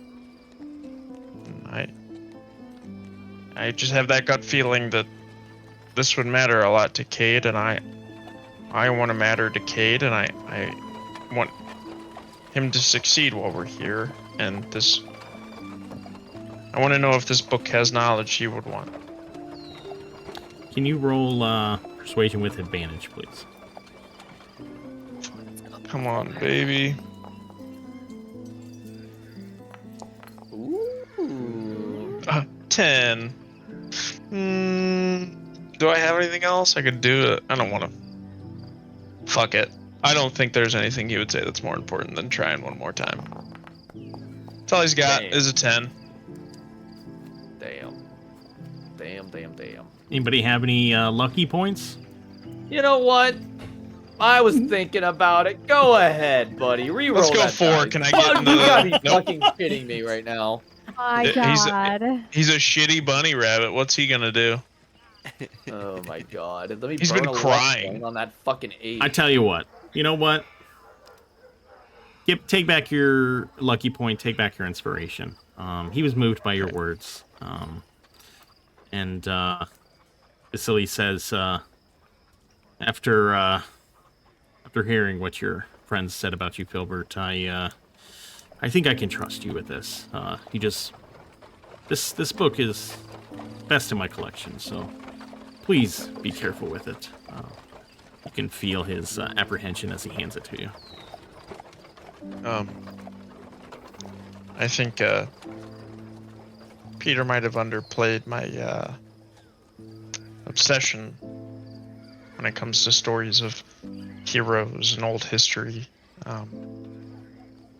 They hold a special place for me, and I wouldn't let anything happen to this book. I promise you that. And as soon as I'm done leafing through it and notating, I'll make sure it comes back. Okay, can you roll a deception check, please? I'm joking. Am I deceiving?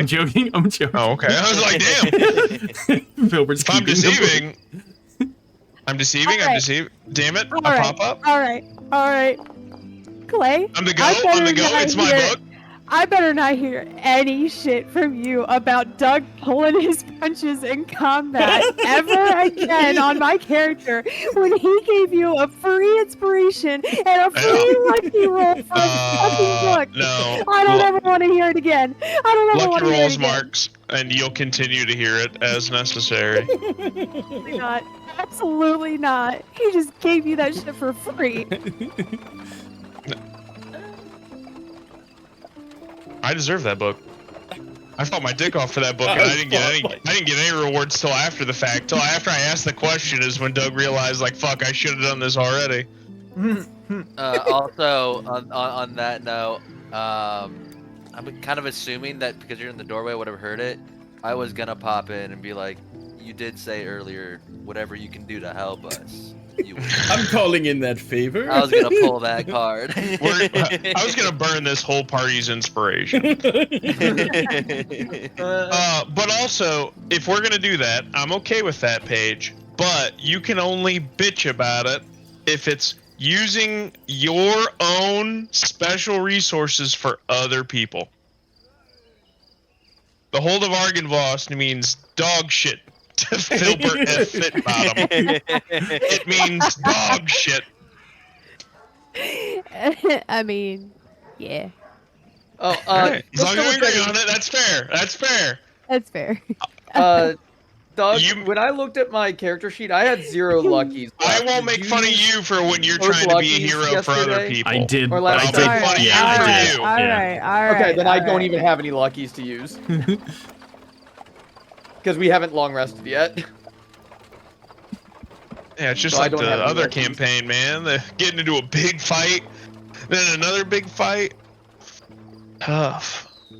Man, I'm excited for this book. I'm excited for Filbert to read it and tell none of it to Cade.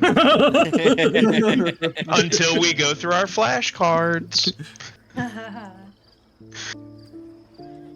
Hell yeah, you shared that with me, didn't you? I saw it pop up, but I was busy arguing with Paige. Yes, I did. Do you need me to share it again? No, I don't think so.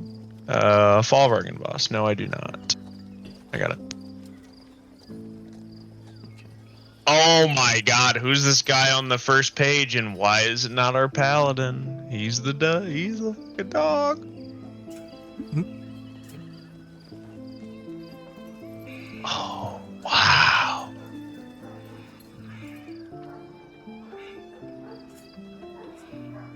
That's a pretty sick book, ain't it? This is gonna be a sick fucking book. Oh God. man. Why don't you guys just twist the knife into Kate a little harder right now? That's to everybody. You and your sister are nosy as can be too. Act like it's not twisting for you too. I do want to know. Okay, while Filbert is flipping through it, is there anything else you guys finished up dessert? Brahm came in, cleared your guys' plates.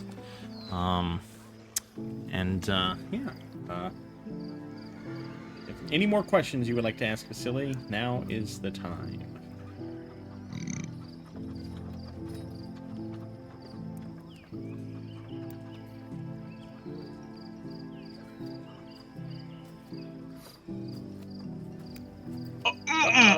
Vasili slaps his knee and says, "Well." Sounds like we gotta get back to the old Blue Water Inn and talk about some shit. It was quite a pleasure to have all of you here. Brahm comes outside and bows, says, "Thank you for eating my food. It was a great honor." And, Vasili sort of slaps him on the shoulder and says, "Brahm, you did great. They couldn't stop talking about how good your food was when you're in the kitchen." And you see Brahm blush a little bit.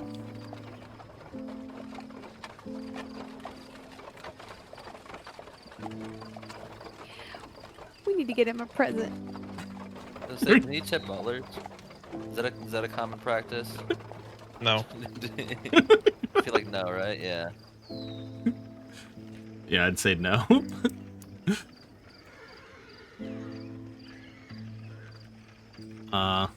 Yeah. Vasili stands by the door, ready for you all to leave. Stoker marches I have the out. book up, so move me. Peter does not notice that it is time to leave. Stoker walks over to Brahm and licks his shoe in appreciation. Then, as he walks out, Vasili leans down and gives him a good scratch behind the ear. Stoker walks out the door. Solayne kind of crawls off the books and off the chair and onto the floor. Filbert, you walk out with your nose in the book, and Vasili holds out a hand to shake your hand. It's a great honor, Filbert. I'm glad you're able to join us this time. Oh, and Filbert does not take his hands. He's imagining like a large tome, and What's it's going on there, Sam? Waiting. one hand either side, and he just looks up. Thank you. Thank you for everything. Oh, I'm absolutely. glad I could come. Oh, yes. Did we bag up that food that Kate didn't finish for Karloff? No, Brahm took that back in the kitchen. Oh, damn. Also, That's kind of Vasili would have said, you are all welcome to come back anytime. If you'd like to have lunch or dinner, just, let Brahm know, and he'd be happy to entertain you. So, Filbert, you walk out. Cade gets up and has kind of like a big stretch as people are leaving. It's pretty good food, Brahm. Hey, and as Filbert walks out the door, specifically, my little bunny friend there. Could I get a little treat for the road for him? Do you have any apples in your kitchen? I don't have any apples currently. Is there another type of fruit you would like? No, he just really likes apples. Never mind. I'll make sure I have apples for next time. Sounds good. Food is great, by the way. Vasili holds out a hand to Cade, or whoever's gonna walk up. I don't care who. Yes, it's there. All right, just shake his hand. Thank you, Cade. It was quite an honor to share a table with you again and to hear of your exploits with the vampires. I just shake a hand, nod head, and walk out.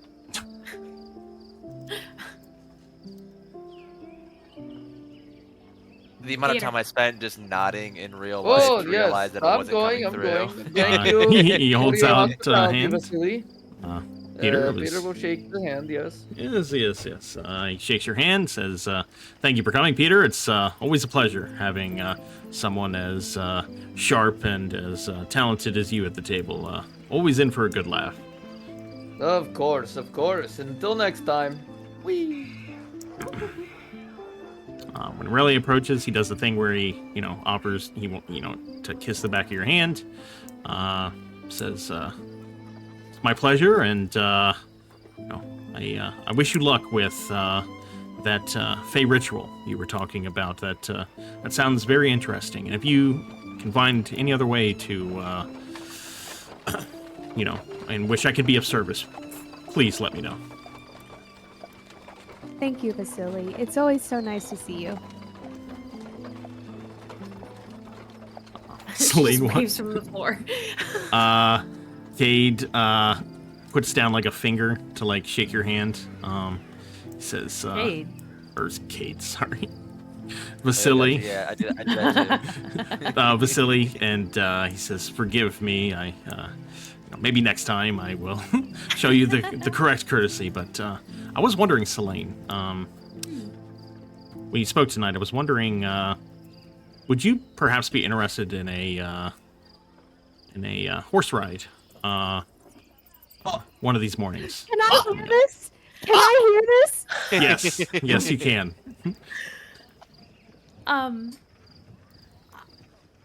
Just horseback riding? Yes, I typically go out either in the mornings or the evenings. Most days I go out. I heard about how you talking about nature and your connection to it, and I thought it'd be great to have a partner during one of those rides. Oh, well, I could talk your ear off about nature. Well, I hope you do. I think that might sound really fun. Sheeker's Henry Cavill? Are you fucking kidding me?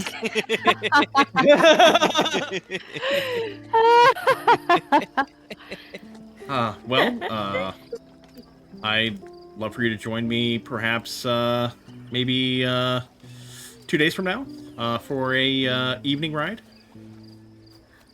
Or even Sure. perhaps tomorrow night, whichever is better for you. Isn't tomorrow night the festival for St Andral? The feast for St Andral is during the day. Oh, never mind.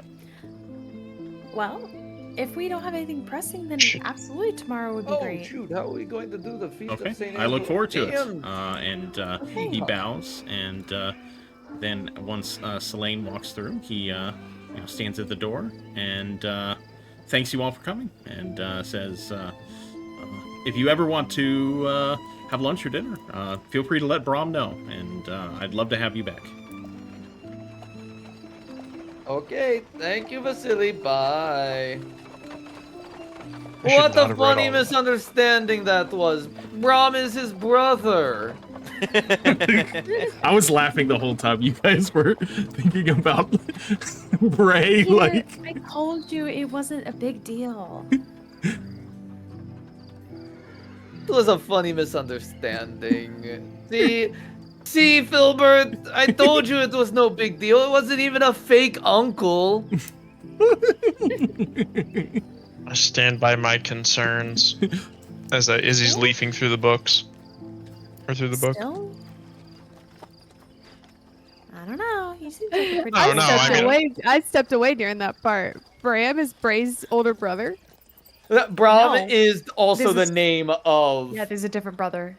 different Brahm. Different Brahm. To be fair, if we're counting on wordplay, all we were told is Brahm is much older, We have not seen Brom, and that butler Brom is much older than Bray. You got to show me the other Brom.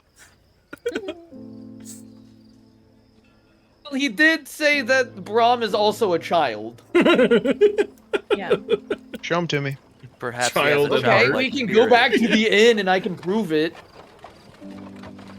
Why are you being so mean while I'm reading? I'm sorry, I didn't see you were reading. I just wanted to. Never mind. You know what? Never mind. This is good. This is good. Yes.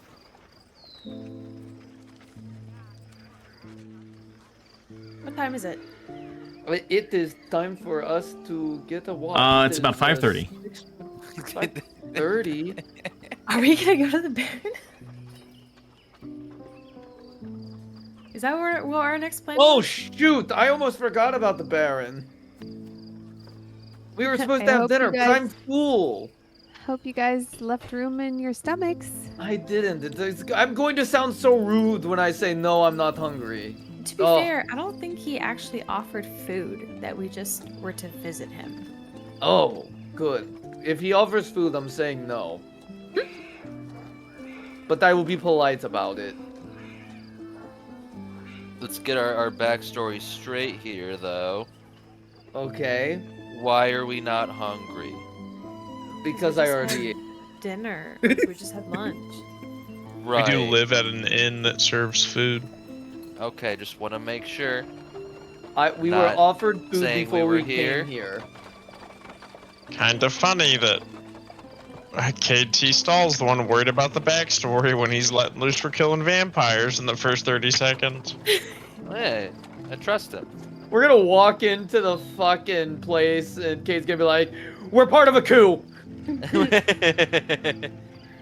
Don't tell the Baron." Filbert, you weren't here during the last lunch with.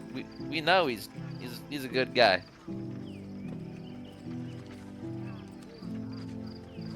Yeah, trust us, Filbert. Vasili's checked out. He's good. And he Filbert is absent-mindedly nodding to you guys as you speak while he reads. Okay. got books. Okay, where would you guys like I've to got- go? Book. I think we're going to the Baron. I'm clean right now, so I guess we'll go to the Baron's house. Mhm. Again, I Okay. hope they do not offer food. Just a moment.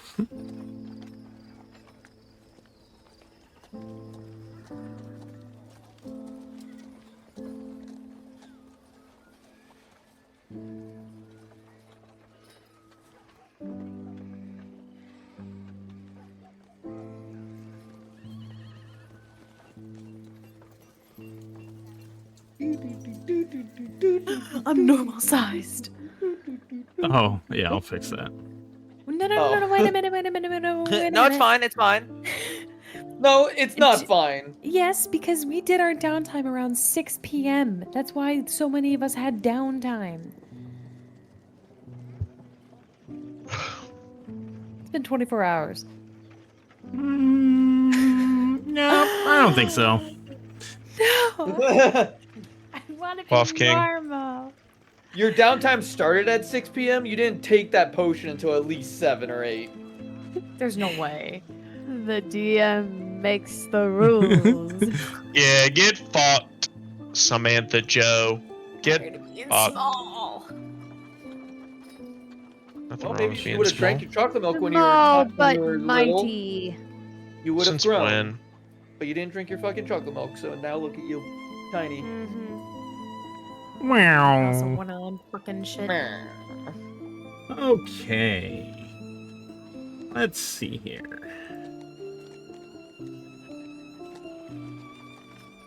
Okay, the Grand Mansion was once the most prominent and well-appointed residence on the street. However, the decades under the gloomy skies of Barovia have taken a toll on its once impressive appearance. One can only imagine what a lovely manor must have been in its prime. Now, it looks pitiful in its futile attempts to maintain its former splendor. Dark drapes cover every window, shrouding any glimpse of what the inside might hold, adding to the forlorn and eerie atmosphere that surrounds the mansion.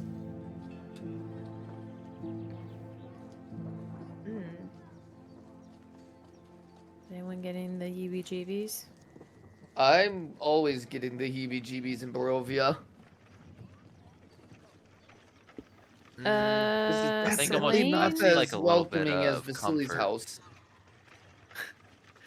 Solayne is sticking close to Aurelia's legs. Are you in her pocket? No, I'm like Okay. underneath. Could be. I'm like by her legs. Oh, what do we tell the Baron if he asks why you're small? It's pretty common, Lila's tea. Okay. Well, I guess I'll knock. Peter knocks on the door. Okay, after just a moment, the door opens. Yes. Hello. Yes, we were told by Isaac to come meet the Baron today. Oh, you are the adventurers that are supposed to be coming by. Yes. Oh, well, follow me, please. Okay.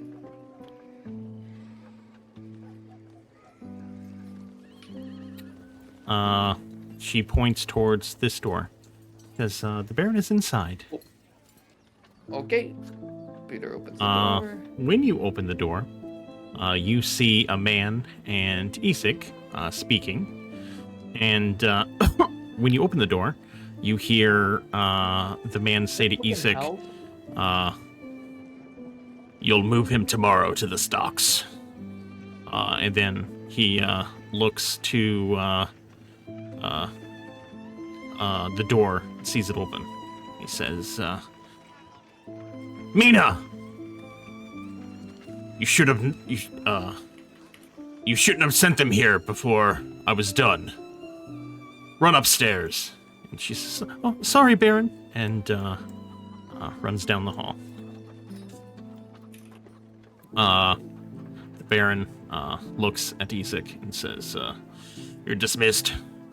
And, Isaac, walks out, walks past each of you, just like barely acknowledges, and leaves.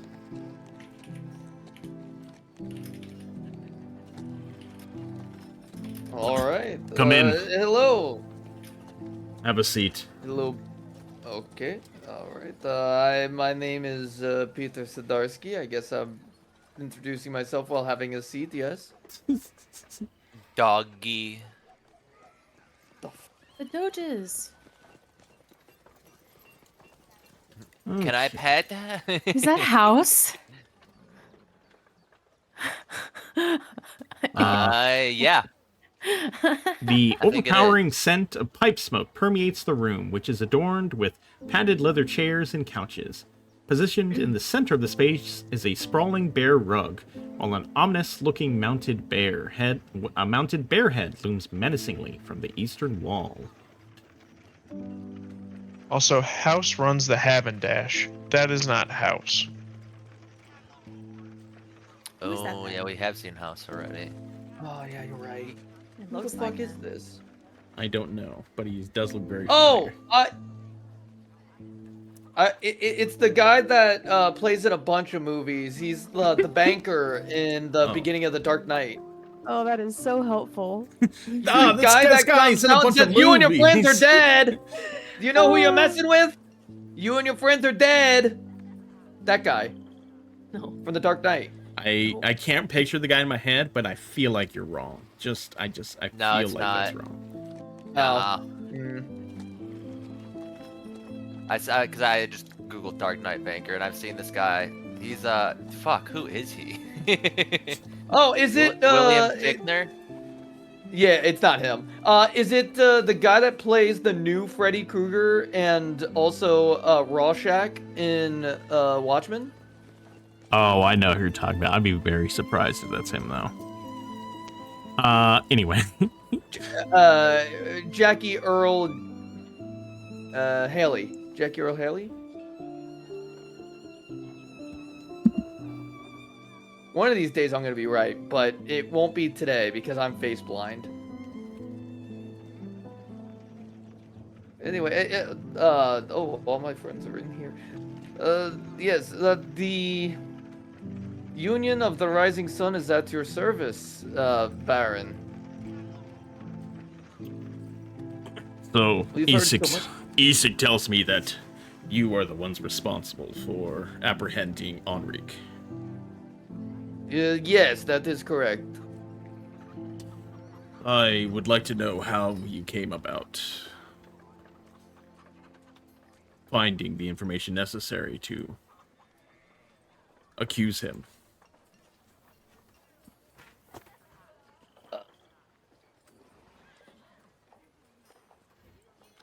Not only can Peter not lie, Peter was not here for that session.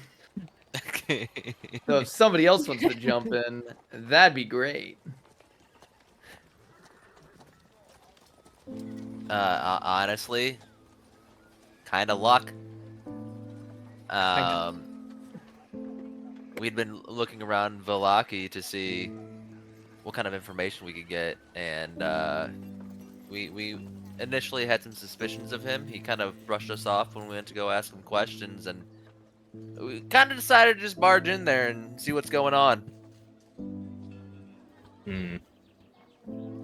He takes in your information, then he walks over to this bearhead, and he says,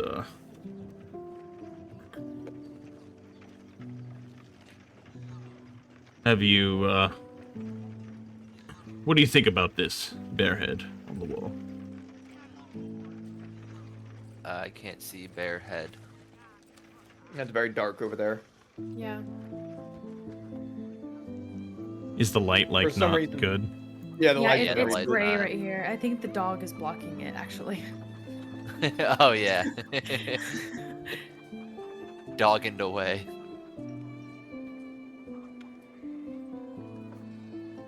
There we go. Ah, it's a nice bear head. No, it's not. This bear here was a vicious beast that was terrorizing this village. My father bravely confronted the bear while armed with nothing but a hunting knife, and he wrestled the beast to the ground, ultimately slaying it. The battle left a horrendous scar on my father's face. He takes his finger and he slides it across his face. Ouch. You want to know how I got these scars? That sounds very painful. Then he points to the bear rug on the ground. Says, I fought a bear as well. My family has a tradition of valor and strength that runs through our family. And because of that, we've been able to protect Vallaki from all who would seek to destroy it. Especially the devil outside our walls. Can I get whatever is the equivalent of like a size up check? Like, did this guy kill this bear? Give me an insight Like, check, please. I feel like he's just speaking out his ass. You get the sense that this is kind of a show. You don't feel like he's very genuine. There's at least more than what he's letting on. Yeah, like maybe the bear was tied to a pole and he stabbed it. And he's like, I killed it. Is that, well, Solayne it's is making dead a now, point isn't to it? Look at the ground. How'd that happen? From the moment she looked in the room, she's been looking at the ground. Tell me, what are your opinions on the Wagner family?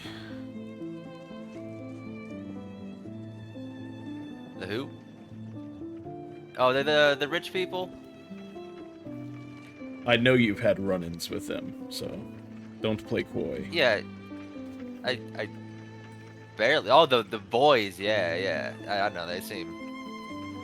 I don't know, they point to the girls, they talk to them mostly.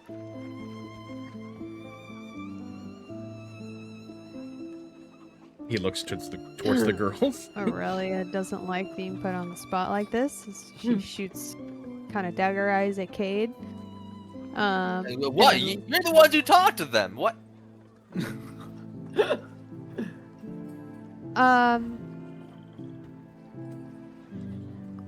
then, they certainly weren't our cup of tea of who to engage with as a person, but to each their own. My family is, and always will be, the rightful rulers of Vallaki. There are those inside these walls that would see the Voctors in charge. What do you say about that? He looks towards Peter. Well, I'm new in town, so I don't really like getting involved in politics in some place that I just arrived in. You question my right to run this town? No, not at all. I just don't know anything about this town. He turns and walks towards the window, looks outside.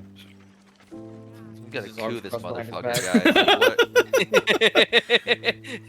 guys. Were it not for me, Vallaki would be rubble.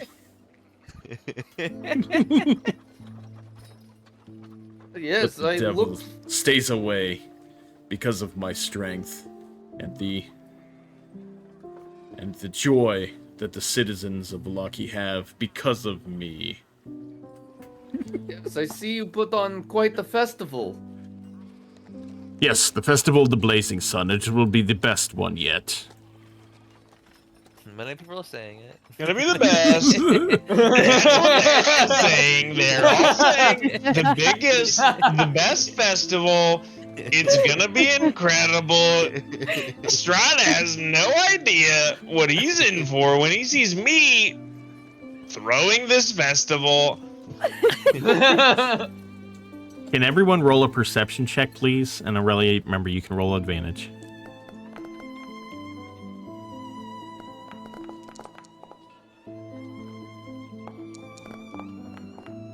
He's feeding us to his dogs. None of us notice.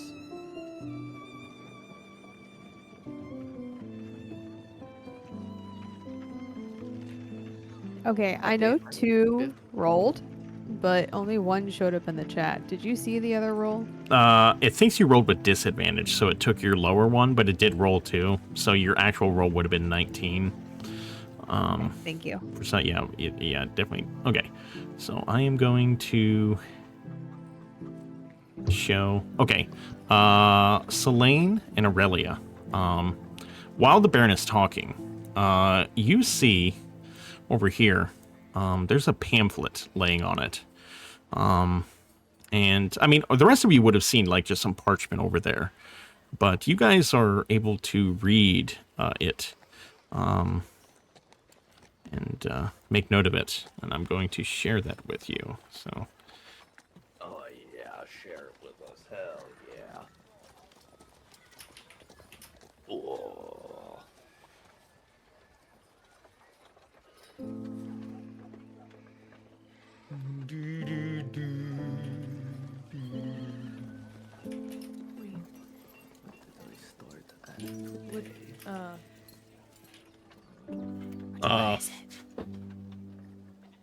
did it pop up for you guys?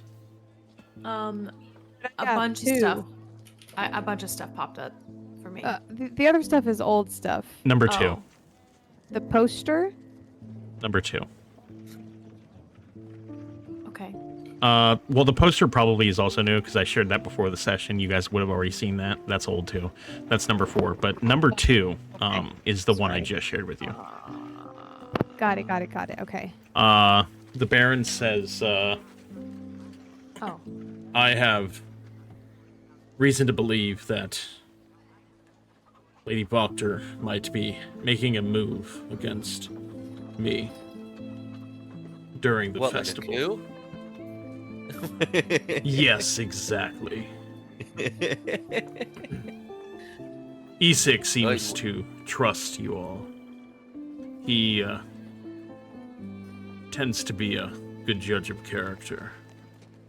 I would like you to look into this and see if any of this has merit, and put a stop to it. What I mean, you said the festival's tomorrow during the day? No, that's the Feast of St Andral. The festival is coming up. Yes, we're preparing for okay. the festival. Okay. Yeah, I mean, what does Isaac know so far? I can't say what we know. I'll say that we're able to get information from someone that leads us to believe that something may be happening. And I believe Lady Voctor is involved. Oh no. So you're not gonna send us in with a lead? I mean, you want us to look into her, right? Where do we start? That's up to you. Isik's doing Just- what he's going to do, and he said that you're very capable. We'd be more capable with information. You want us to go up to her and be, hey, are you planning to coup the Baron? Like, what are we supposed to work with here?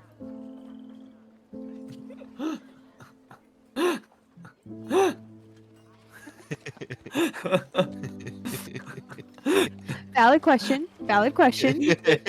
I feel like I'm on Family Feud right now, and one of my family members just gave the dumbest fucking answer, and I stabbed me like, good answer, good answer. Clap, clap, clap. Good answer.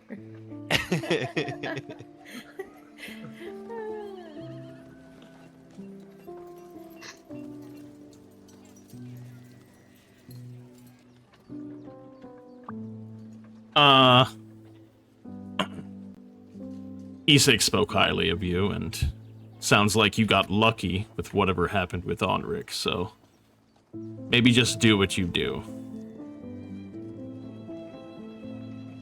You're asking a lot. Okay. He's asking us to get lucky. Well, Cade, looks like you gotta put on the old Cade charm.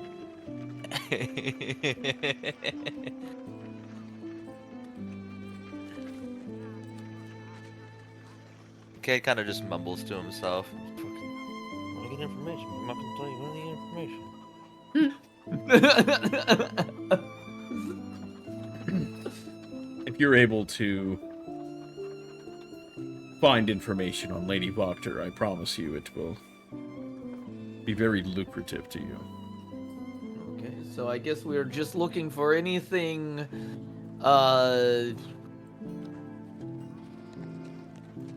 that could be useful to you. Okay. I can't say more than that. All right.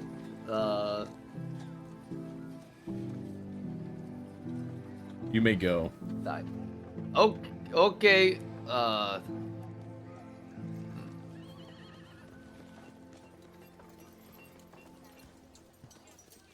Okay, I'm just going to leave now. Thank you. Thank you for your time, Mr. Baron. No, she's gone. Gilbert peeks up from his book and realizes everybody's leaving.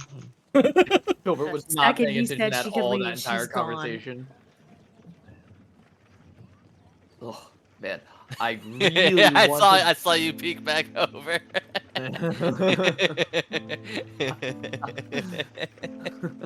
Oh wait, no, Isaac. sorry. Yeah, he's here. He was just standing Oh. guard outside. Oh, And he just Isaac. hello. Did the meeting go well? No, can you tell us something? He wants us to look into, kind of like peek around the general surrounding area. Make sure that there's no one that I can see within, and then kind of stand closer. He wants us to look into Lady Voctor, but he's telling us nothing at all. He said that you trust us and he trusts you. What are we looking for here? I can't say too much, but we were able to get information from someone that was arrested. He said someone. See, that's better. All right, someone that was arrested. Good to know. Good to know. And this information didn't directly implicate Lady Voctor, but when the Baron heard it, he became convinced that she's planning something. Interesting. Interesting. We'll see what we can do. It'd be nice to have a little something, but yeah, we'll see what we can do. He looks around and then he says, "There's rumors of a cult in Valaki, and the Baron believes that Lady Voctor may be the head of it." Ooh, that does sound spicy. See, this is good. Isaac, I appreciate it. Yeah, keep talking down to Isak till you catch a battle axe to the fucking dome. I'm not talking. I mean, it's I probably know, worse. I- I'm talking down to the Baron. This is good. This is good, Isak. That's good. That's good. Nice. Very good. Wow, Decapitated strong. Cade. Did you work out your one arm?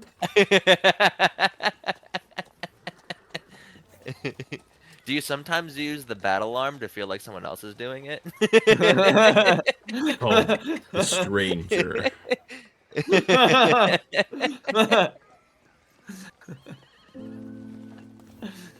All right. Well, I guess we will get back to planning.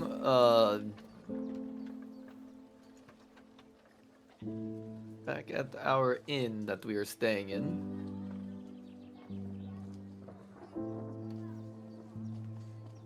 And, okay, so you guys are gonna leave?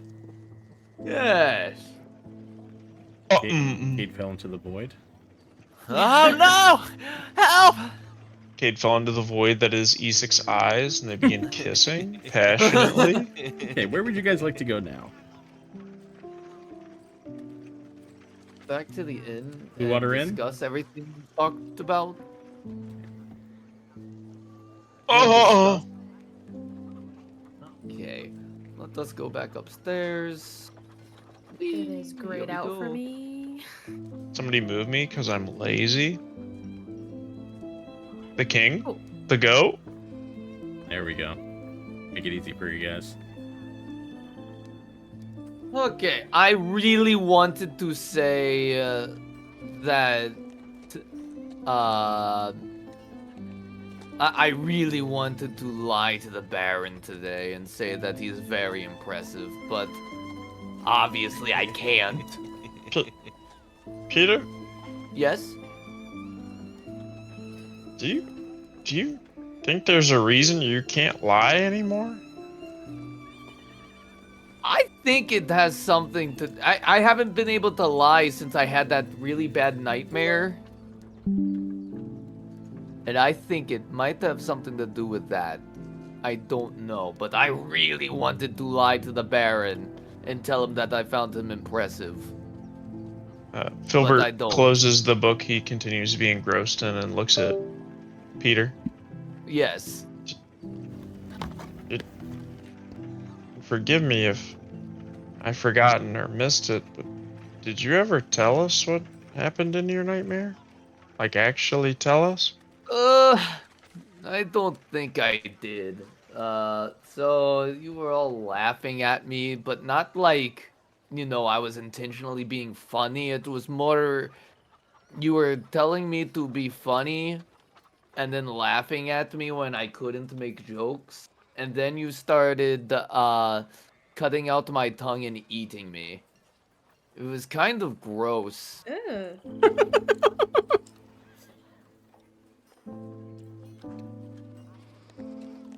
Peter, It I got hope you much know we more would never graphic eat than you. that. And usually I can describe things pretty well, but I really would rather not relive it. Peter, I really hope you know we would never eat you. Such reassuring.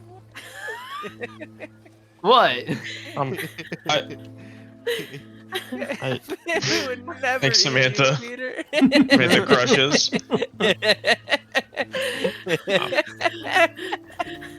Roll deception. You know. Oh, Peter, just wait honestly, a second. your I'll meat give her a wouldn't real even reason. be flavorful. What do you mean? It would be very flavorful. P- Peter, I use all sorts of exotic perfumes.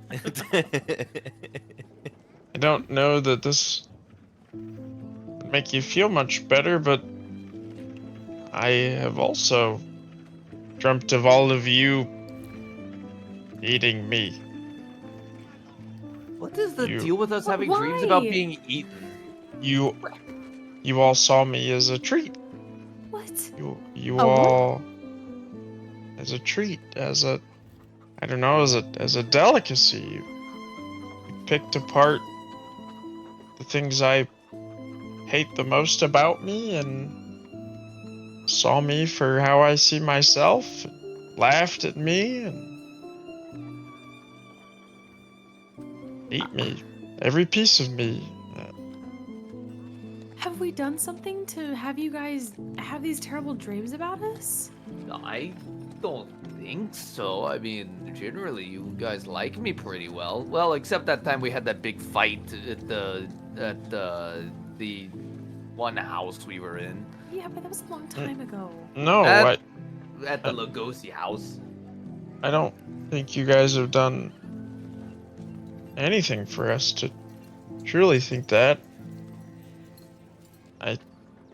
I was sitting there and I was thinking about what we all said about each other,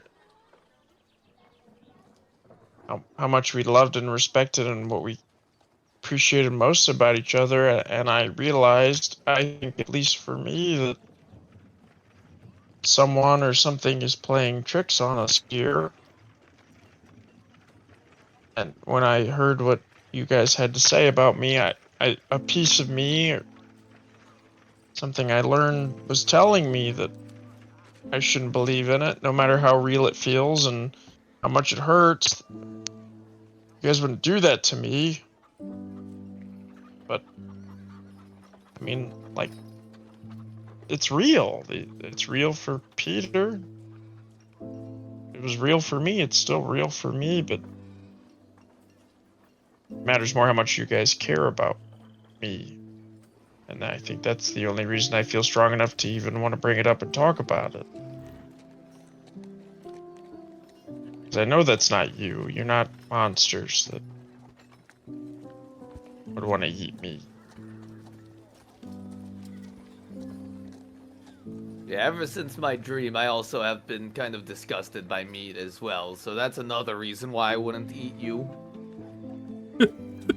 Throw it on the pile of reasons. How did you get a girlfriend in Barovia? Yeah, I've heard rabbit. I'm very charming. I'm not seeing it.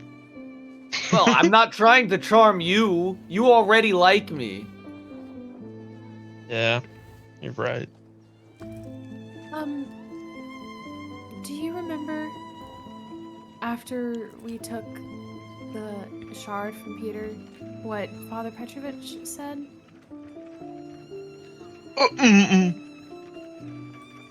They don't have supernatural abilities. This land plays tricks on us, and if it's any consolation, that's all they are.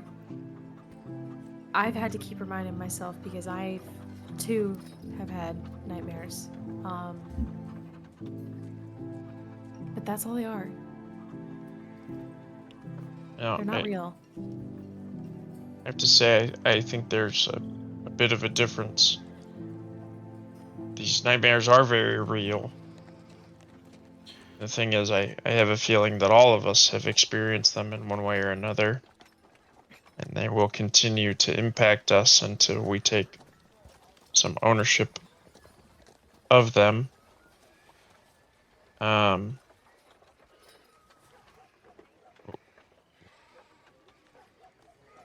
We've spoken about how much we love and appreciate each other, and how much we want to support each other, and how much we have our own goals.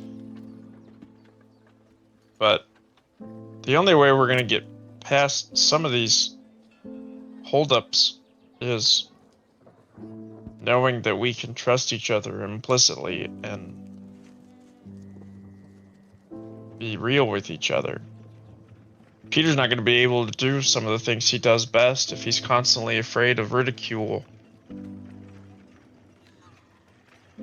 I'm not going to be able to be the hero I want to be if I'm afraid my friends don't even want me around to help.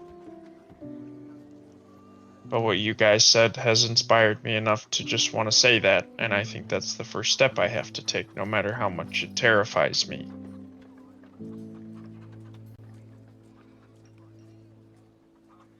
Our nightmares might not have been real wherever we're from, but they're very real here.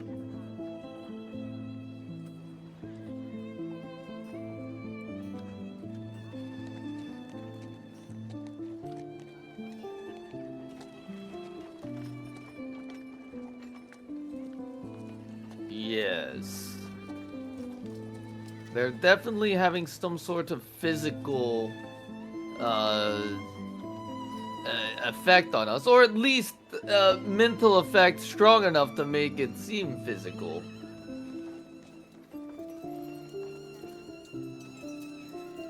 That is a problem. Because I would very much like to be able to at least tell sarcastic fibs again.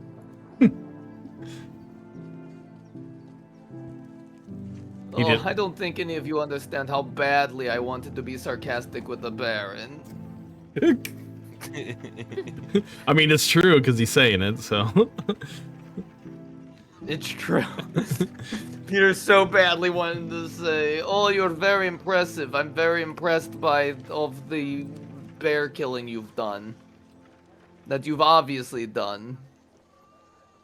Oh, I mean, but I couldn't.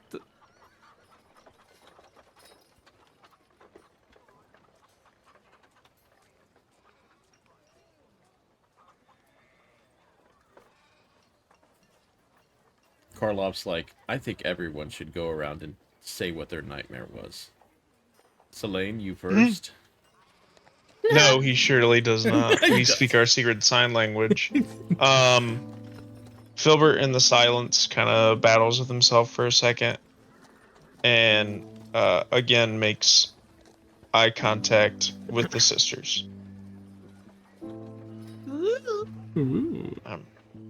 Oh my. You guys told us that you were here just as travelers, right? Yes.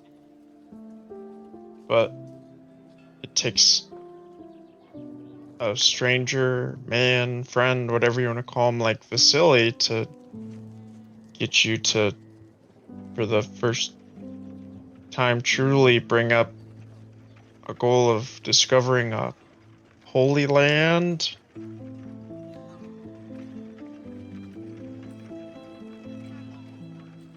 What? Why are you here? What do you want? What?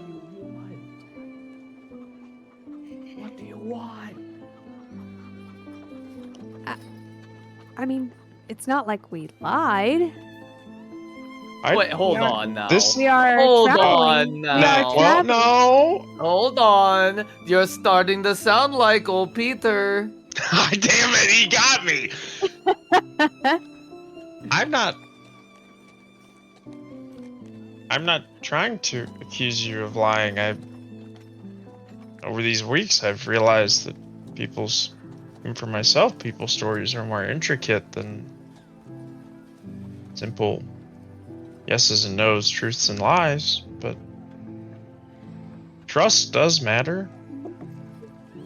I trust you guys enough to tell you I'm terrified of seeing one of you rip my eyes from my skull and the other eat my tongue. I think the only way that I can beat some of the shit I have is by doing that. by being as strong as you guys say I am.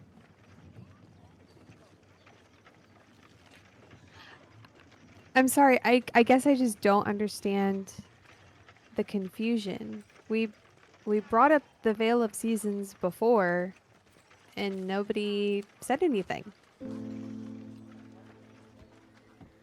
Yeah. But, you know, I think we've all kind of brought up a little bit of why we're here, and we've all kind of let it go a little bit. Kay's brought up the sword. Nobody's questioned his desire to see a sword. I brought up a temple. Nobody's brought up why we're here on our own, but I think it's a little. My question, at least for me, is a little deeper. Like, why do you really want to be here? I don't want to be here just to look at a temple.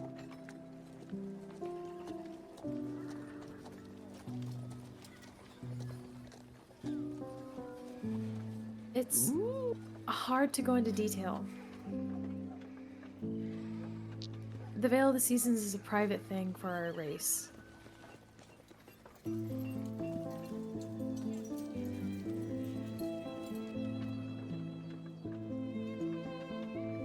It's sacred. We weren't lying when we said that we've heard rumors about this place having sacred grounds. We told you all that we could about it. That it's related to our race, it connects us to our seasons.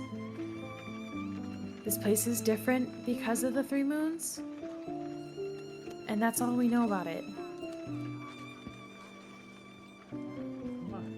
I can't ask or expect you guys to understand. This is a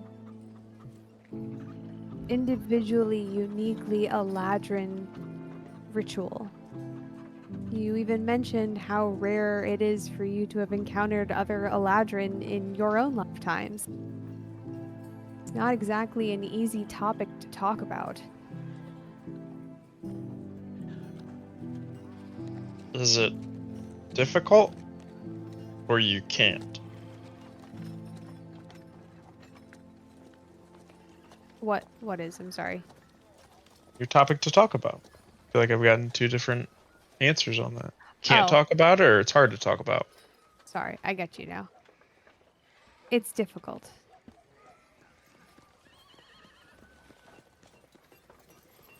Okay. I'm here to get a sword to prove to my family that I'm worth something. We know. Hey, just letting it out there. In the spirit of letting everyone know, I wasn't shit. I want to prove to them that I am something. My father That's the has sword. emasculated me. That's so why I'm here. I need this sword.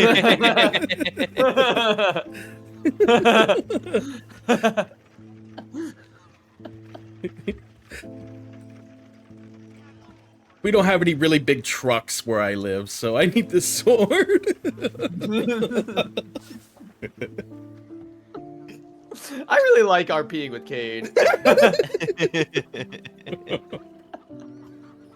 really helps cut out a middle ground for certain. I fucking love it. It's like when Cade just restates something that we already know. And you're just like, we know. Duh. I like that he got to say that, but still didn't prove me a liar. Like, nobody asked Cade why he was here. He just was very, just hollering it from the mountaintops. That's why I said it with a little bit of anger. It's like, I don't understand the hesitation. My dad doesn't love me. I back in Cade voice. I get that it's difficult. I don't get why we can't be honest with each other. Filbert, you're up next. You mentioned the temple. Why do you want to go to the temple? Well, I guess this is probably the last piece of it. I killed all those people. People died because of me. I have to own that. My order found me. And I have, in my mind, written it as they see me as a strong, magical bunny rabbit. Found value in me, but really, I'm pretty sure I'm, in some ways or another, I don't quite understand, a slave to that order. It was prison or whatever the Feywilds would have had for me, or an opportunity to become something better, but at the cost of doing what they tell me to. And what they're telling me to do is go to a temple to find somebody that came here exploring and didn't come back. And I feel like they're probably pretty willing to risk my life for it. I think I'm okay with that. Mom's got a better life. I burn bright enough. If I do well enough, I'll get to live it with her. So I will go to that temple, and I will find him. Oh, very good, very good. I think we can find this temple if we look hard enough. I don't know. Reading this temple, I think we talked about it weeks ago. I'm pretty sure it's the Amber Temple. I got to be honest with you. Yeah, I don't know, it's probably the Amber Temple.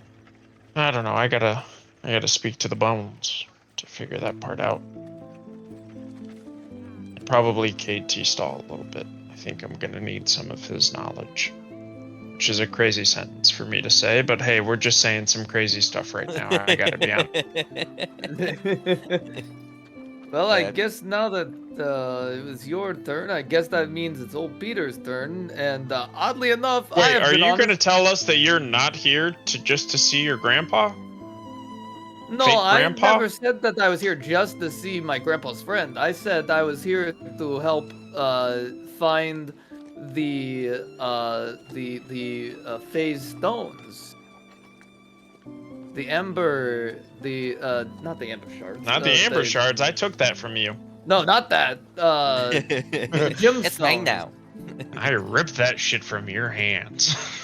Yeah. The phase stones. Wow. The Yeah. crazy thing is, I feel that And use I it was to never a free bunny Aurelia. rabbit that believed in destiny, but somehow I have most definitely intertwined with the two of you. And he looks at Peter and Cade. Cade, I feel like we're going to the same places, and Peter, I think you and I share a mortal enemy. We will destroy Baba Yo-Yo. I don't know why I must do it, but I feel it. Okay, I just want to find the stones and maybe even the heart of sorrow, who knows.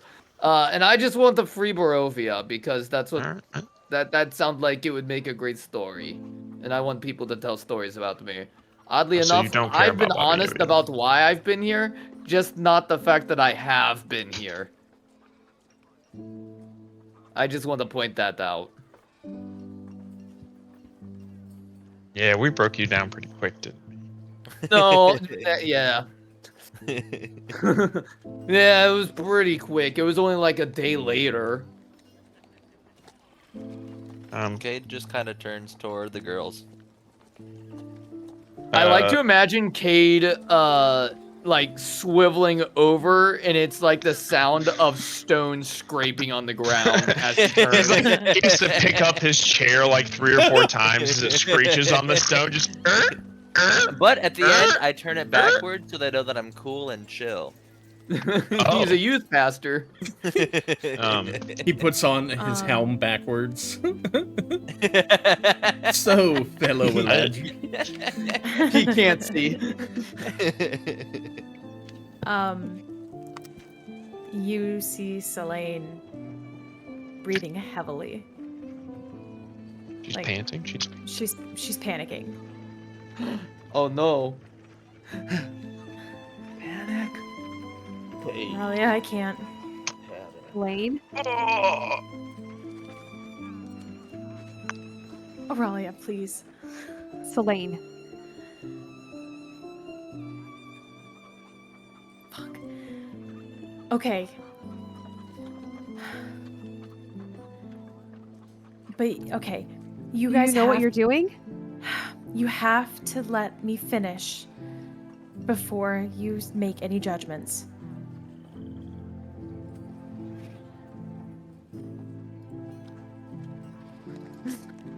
Hold on. Before you start, We're about to hear before you about how the start, village you're burned still down. tiny, and you're about to have a very heartfelt moment. Just the Yeah. craziest panic attack of her sprinting around on top of a mattress right now. And it's going to be She- so adorable, but so It- sad. She puts This is 24 hours shit over already. her hands up and she's shaking. She goes, "We're in Barovia." Oh, what's happening? I say it's over now. Solayne's disappeared. What happened? It's at this moment she gets Oh. returns to her normal size. Oh my god. Damn. Is it immediate or gradual? It's just very gradual over the course of like a minute. Just- This is not the right timing. Okay. All right. I'm gonna say it, but you guys promise me to wait until I finish talking. Can you do that? Okay. Okay. We are here to help Aurelia. When we were young, Aurelia got bit by a werewolf. Every full moon, she shifts. And we are here to learn how to control it. The reason why we didn't say anything is because we were planning on leaving during the moon away from you guys to protect you. The Veil of Seasons is fake. It was our excuse to get away from you guys, to do a secret fake ritual so she could transform alone away from you and away where she can hurt people. That's how we've got through life, by staying away from people, by hiding in the woods. So no one hurts her, or she doesn't hurt anyone. That's why it's just us.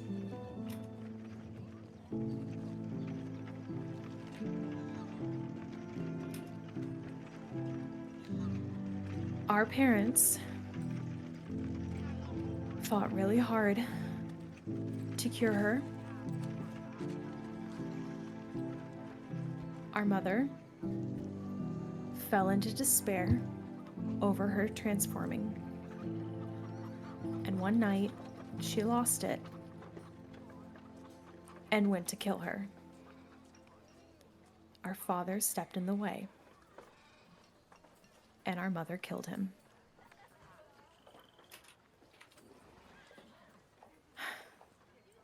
I didn't even think before I moved. And the only reason why Aurelia is here is because I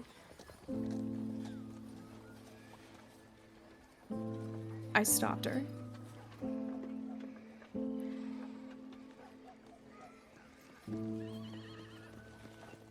And we haven't let ourselves get close to anyone ever since.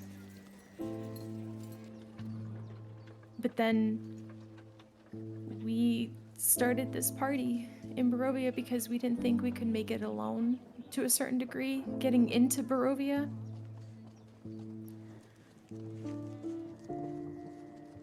And then I started caring for you guys. And I couldn't lie anymore.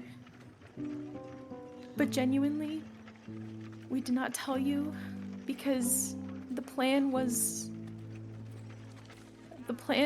for us to go away every full moon, away from you, to protect you, until we found a cure or a way for her to control it.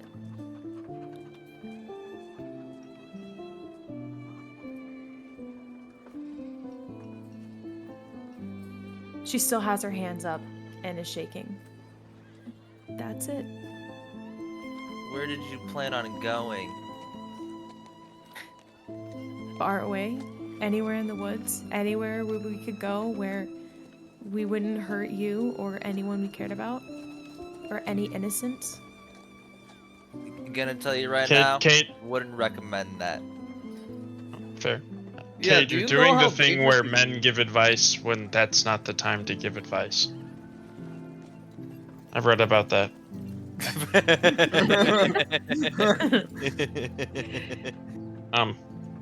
Aurelia is like cowering behind Solayne with her hands up. She's shaking, but more specifically, she's like, her eyes are only on Cade, and she's terrified. Filbert fully approaches Aurelia. Aurelia's freaking out. Do you have any idea how dangerous this is? I mean, to plan on going into the woods alone in Barovia. You've seen what's in the woods. Do you have any idea how dangerous it is to have her transform around you guys? Yeah, I've got a pretty good idea. Read quite a bit about it. Been chewed up by a vampire. Yeah, I got a pretty good idea. I'm all right where I'm at right now. Cade knows how dangerous it is. He was nearly eaten by a wolf. Yeah, I almost fucked that wolf up too, by the way. Yeah, that wolf Guess didn't we know forgot what about that. hit it. Almost fucked it up. I most certainly am. And what this group has taught me is sometimes it's okay to deal with this bullshit with a little bit of laughter. It hurts so bad. I get it. She doesn't remember us when she transforms. I have to tell her what happens. Well, that's why we will, now that we know, now we can come up with plans that don't involve you going off on your own and getting yourself killed. I won't know who any of you are. Okay, we can tie people up. Ropes exist, I chains can't exist. control it. Yeah, you don't have to when you're in You think chains. a simple rope and a chain will contain me? Worked pretty well on Doru.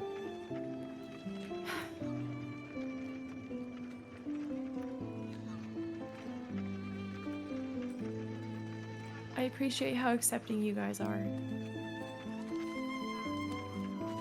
How many people has she actually gotten to, Solayne?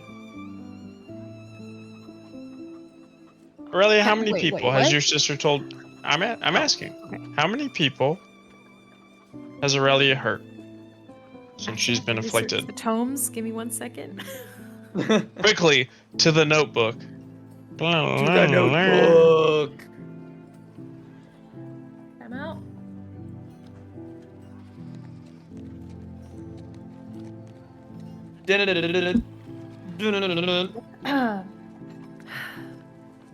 Since she's been bitten, which has been 10 years, question mark page, is that right? I can't remember if that's right. This sounds about Just, right. yeah. About. So unfair getting to back up your backstory with somebody else. Such dog shit. Oh, boo. Boo, you two. Yeah, I have to keep track of my shit by myself. It's Yeah, go fuck bullshit. yourself. I've been coming up with this shit off the dome. It has only been 2. Okay. You sit with a bunny rabbit that has killed 7.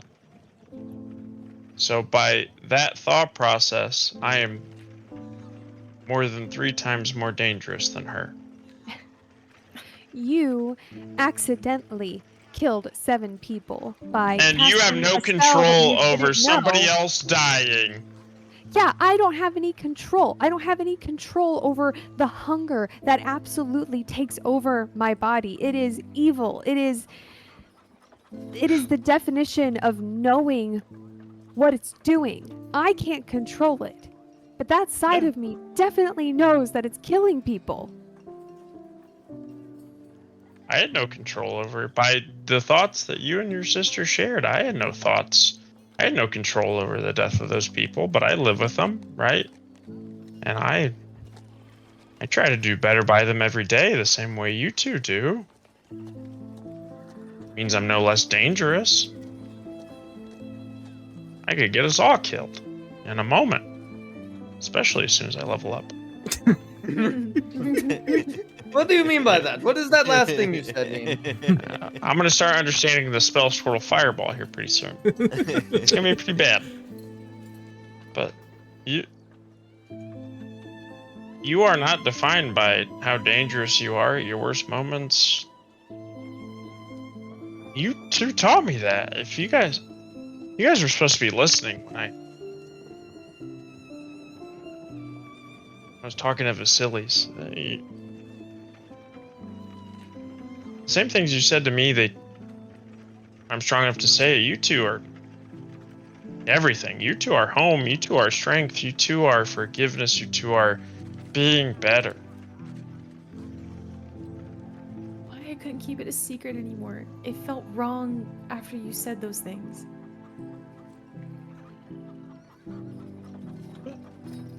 I mean, good. I suppose it should.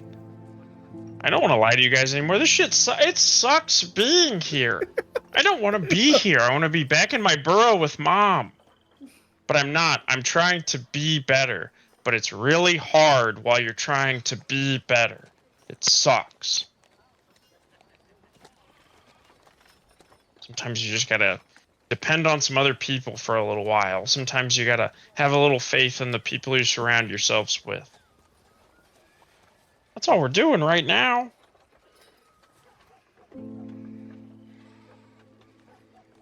Solayne looks at Cade.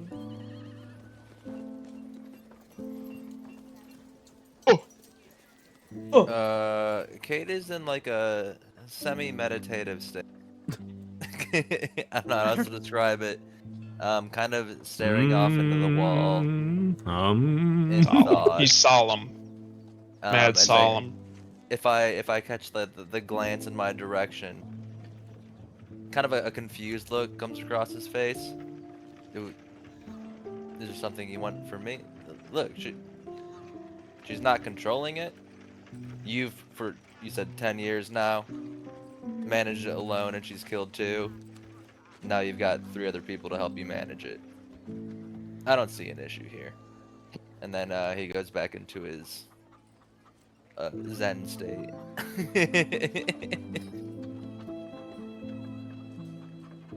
I killed When our we mom. When we first met, you were the guy who had to root out all evil. All evil didn't have a chance. They just had to be destroyed. I have killed people. No. Kid, may I speak? Let For me you? quick answer that. Oh, okay. You haven't killed people. No, you may not. Whatever disease, He's got it. whatever gonna you get there. call a werewolf, it's killed people. You're fine. I mean, Kid's he's a like, I found paladin a of Tyr. loophole. They write a lot of books about Tyr. Tyr's justice. What justice is there in punishing you when you have 0 control? Then I have no excuse then. As for you. Uh-oh. As for you. Uh-oh. I imagine my mind immediately goes to like. Sorry, real quick. Fuck. As for you. Yeah. I'm seeing like a strongly bent arm and a point, like one finger pointing out.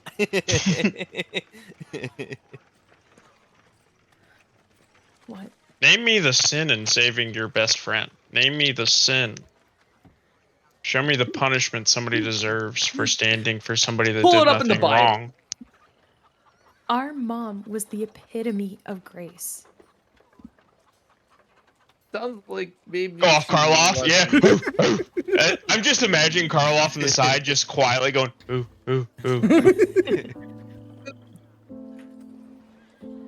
If she is willing to kill her own daughter, it sounds like maybe she wasn't.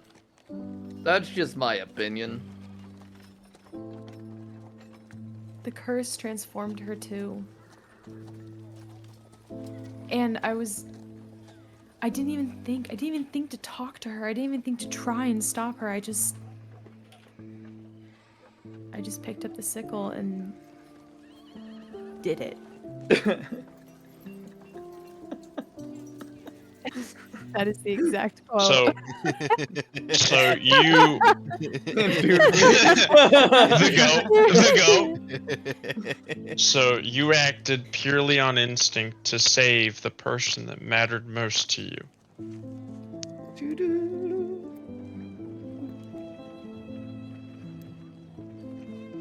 Yes. But I hate Where's the every fault? aspect of it. Because our family is broken. Because we weren't strong enough to do anything about it. We seldom are. Huh. Looks like a pretty strong family to me.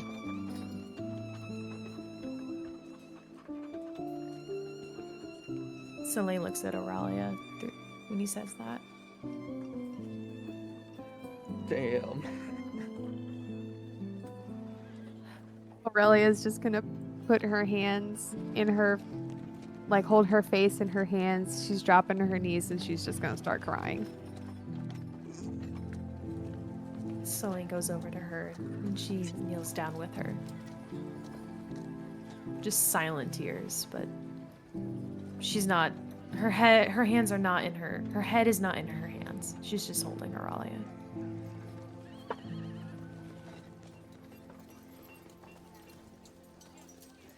Are you sure you guys feel safe being around us? Have you seen how many vampires we've killed?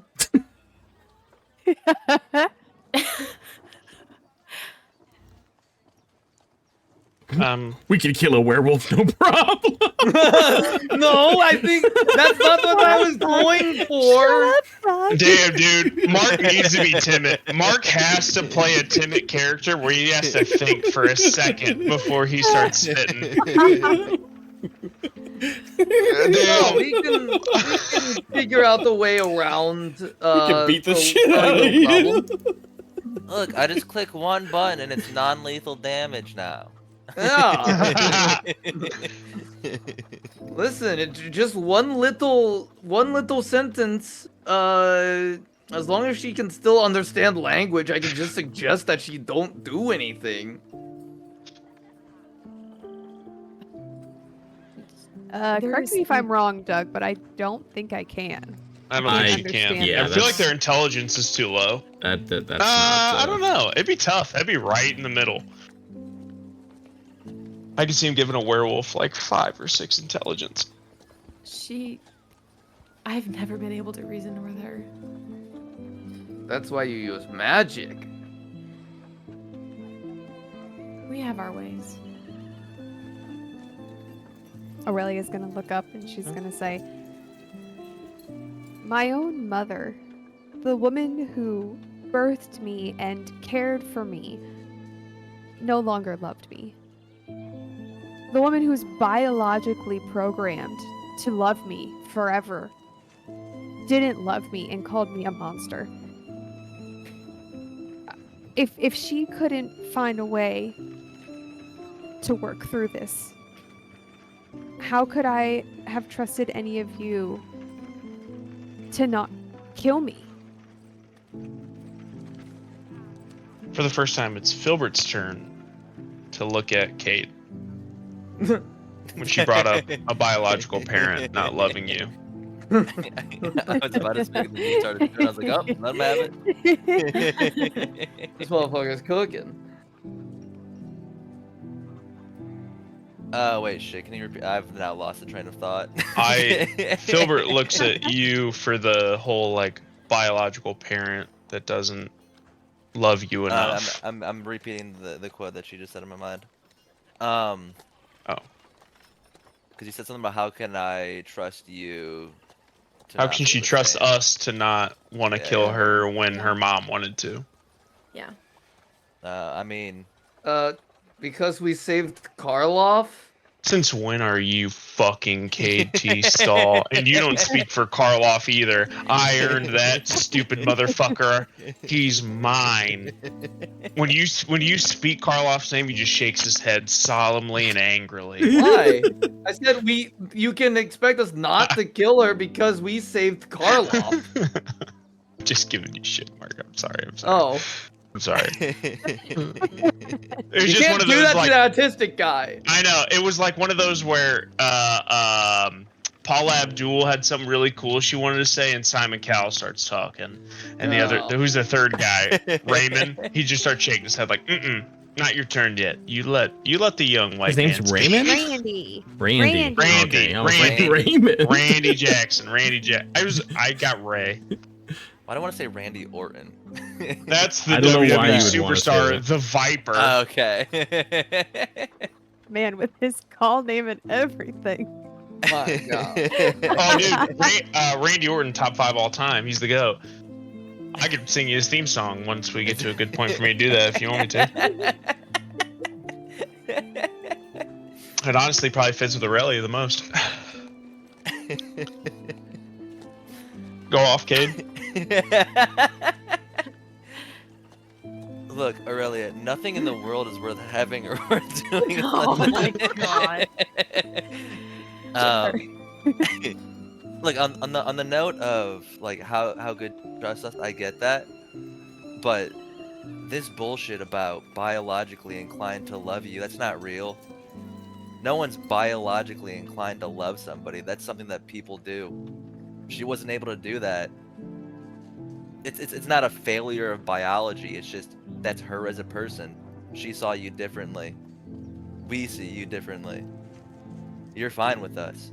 Now that we know what we're dealing with, it's just easier now. He was spitting there at the end. He was spitting. I was worried in the beginning. He was spitting. Though. He was spitting.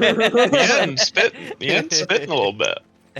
Aurelia gonna start tearing up again, and she's gonna look directly at Cade, and she's gonna say, out of everybody here, I was the most worried that you would no longer see me as a friend. And she's gonna run over and she's gonna give him a big hug. Cade Divine Smites. You're out of spell slots, I'm sorry.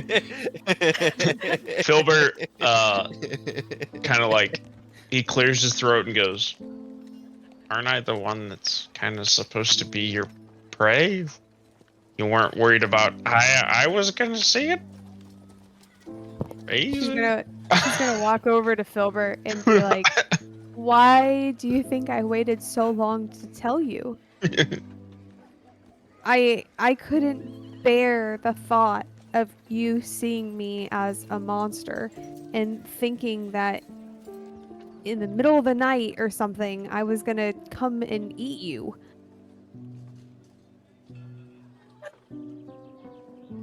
I'll feel for turning around.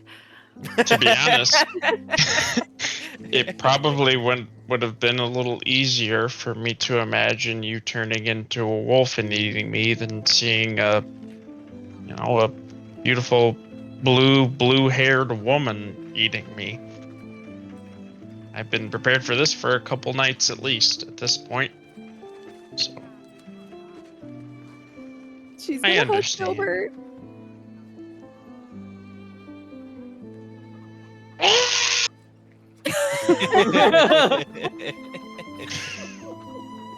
Philip is tense, ready to spring into action. Karloff just add attention. I'm ready to divine smite. We find out Karloff is both a flesh golem and a paladin. Karloff and be like, don't you forget who made you flower crowns. Don't you forget who pulled him from the abyss. We're talking to Karloff like that. It was a group effort. I can't wait for my mom to have to build out a burrow 18 times bigger than what we live in to fit Karloff inside of it. Solayne looks at each one of you and goes, I'm sorry it took so long. And I'm sorry for even lying what little lying we did, thank you for not. Just thank you for being good friends. Well, I think you got to thank Peter. Peter took the brunt of all of this. We went at Peter with a heavy hand for doing the same thing. Every one of us except Cade T. Stahl, who was very honest from the beginning of why he was here. It was. We all have eating demons. Me alive. From the moment we had that altercation. Aurelia's going to look at Peter and say, I had no right to question you as hard as we did, having my own secrets as well, and especially now you being so accepting. I'll never be able to repay you for that level of kindness. And she's going to go hug Peter too. Whoa!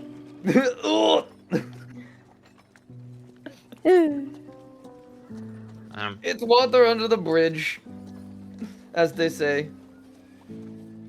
It was kind of a dick move on my part to lie about having been here before. Yeah, it was a different kind of lie for sure, but we're all liars. Except Who for among Cade us T. hasn't Stahl. told a little white lie?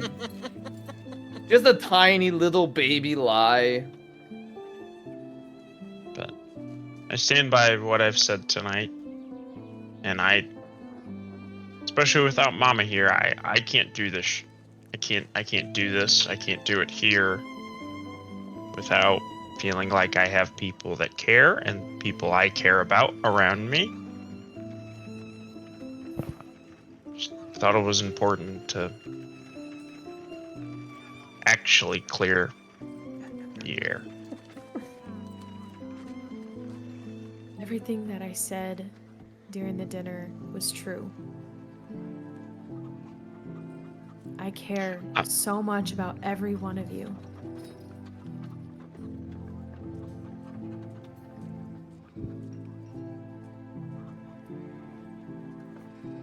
Well, we care about you too.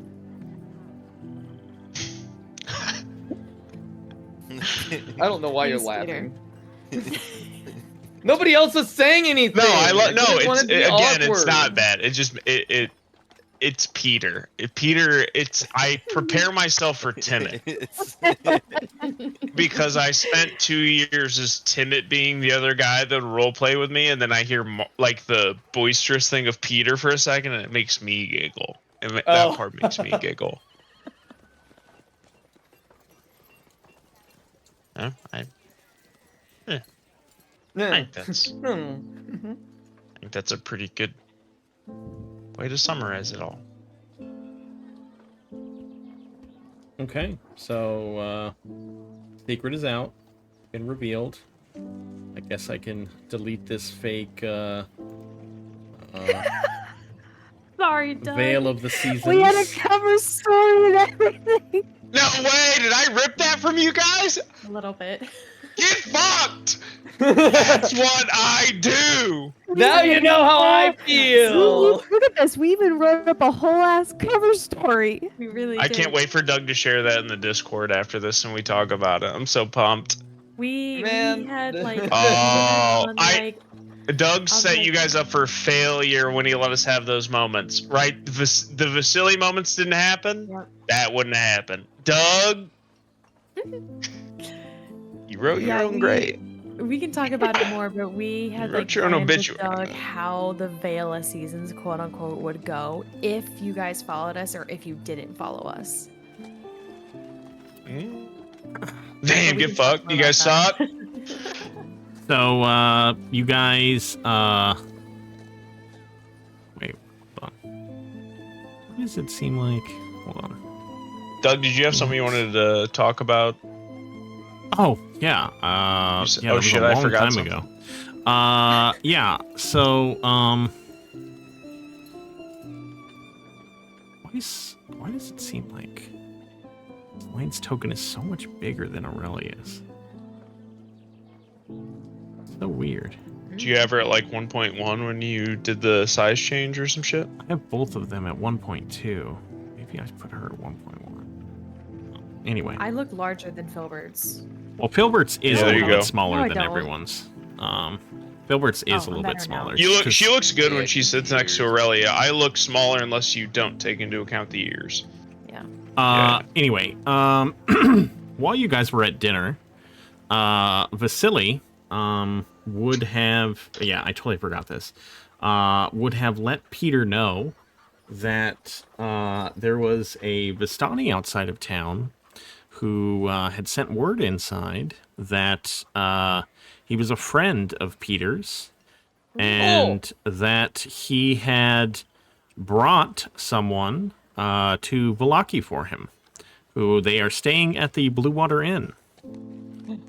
Oh, we need to go see my friend. Oh, Well, hold damn, on, this hold on, is some hold on, pretty hold on, important hold on. information to drop. Yeah, I Just forgot. real quick before we go on to this. The only other thing that I wanted to do while the whole group's together in the room was go over the book. Yes, you can do that. Also, Okay, I'm sure, I think somebody else has information too they want to go over, but yeah. Oh yeah, for sure. Real quick, my question. First question before I go crazy, Doug, would Filbert be interpreting the story of the Amber Temple as the temple he needs to go to? Do you think, or does he still have not an idea that that would be the temple? I think it's pretty safe to assume. Okay. Yeah. I'm not mean, trying to it's make the kind assumption, of a but leap. like we're talking about It's like not really a literally leap. the second paragraph has dark powers. Yeah. No, And then they go into that stuff. I mean, you wouldn't have been told it's the Amber Temple when you left, but I mean, it matches everything that you've heard. Filbert would go, "Hey, I think Yeah. we're intertwined in our goal." Yeah. Okay, I just wanted to make sure before I started doing that shit. I'm gonna try to run through this as best I can. Well, we're being honest and we're going crazy about why we're here, right? Cade, holy shit, hold on a second, my computer's going crazy. Cade, I don't know how, but I think, can't even find another word for it. I guess I believe in it now. I think our destiny is taking us to the same place. What are Argynvost told? Argynvost Holt and the Amber Temple. They're intertwined a lot more than I guess there's no reason for us to think or know either, but you and I've got some work to do. Oh, I gotta pull up my notes. Going off of what I think I remember. Oh, there's. I was gone for when you got to see the crypt, by the way. Yeah. So, I'm yeah. Doug, correct me if I'm wrong here when I say things, because I don't want to pull up the exact notes and dive through and all that. But yeah, no, they're very intertwined. My understanding, the Silver Dragon's main mission was to defend the Amber Temple, and ultimately Argynvost Holt was their line of defense. It doesn't surprise me. You're looking for this. That's the temple that you're talking about? Apparently those long and short of it, the Order of the Silver Dragons were stopping some dark powers from escaping, and that's where the temple was.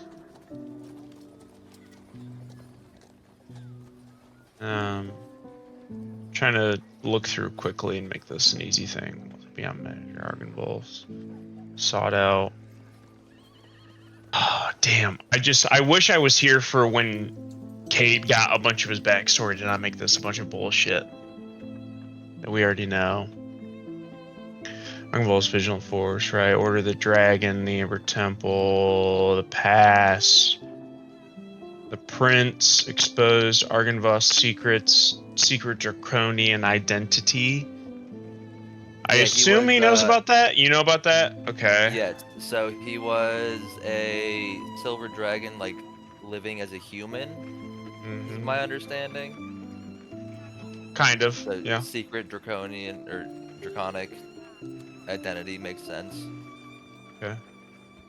The knights found tragedy instead of solace in their wariness, the breath of magic granted to them by their lord Argynvost. They were ambushed and slaughtered by the prince's army. The fallen knights' heads were displayed at the gates of Barovia as a testament to the prince's ruthless ascent. Amidst the bloodshed, Sir Godfrey emerged as the sole survivor, bearer of grief and grave tidings, escaping the abbey of St Markelov. In that hallowed refuge, he recounted the vigilant but doomed stand of Argynvost and his knights, a tale now etched in Barovia's somber annals. Barovia grieved under the darkness, or under the Dark Wait, Prince's can you cruel can you repeat shadow. like 3 sentences ago? Amidst the bloodshed, Sir Godfrey emerged as the sole survivor, a bearer of grief and grave tidings, escaping to the Abbey of Saint Martikov. Yep. In that hallowed refuge, he recounted the valiant but doomed stand of Argynvost and his knights, a tale not etched in Barovia's somber annals. Okay.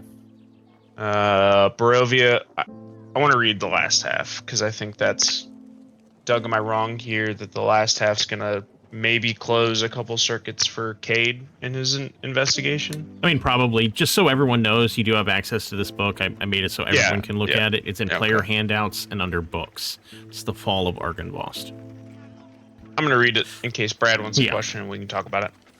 Amidst the bloodshed, Sir Godfrey Barovia grieved under the Dark Prince's cruel shadow, the destiny of the Amber Temple, and all it held, teetering at the edge of ruin. Argynvost's legacy, once a shining symbol of hope, seemed to wane in the growing gloom, a stark reminder of the cost of conflict and the vulnerability of honor. In Castle Ravenloft's grim depths, Vladimir Horngard, the lone captive knight, endured the Dark Prince's vile tortures. Before Vladimir's scheduled death, the prince gloated over Argynvost's fate, taunting Vladimir with the grotesque trophy of the dragon's skull. In a last act of defiance, Vladimir cursed the prince, swearing the knight's vengeance would be inexorable. Defying mortality, Horngard's spirit arose as a revenant, consumed with a relentless thirst for revenge. The passion summoned his brethren in arms, resurrecting them as revenants to join the undying crusade.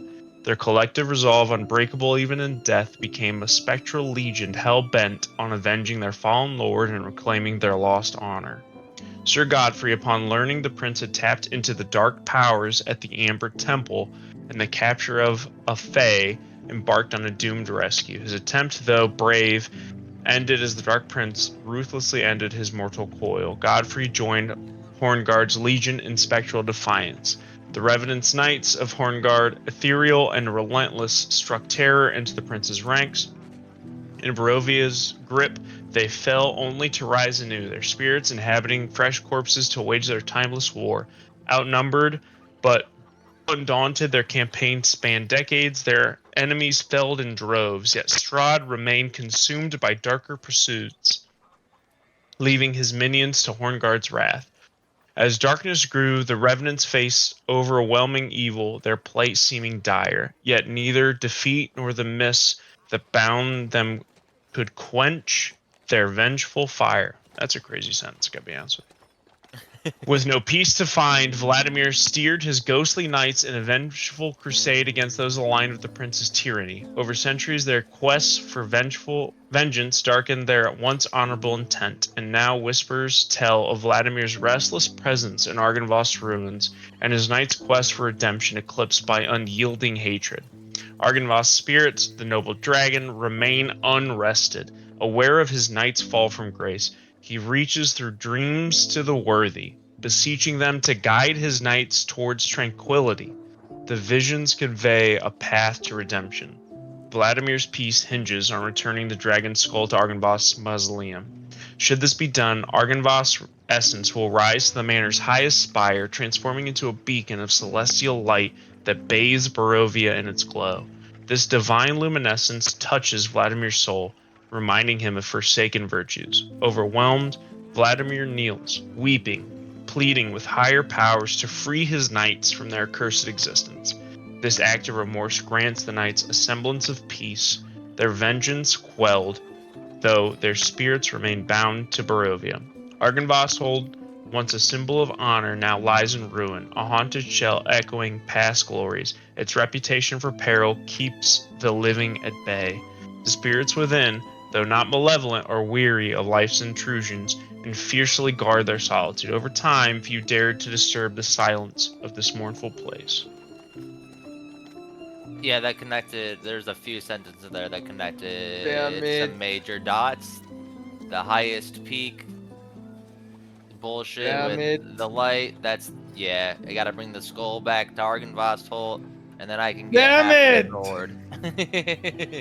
I really didn't want to have to deal with it. Oh my goodness. If we want to do this, we're gonna have to take the skull from Babali Saga. Baba Yo-Yo holds the skull that stands before me. Yes. And Filbert and Karloff start punching fist to palm again. She may be a bit of an issue. Yeah, there it is. You got it, Doug. You know what's going on. Hey, Damn it. do you know the darkness inside the Amber Temple?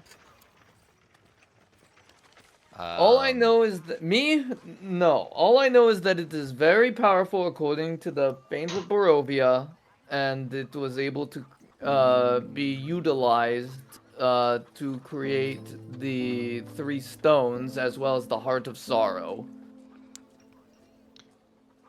I'm It's sent to very find a man that was to investigate this darkness. Also, Saint Martikov, is he related to the Martikovs? You asking me? Because I don't know the fucking Martikovs. Martikov? What are you talking about, Peter? You said Saint Martikov's Abbey. Yep. Yeah. Don't the Martikovs run this fucking inn?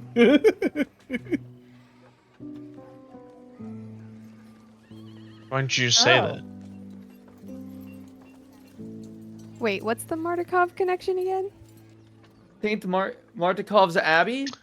Also, the Martikovs are called out in another book, I believe. Markovia, sorry, not the Martikovs. The Markovias. Oh, you misspoke. No. I'm talking about a different book. Let me go back to Argynvost. Legend of Lugdana talks about Markovia, right? Yes. One of them does. So does the devil we know speak about one. The Markovias. Martikov is in the fall of Argynvost. So it is Martikov's Abbey. Martikovs is in the fall of Argynvost. The Abbey of St. Martikov. Is that the one in Kresk? Do we know? Do we know the name of the abbey we're going to in Kresk? I think Kresk is Saint Markovia. God, we're asking you, not Mark. He just told you, if I remember right, I think he just told you that. Here, let me check exactly what he told you.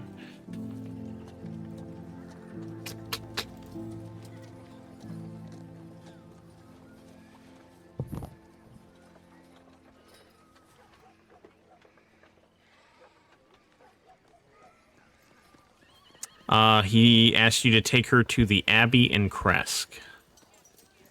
Never gave us a name? No. Fair enough. Okay. Well, Maybe Kate, it that's seems that Martikov's Abbey. I think we're all kind of stuck together. Our destinies are intertwined at this point. I mean, like I told Vasili. That's why we're here. Destiny. Same way we dealt with the coffin maker. You get me inside. The next time, I'm lighting a whole lot of more motherfuckers on fire. I'll make you that promise. You get me through the lines, I'll set some motherfuckers on fire. But you're not level 5 yet. By the time we get to Argynvost, I better fucking be. By the way, I will clarify this. I am not sure that it's saying Abbey of St. Martikov is not a mistake. I will have to check on that. Okay. It might be a mistake in the book. Okay. Fair enough. We're not gonna roleplay it, but Yeah. we'll That's fine. make new notes of it. I will have to look I don't into take that. any notes. I don't take any notes, and I'm still the fucking best of this shit. Am I right, Brad? Am I right? Uh-huh.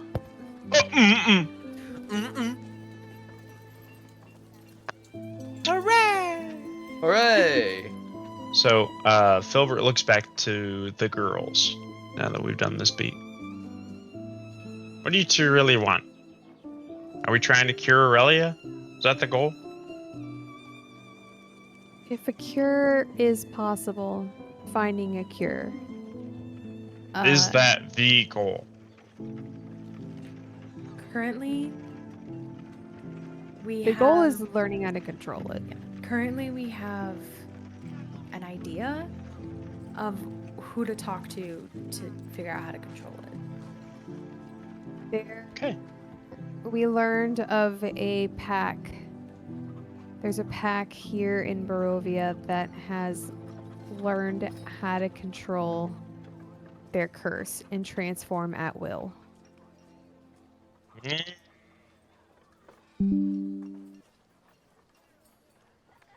Interesting.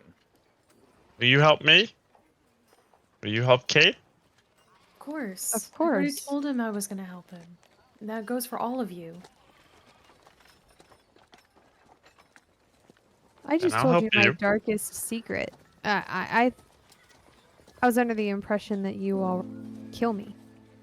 Knowing what you Wow. know about us, the fact that you are offering to help and keep us protected while I go through my transformations and I try to find a solution that keeps everybody safe. I'll do anything for you guys. Tell me if I'm wrong, but your assumptions may have been correct, but doesn't it feel a hell of a lot better to actually hear it? Yes. Yes. Okay. Then we have it.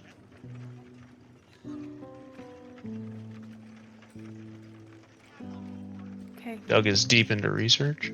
I posted so in far.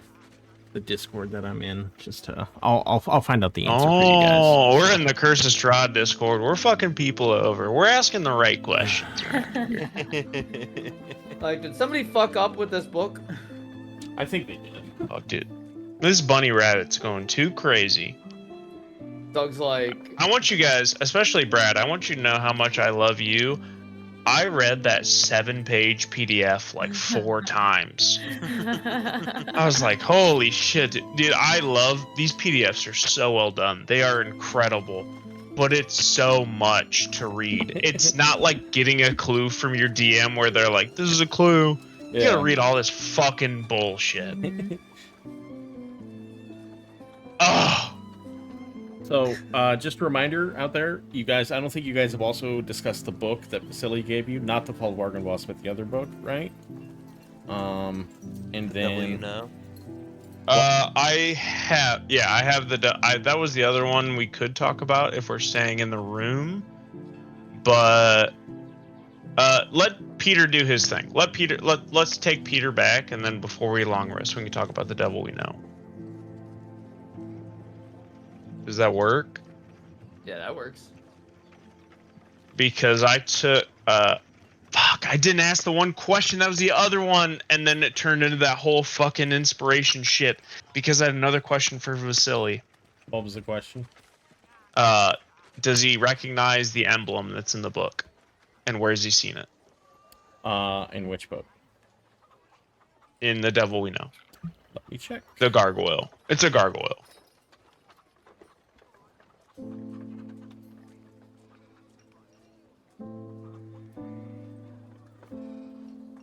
No, he is not. He did not recognize that. Okay. I think I could make like, obviously I'm going to share this with everybody, but like man, it's kind of tough. Actually, I would rather let people read this one. Okay. But basically, Filbert's take, quickly, we'll pretend we're getting news about the guy, and I'll be like, a lot of this is propaganda standing up for Strahd, and this could give us clues, so everybody should take some time and look over it. But there's a lot of propaganda, but I've got some concerns about the very last stanza, the very last portion of it. It discusses Lord Strahd being the Morning Lord in physical form. And he looks to Aurelia. I think you and myself is what I'd consider a scholar, and you a believer in a god that is similar, if not the same, in different ways. The Morning Lord, he is not, but there could be some clues in there, and it brings up Saint Markovia. It's Markovia again. Markovia we think is right. It's the other one I believe read that's correct. wrong. Yeah, I think Markovia. I'm just Okay. making sure that it's not referring to a different abbey. So, but I'm pretty sure that's just wrong. Okay. Yeah. Okay. But I do have to be honest. I feel really good about what we did with the bones, because the fact that Strahd is calling out specifically St Andral as an enemy, as somebody that stands against him, we've done a very good thing for this city. But this book could contain some clues as we continue on. But in my mind, the last bit gave me a hint that we're doing good things and that we need to follow what we're doing. So everybody should read this. But it's a lot of propaganda. It's a lot of how great Strahd is. And I can share that with everyone just so you can read it. Thank you. It is number Luckily, 8. I am not privy to propaganda, and I am not easily influenced. good thing Peter I'm from a gets different done. fucking dimension. Peter Don't gets fall done reading for- it. He's like, you know what? This Strahd guy doesn't seem all that bad. I think he's got a really bad rap.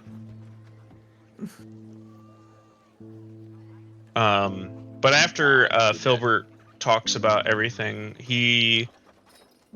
I think even more than he ever has, like, looks longingly at Cade in a way that's like he knows he needs Cade to be even more of a hero than Filbert thinks he is. Filbert wants to do great things, but he knows he can't do it without Cade being better right now. Basically, Kate needs to fucking train. What was the context of this? I was reading the book. Sorry. No, you're good. Looked at me to be a hero. It was after discussing the books, Filbert looks longingly at Cade, not in a fucking gay Solayne way. More so of wanting Leave to her be, alone. like he said, wanting to be a hero like how Cade is, but 2, knowing that right now he can't do the things he needs to do without Cade being even better than he is. Like, he needs Cade to get stronger, and he needs Cade to do everything to get him there.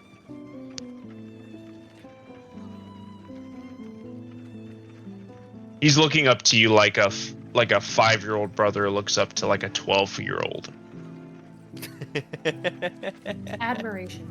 Damn, Like, I didn't realize that you're Kate supposed was to be only his 12. hero. That's kind of fucked.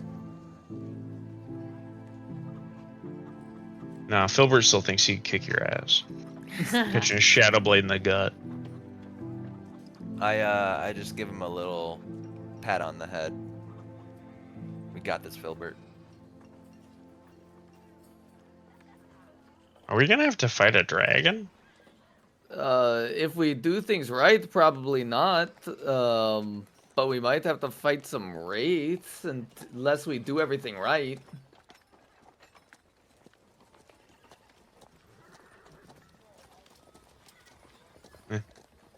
I'd take those odds. You know what? Don't think about it like this. If you know what? We need to change our thinking to be more positive. We don't have to fight the dragon. The dragon has to fight us. We don't have to fight Babali Saga. Babali Saga has to fight us. No. Baba Yo-Yo has to fight me in Karloff. Okay. You know, that's fine. That's fine. That works. That works too. Except it's Babali Saga. I don't know why you keep getting the Baba Yo-Yo. At least when I mess up names, it's close. You guys still talking about Baby Yoda? There is no Baby Yoda.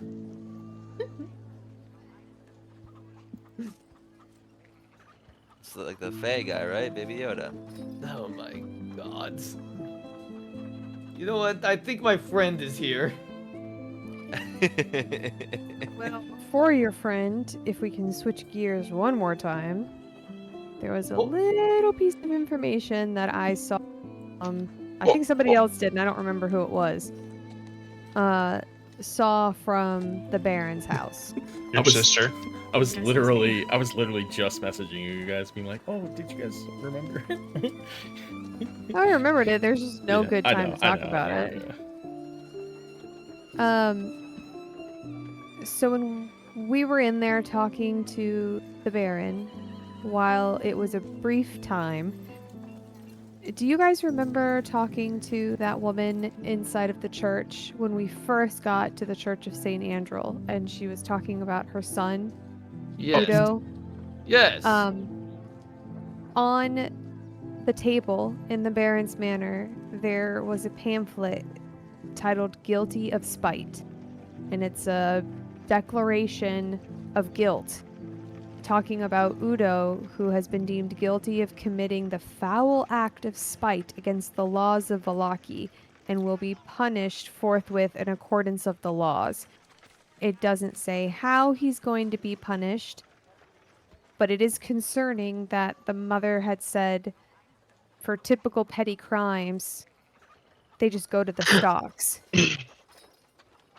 I don't We know didn't where see him he there. is. Yeah, we didn't see him there. I don't know where he is. I'm really worried that they're going to make maybe a public display of him. But, I mean, all he was doing was holding up a sign. Well, when we got there, Baron Vargas was talking to Ezek about moving someone. Yep. It could be Udo. Could be Udo. If I don't Udo like is him. going to be publicly, well, I don't even know what they're going to do punishment-wise, but if it's going to be put on display for all to see, and all he was doing was holding up a sign, that's not right. I don't like this Baron Vargas guy. I don't like him at all. So let's return to this idea of a coup. Does everyone feel slightly better about the idea of maybe Baron Vargas not in charge? Solayne raises her hand. But I don't know about Lady Voctor, though. I don't know about her either. Maybe there is some third choice. I'm gonna be Maybe honest. someone who probably wouldn't get enough votes, you know, if they were running against the other Peter two. But Zdarsky, you cannot be the king of Vallaki. I didn't say me. In my time, I was thinking it though. RFK. The time I spent with the I was thinking Pakistanis that- outside of camp, and maybe it'll take convincing for Lady Voctor, but she's friends with him. Everyone loves Vasili. I think we're comfortable with him. If we're gonna go through with this, I'm not comfortable putting Lady Voctor. Everything I've gotten from her is she plays dirty, which I think leads down the same path that the current Baron's on. But hold on real quick. your main thing with Lady Voctor comes from the Vistani, correct? Your main concerns? Yes. Good Pete- point. Peter, what do we think of the Red Scarf Vistanis? Well, we found out that they are aligned with Strahd, so what what those particular Vistani want is probably not in the best interest of Vallaki. So I again, as I brought up previously, want to be skeptical of jumping immediately onto their side. Right? If they want something vehemently, we have to do at the if we're committing to this fucking coup. We can call it something else if it's more comfortable for Also, you. let me clarify. This isn't something they want vehemently. I was asking about what they thought of the Voctor Vasili, and that's about it. Yeah, okay, fair. But even still, if they have passionate opinions, then I think that's worth immediately questioning. Honestly, not even passionate opinions. They just said the people of Vallaki. All right, somebody else has to go talk to the Vistani. I think that's what we figured out here. Is somebody else has to go talk to the They Vistani. were pretty blasé about it. I gotta be honest. I don't know the vibes, but I'm still concerned. I don't know. While we don't love the Voctor boys, I don't know the lady. Yada yada. I'm not committed to helping another party get it. I could be Blinsky is the leader. swayed.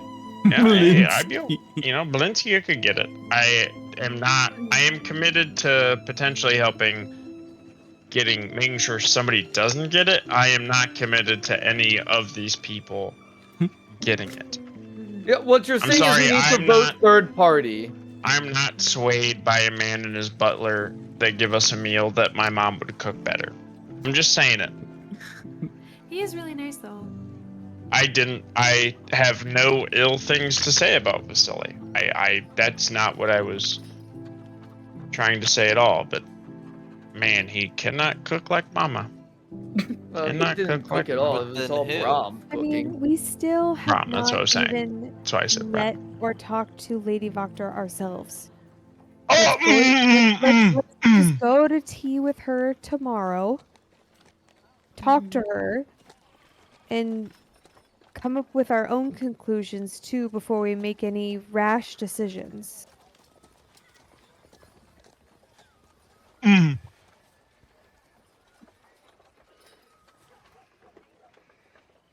I agree. I mean, I think that was always a part of the plan.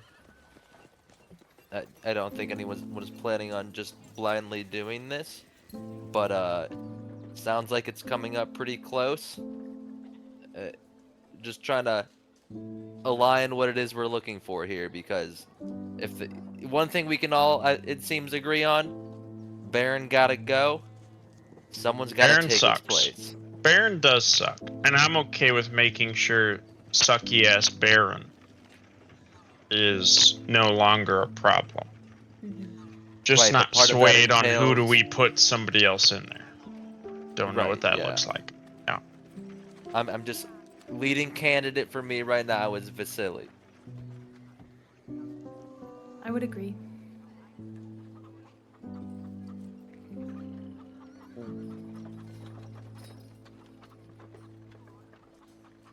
I think the main issue with that, though, if the Voctors are the ones that are coordinating this, they probably want the power themselves. I know they're friends with him, and we could convince them to maybe hand it over to him, but I don't know, everything I've heard. I think we've got like you time said, to it's do from our the due Vistani. diligence. Yeah, how many days until the festival? Festival's tomorrow. Festival's No. tomorrow, The but that's feast- not. The or- feast The is feast tomorrow. of St Andral is tomorrow. Feast is tomorrow. Oh my god. The We've got festival is time. some unspecified days away soon. Oh, we have no idea when the festival is? Pretty Correct. shit planners over here in Vallaki.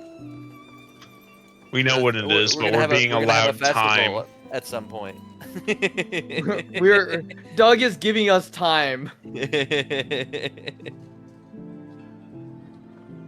without giving us a strict date. It's pretty fluid, so.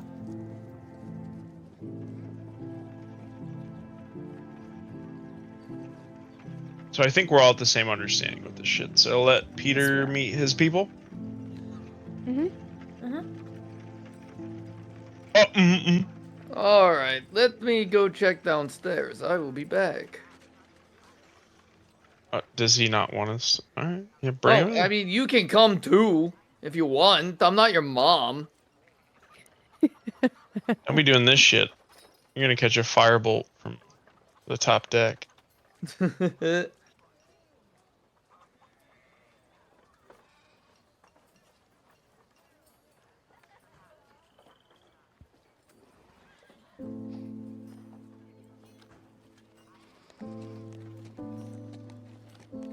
Think you got stood up, Peter? Let's see here. No. Let's see. Who was I talking to?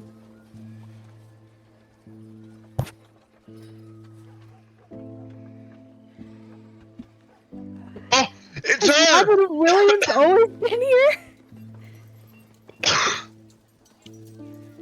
What page? What I did said, has Willow Robin do? Williams always been here? Yeah. This guy? Yeah, No. we've talked to him before. He's the bard. That's Yeah, he's the bard. His icon? I thought it was the other icon. I'm just now realizing that Willa is Emma Watson. Hell yeah. that was the very first thing said. Well, here's the thing. I have not seen Willa's token in how many sessions? She's just Quite a big while. four-headed ass Emma Watson. Hell yeah, dude. Is that Robin Williams? I don't It's see it. young. It's young Robin Williams. Yeah. 100%. It's either young Robin Williams or a weird looking Paul Rudd. When you, Alright. I gotta change Willa's token. I'm gonna get a new one for her because she's not in a Thank you. dungeon anymore. She looks healthy now. When you walk in, she is sitting there talking to Rictavio, and then when she sees you, she stands up, Peter, and runs over and hugs you. Peter hugs her back. Hell yeah, dude. I was in the inn at in Barovia when your friend Petra came by, and he was talking about some adventurers telling a story, and I knew he was talking about you, so I told him that we were friends, and well, I just needed to get out of the village, and he offered to bring me here. Oh, that's for very you. nice of Petra. Yeah, he's very nice, very charming. So what is it? Has Gertruda still not shown up? Oh no, in fact, my mother is has gotten worse. She does nothing but cry and wail all hours of the night, and I want to be there for her, but for my sanity, I couldn't bear it any longer, so I left. Sometimes you have to do what you have to do for your own sanity. I went through quite the ordeal, and all of you helped me with that, and I needed to do what's best for myself. I thought me coming home would help my mother, but it's like I'm not even there, so I might as well not be there. Well, I'm very glad to see you, Willa. I'm sorry that things are not going very well with your mother. Is there anything I can do to help? Oh, well, I mean, I'm just going to be trying to find a place here in Valaki.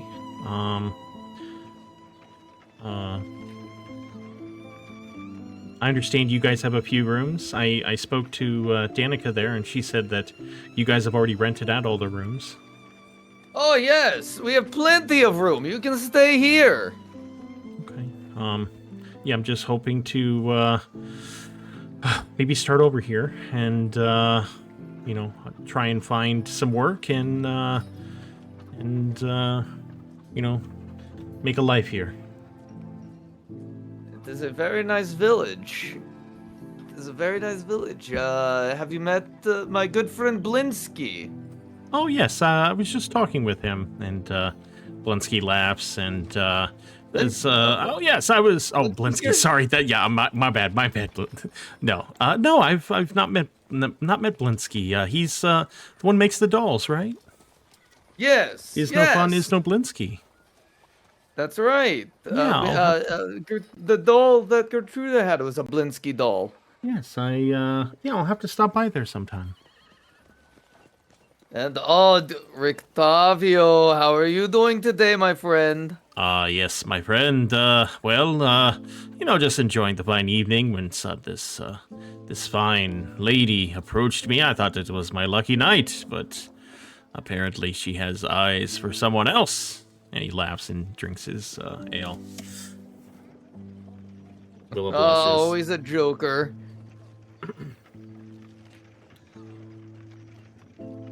Yes, we met Rictavio on our first day here in the inn. He's a very nice man, very talented bard, can tell a story like no other. Well, almost like no other.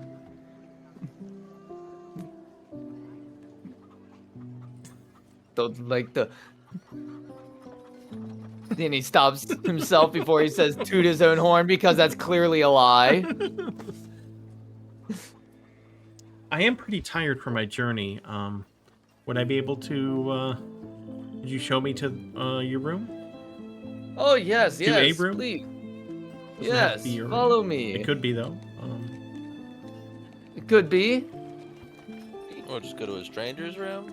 Oh What are my. we doing here? No, we have all the rooms. Everybody be cool, okay? You're not being very cool right now, and I'd appreciate it if you were cool. Last time you did this, you left me alone in the city, so that wasn't very cool with yourself. Hey, Solayne, can I talk to you real quick? Mm-hmm. Yeah, come here, please. Mm-hmm. We are already in, Solayne. You don't need to bring it up again. What's up, girl? We've already buried that under Oh, the... wow. Hi.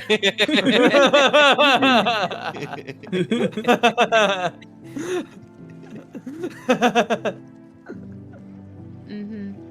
All right, well, Oh, it's been a long day. Oh, so Well, tired. Man, I'm gonna hit the head. Okay, guys. Goodbye. Have fun. Whoop. Whoop. Oh my god.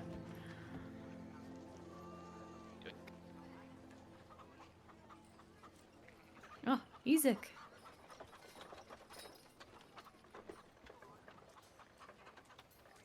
See here. Which of these? Oh God, get out of here.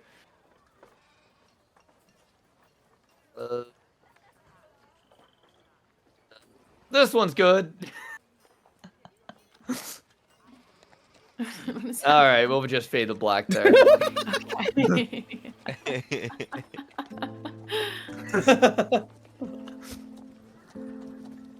Okay. My goodness.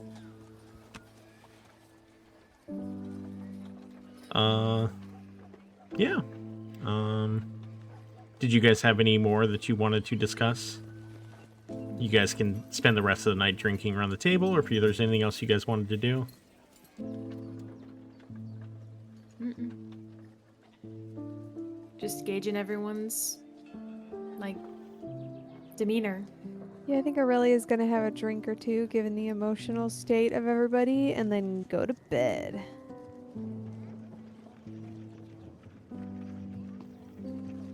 Everyone else good to do a long rest? Oh yeah. Yeah. Yep. Okay.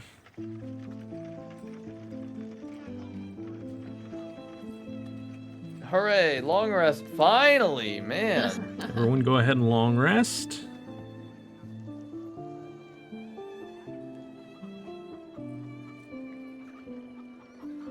It's not like right back. character sheet. There we go.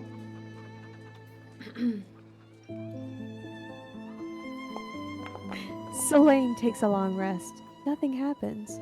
KT Stall takes a long rest. Recovers 6 hit points. Filbert Fitbottom takes a long rest. Aurelia takes a long rest and does literally all of her spell slots, all of her Warning Flare usage, all of her phase step charges. Do you not see my recovery? Yeah, I was gonna say think you're Filbert not just seeing it all. recovered all of his No. first level spell Yeah. slots, all of his Yeah, second level spell I- slots, Medallion of Thoughts, Arcane Same. Recovery, Mage Armor. Like I recovered a fuck Mine, ton. and it shows me Kate's, but it Yeah, doesn't it's show the me your same. It doesn't two. show that for you. Yeah, Like it's I have. you think 3 I was level just 1 casting slots, I have cantrips when we level fought 2 those spells, vampires? That's two crazy. How dare A you? lot of fireballs. A lot of firebolts. I'm kidding.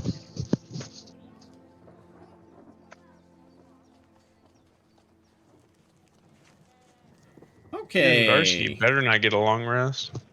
What? Uh. I think people need to make a fucking perception check as they walk by the. Actually, no. You want to do the opposite of a perception check. Oh no. I mean, I'm sorry, based you want on an our- investigation? Just to clarify, Peter, when she offers her neck to you, do you bite it? Oh yeah, we're going in there, Okay, dude. okay. Oh my. We know what she likes.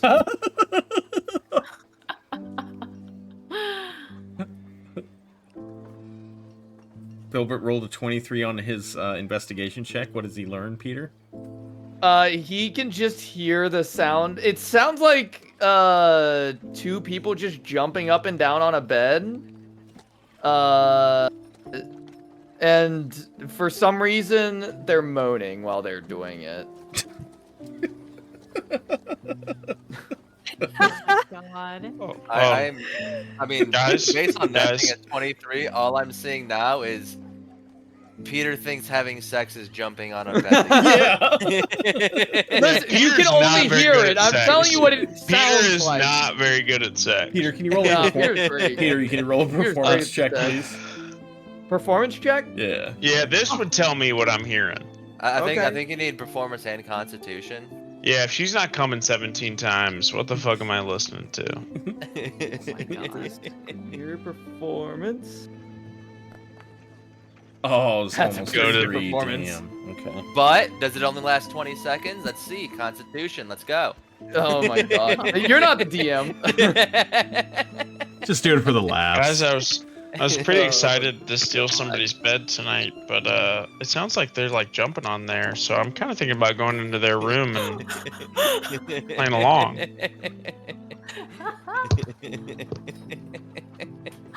Oh, the laughs are great.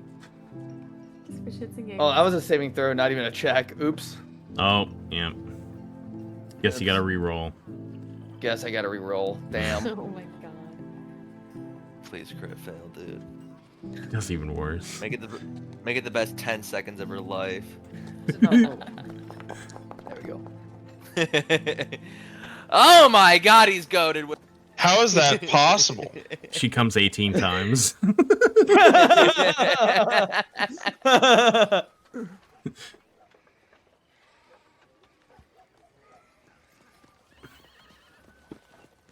Hell yeah, Peter. Hell yeah, Peter. Hell yeah, Peter. Okay. She comes twice. Take it or fucking leave it. Okay, next morning, you guys all head downstairs. Peter's maybe a little late, heading down. Peter laying down that daddy lethal pipe. What? No. No. No. No. It's okay. Papa Lethal already went to bed. Oh my god. Yeah, with your mom. They're in 2 different states now. Act like they didn't FaceTime when they both locked that bedroom door. Oh my god. Shut the fuck up. No. Act like Daddy Lethal wasn't taking up that entire iPhone screen. Bet. Doug, if you Oh, don't no. forcibly change the conversation, I will be quitting this campaign. Okay, so you guys wake up in the morning. Aurelia does her prayers. I believe that is special for her, right? I'm done. Yeah, she is now attuned to the Give me that attunement. Give it to me. yes Morning Lord prayer book. Where's that at? Yes, Prayer Book of the Morning Lord. Boom and boom, attuned. There you Do I need to go. attune to my +1 sword, or is that like You a do not. different thing? Yeah, no, It's like, you like do. a stronger sword is the idea. Yeah, it's magical, but it's not. Doesn't some magical items don't require attunement? Like I believe the Ring of Okay. Swimming is one of those. Yeah. Good job, Aurelia. Hmm. Okay. So which are you doing any of the prayers now? I'm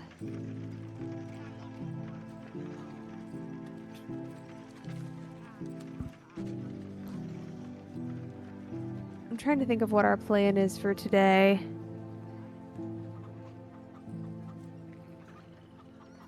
I think it was just the feast and then tea time.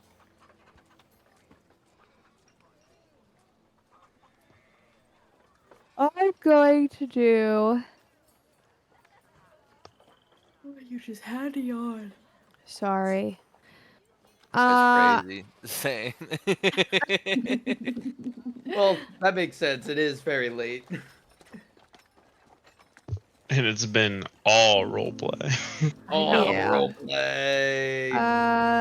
I'm going to do salutation to the dawn, and I'm going to do advantage on. No, I'm going to do +1 to perception checks. Okay, fantastic.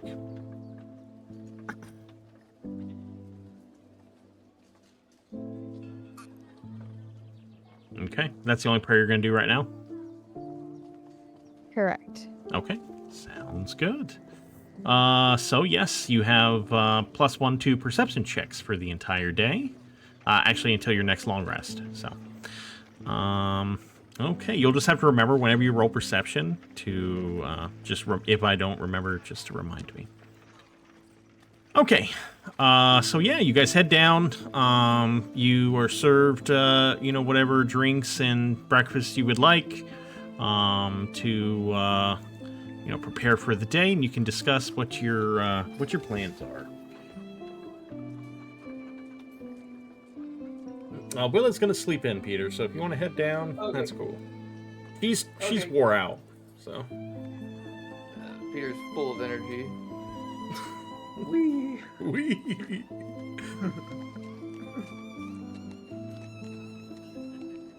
What is the vibe of everyone? Are we wanting to keep going, or are we wanting to pause and do the feast next session?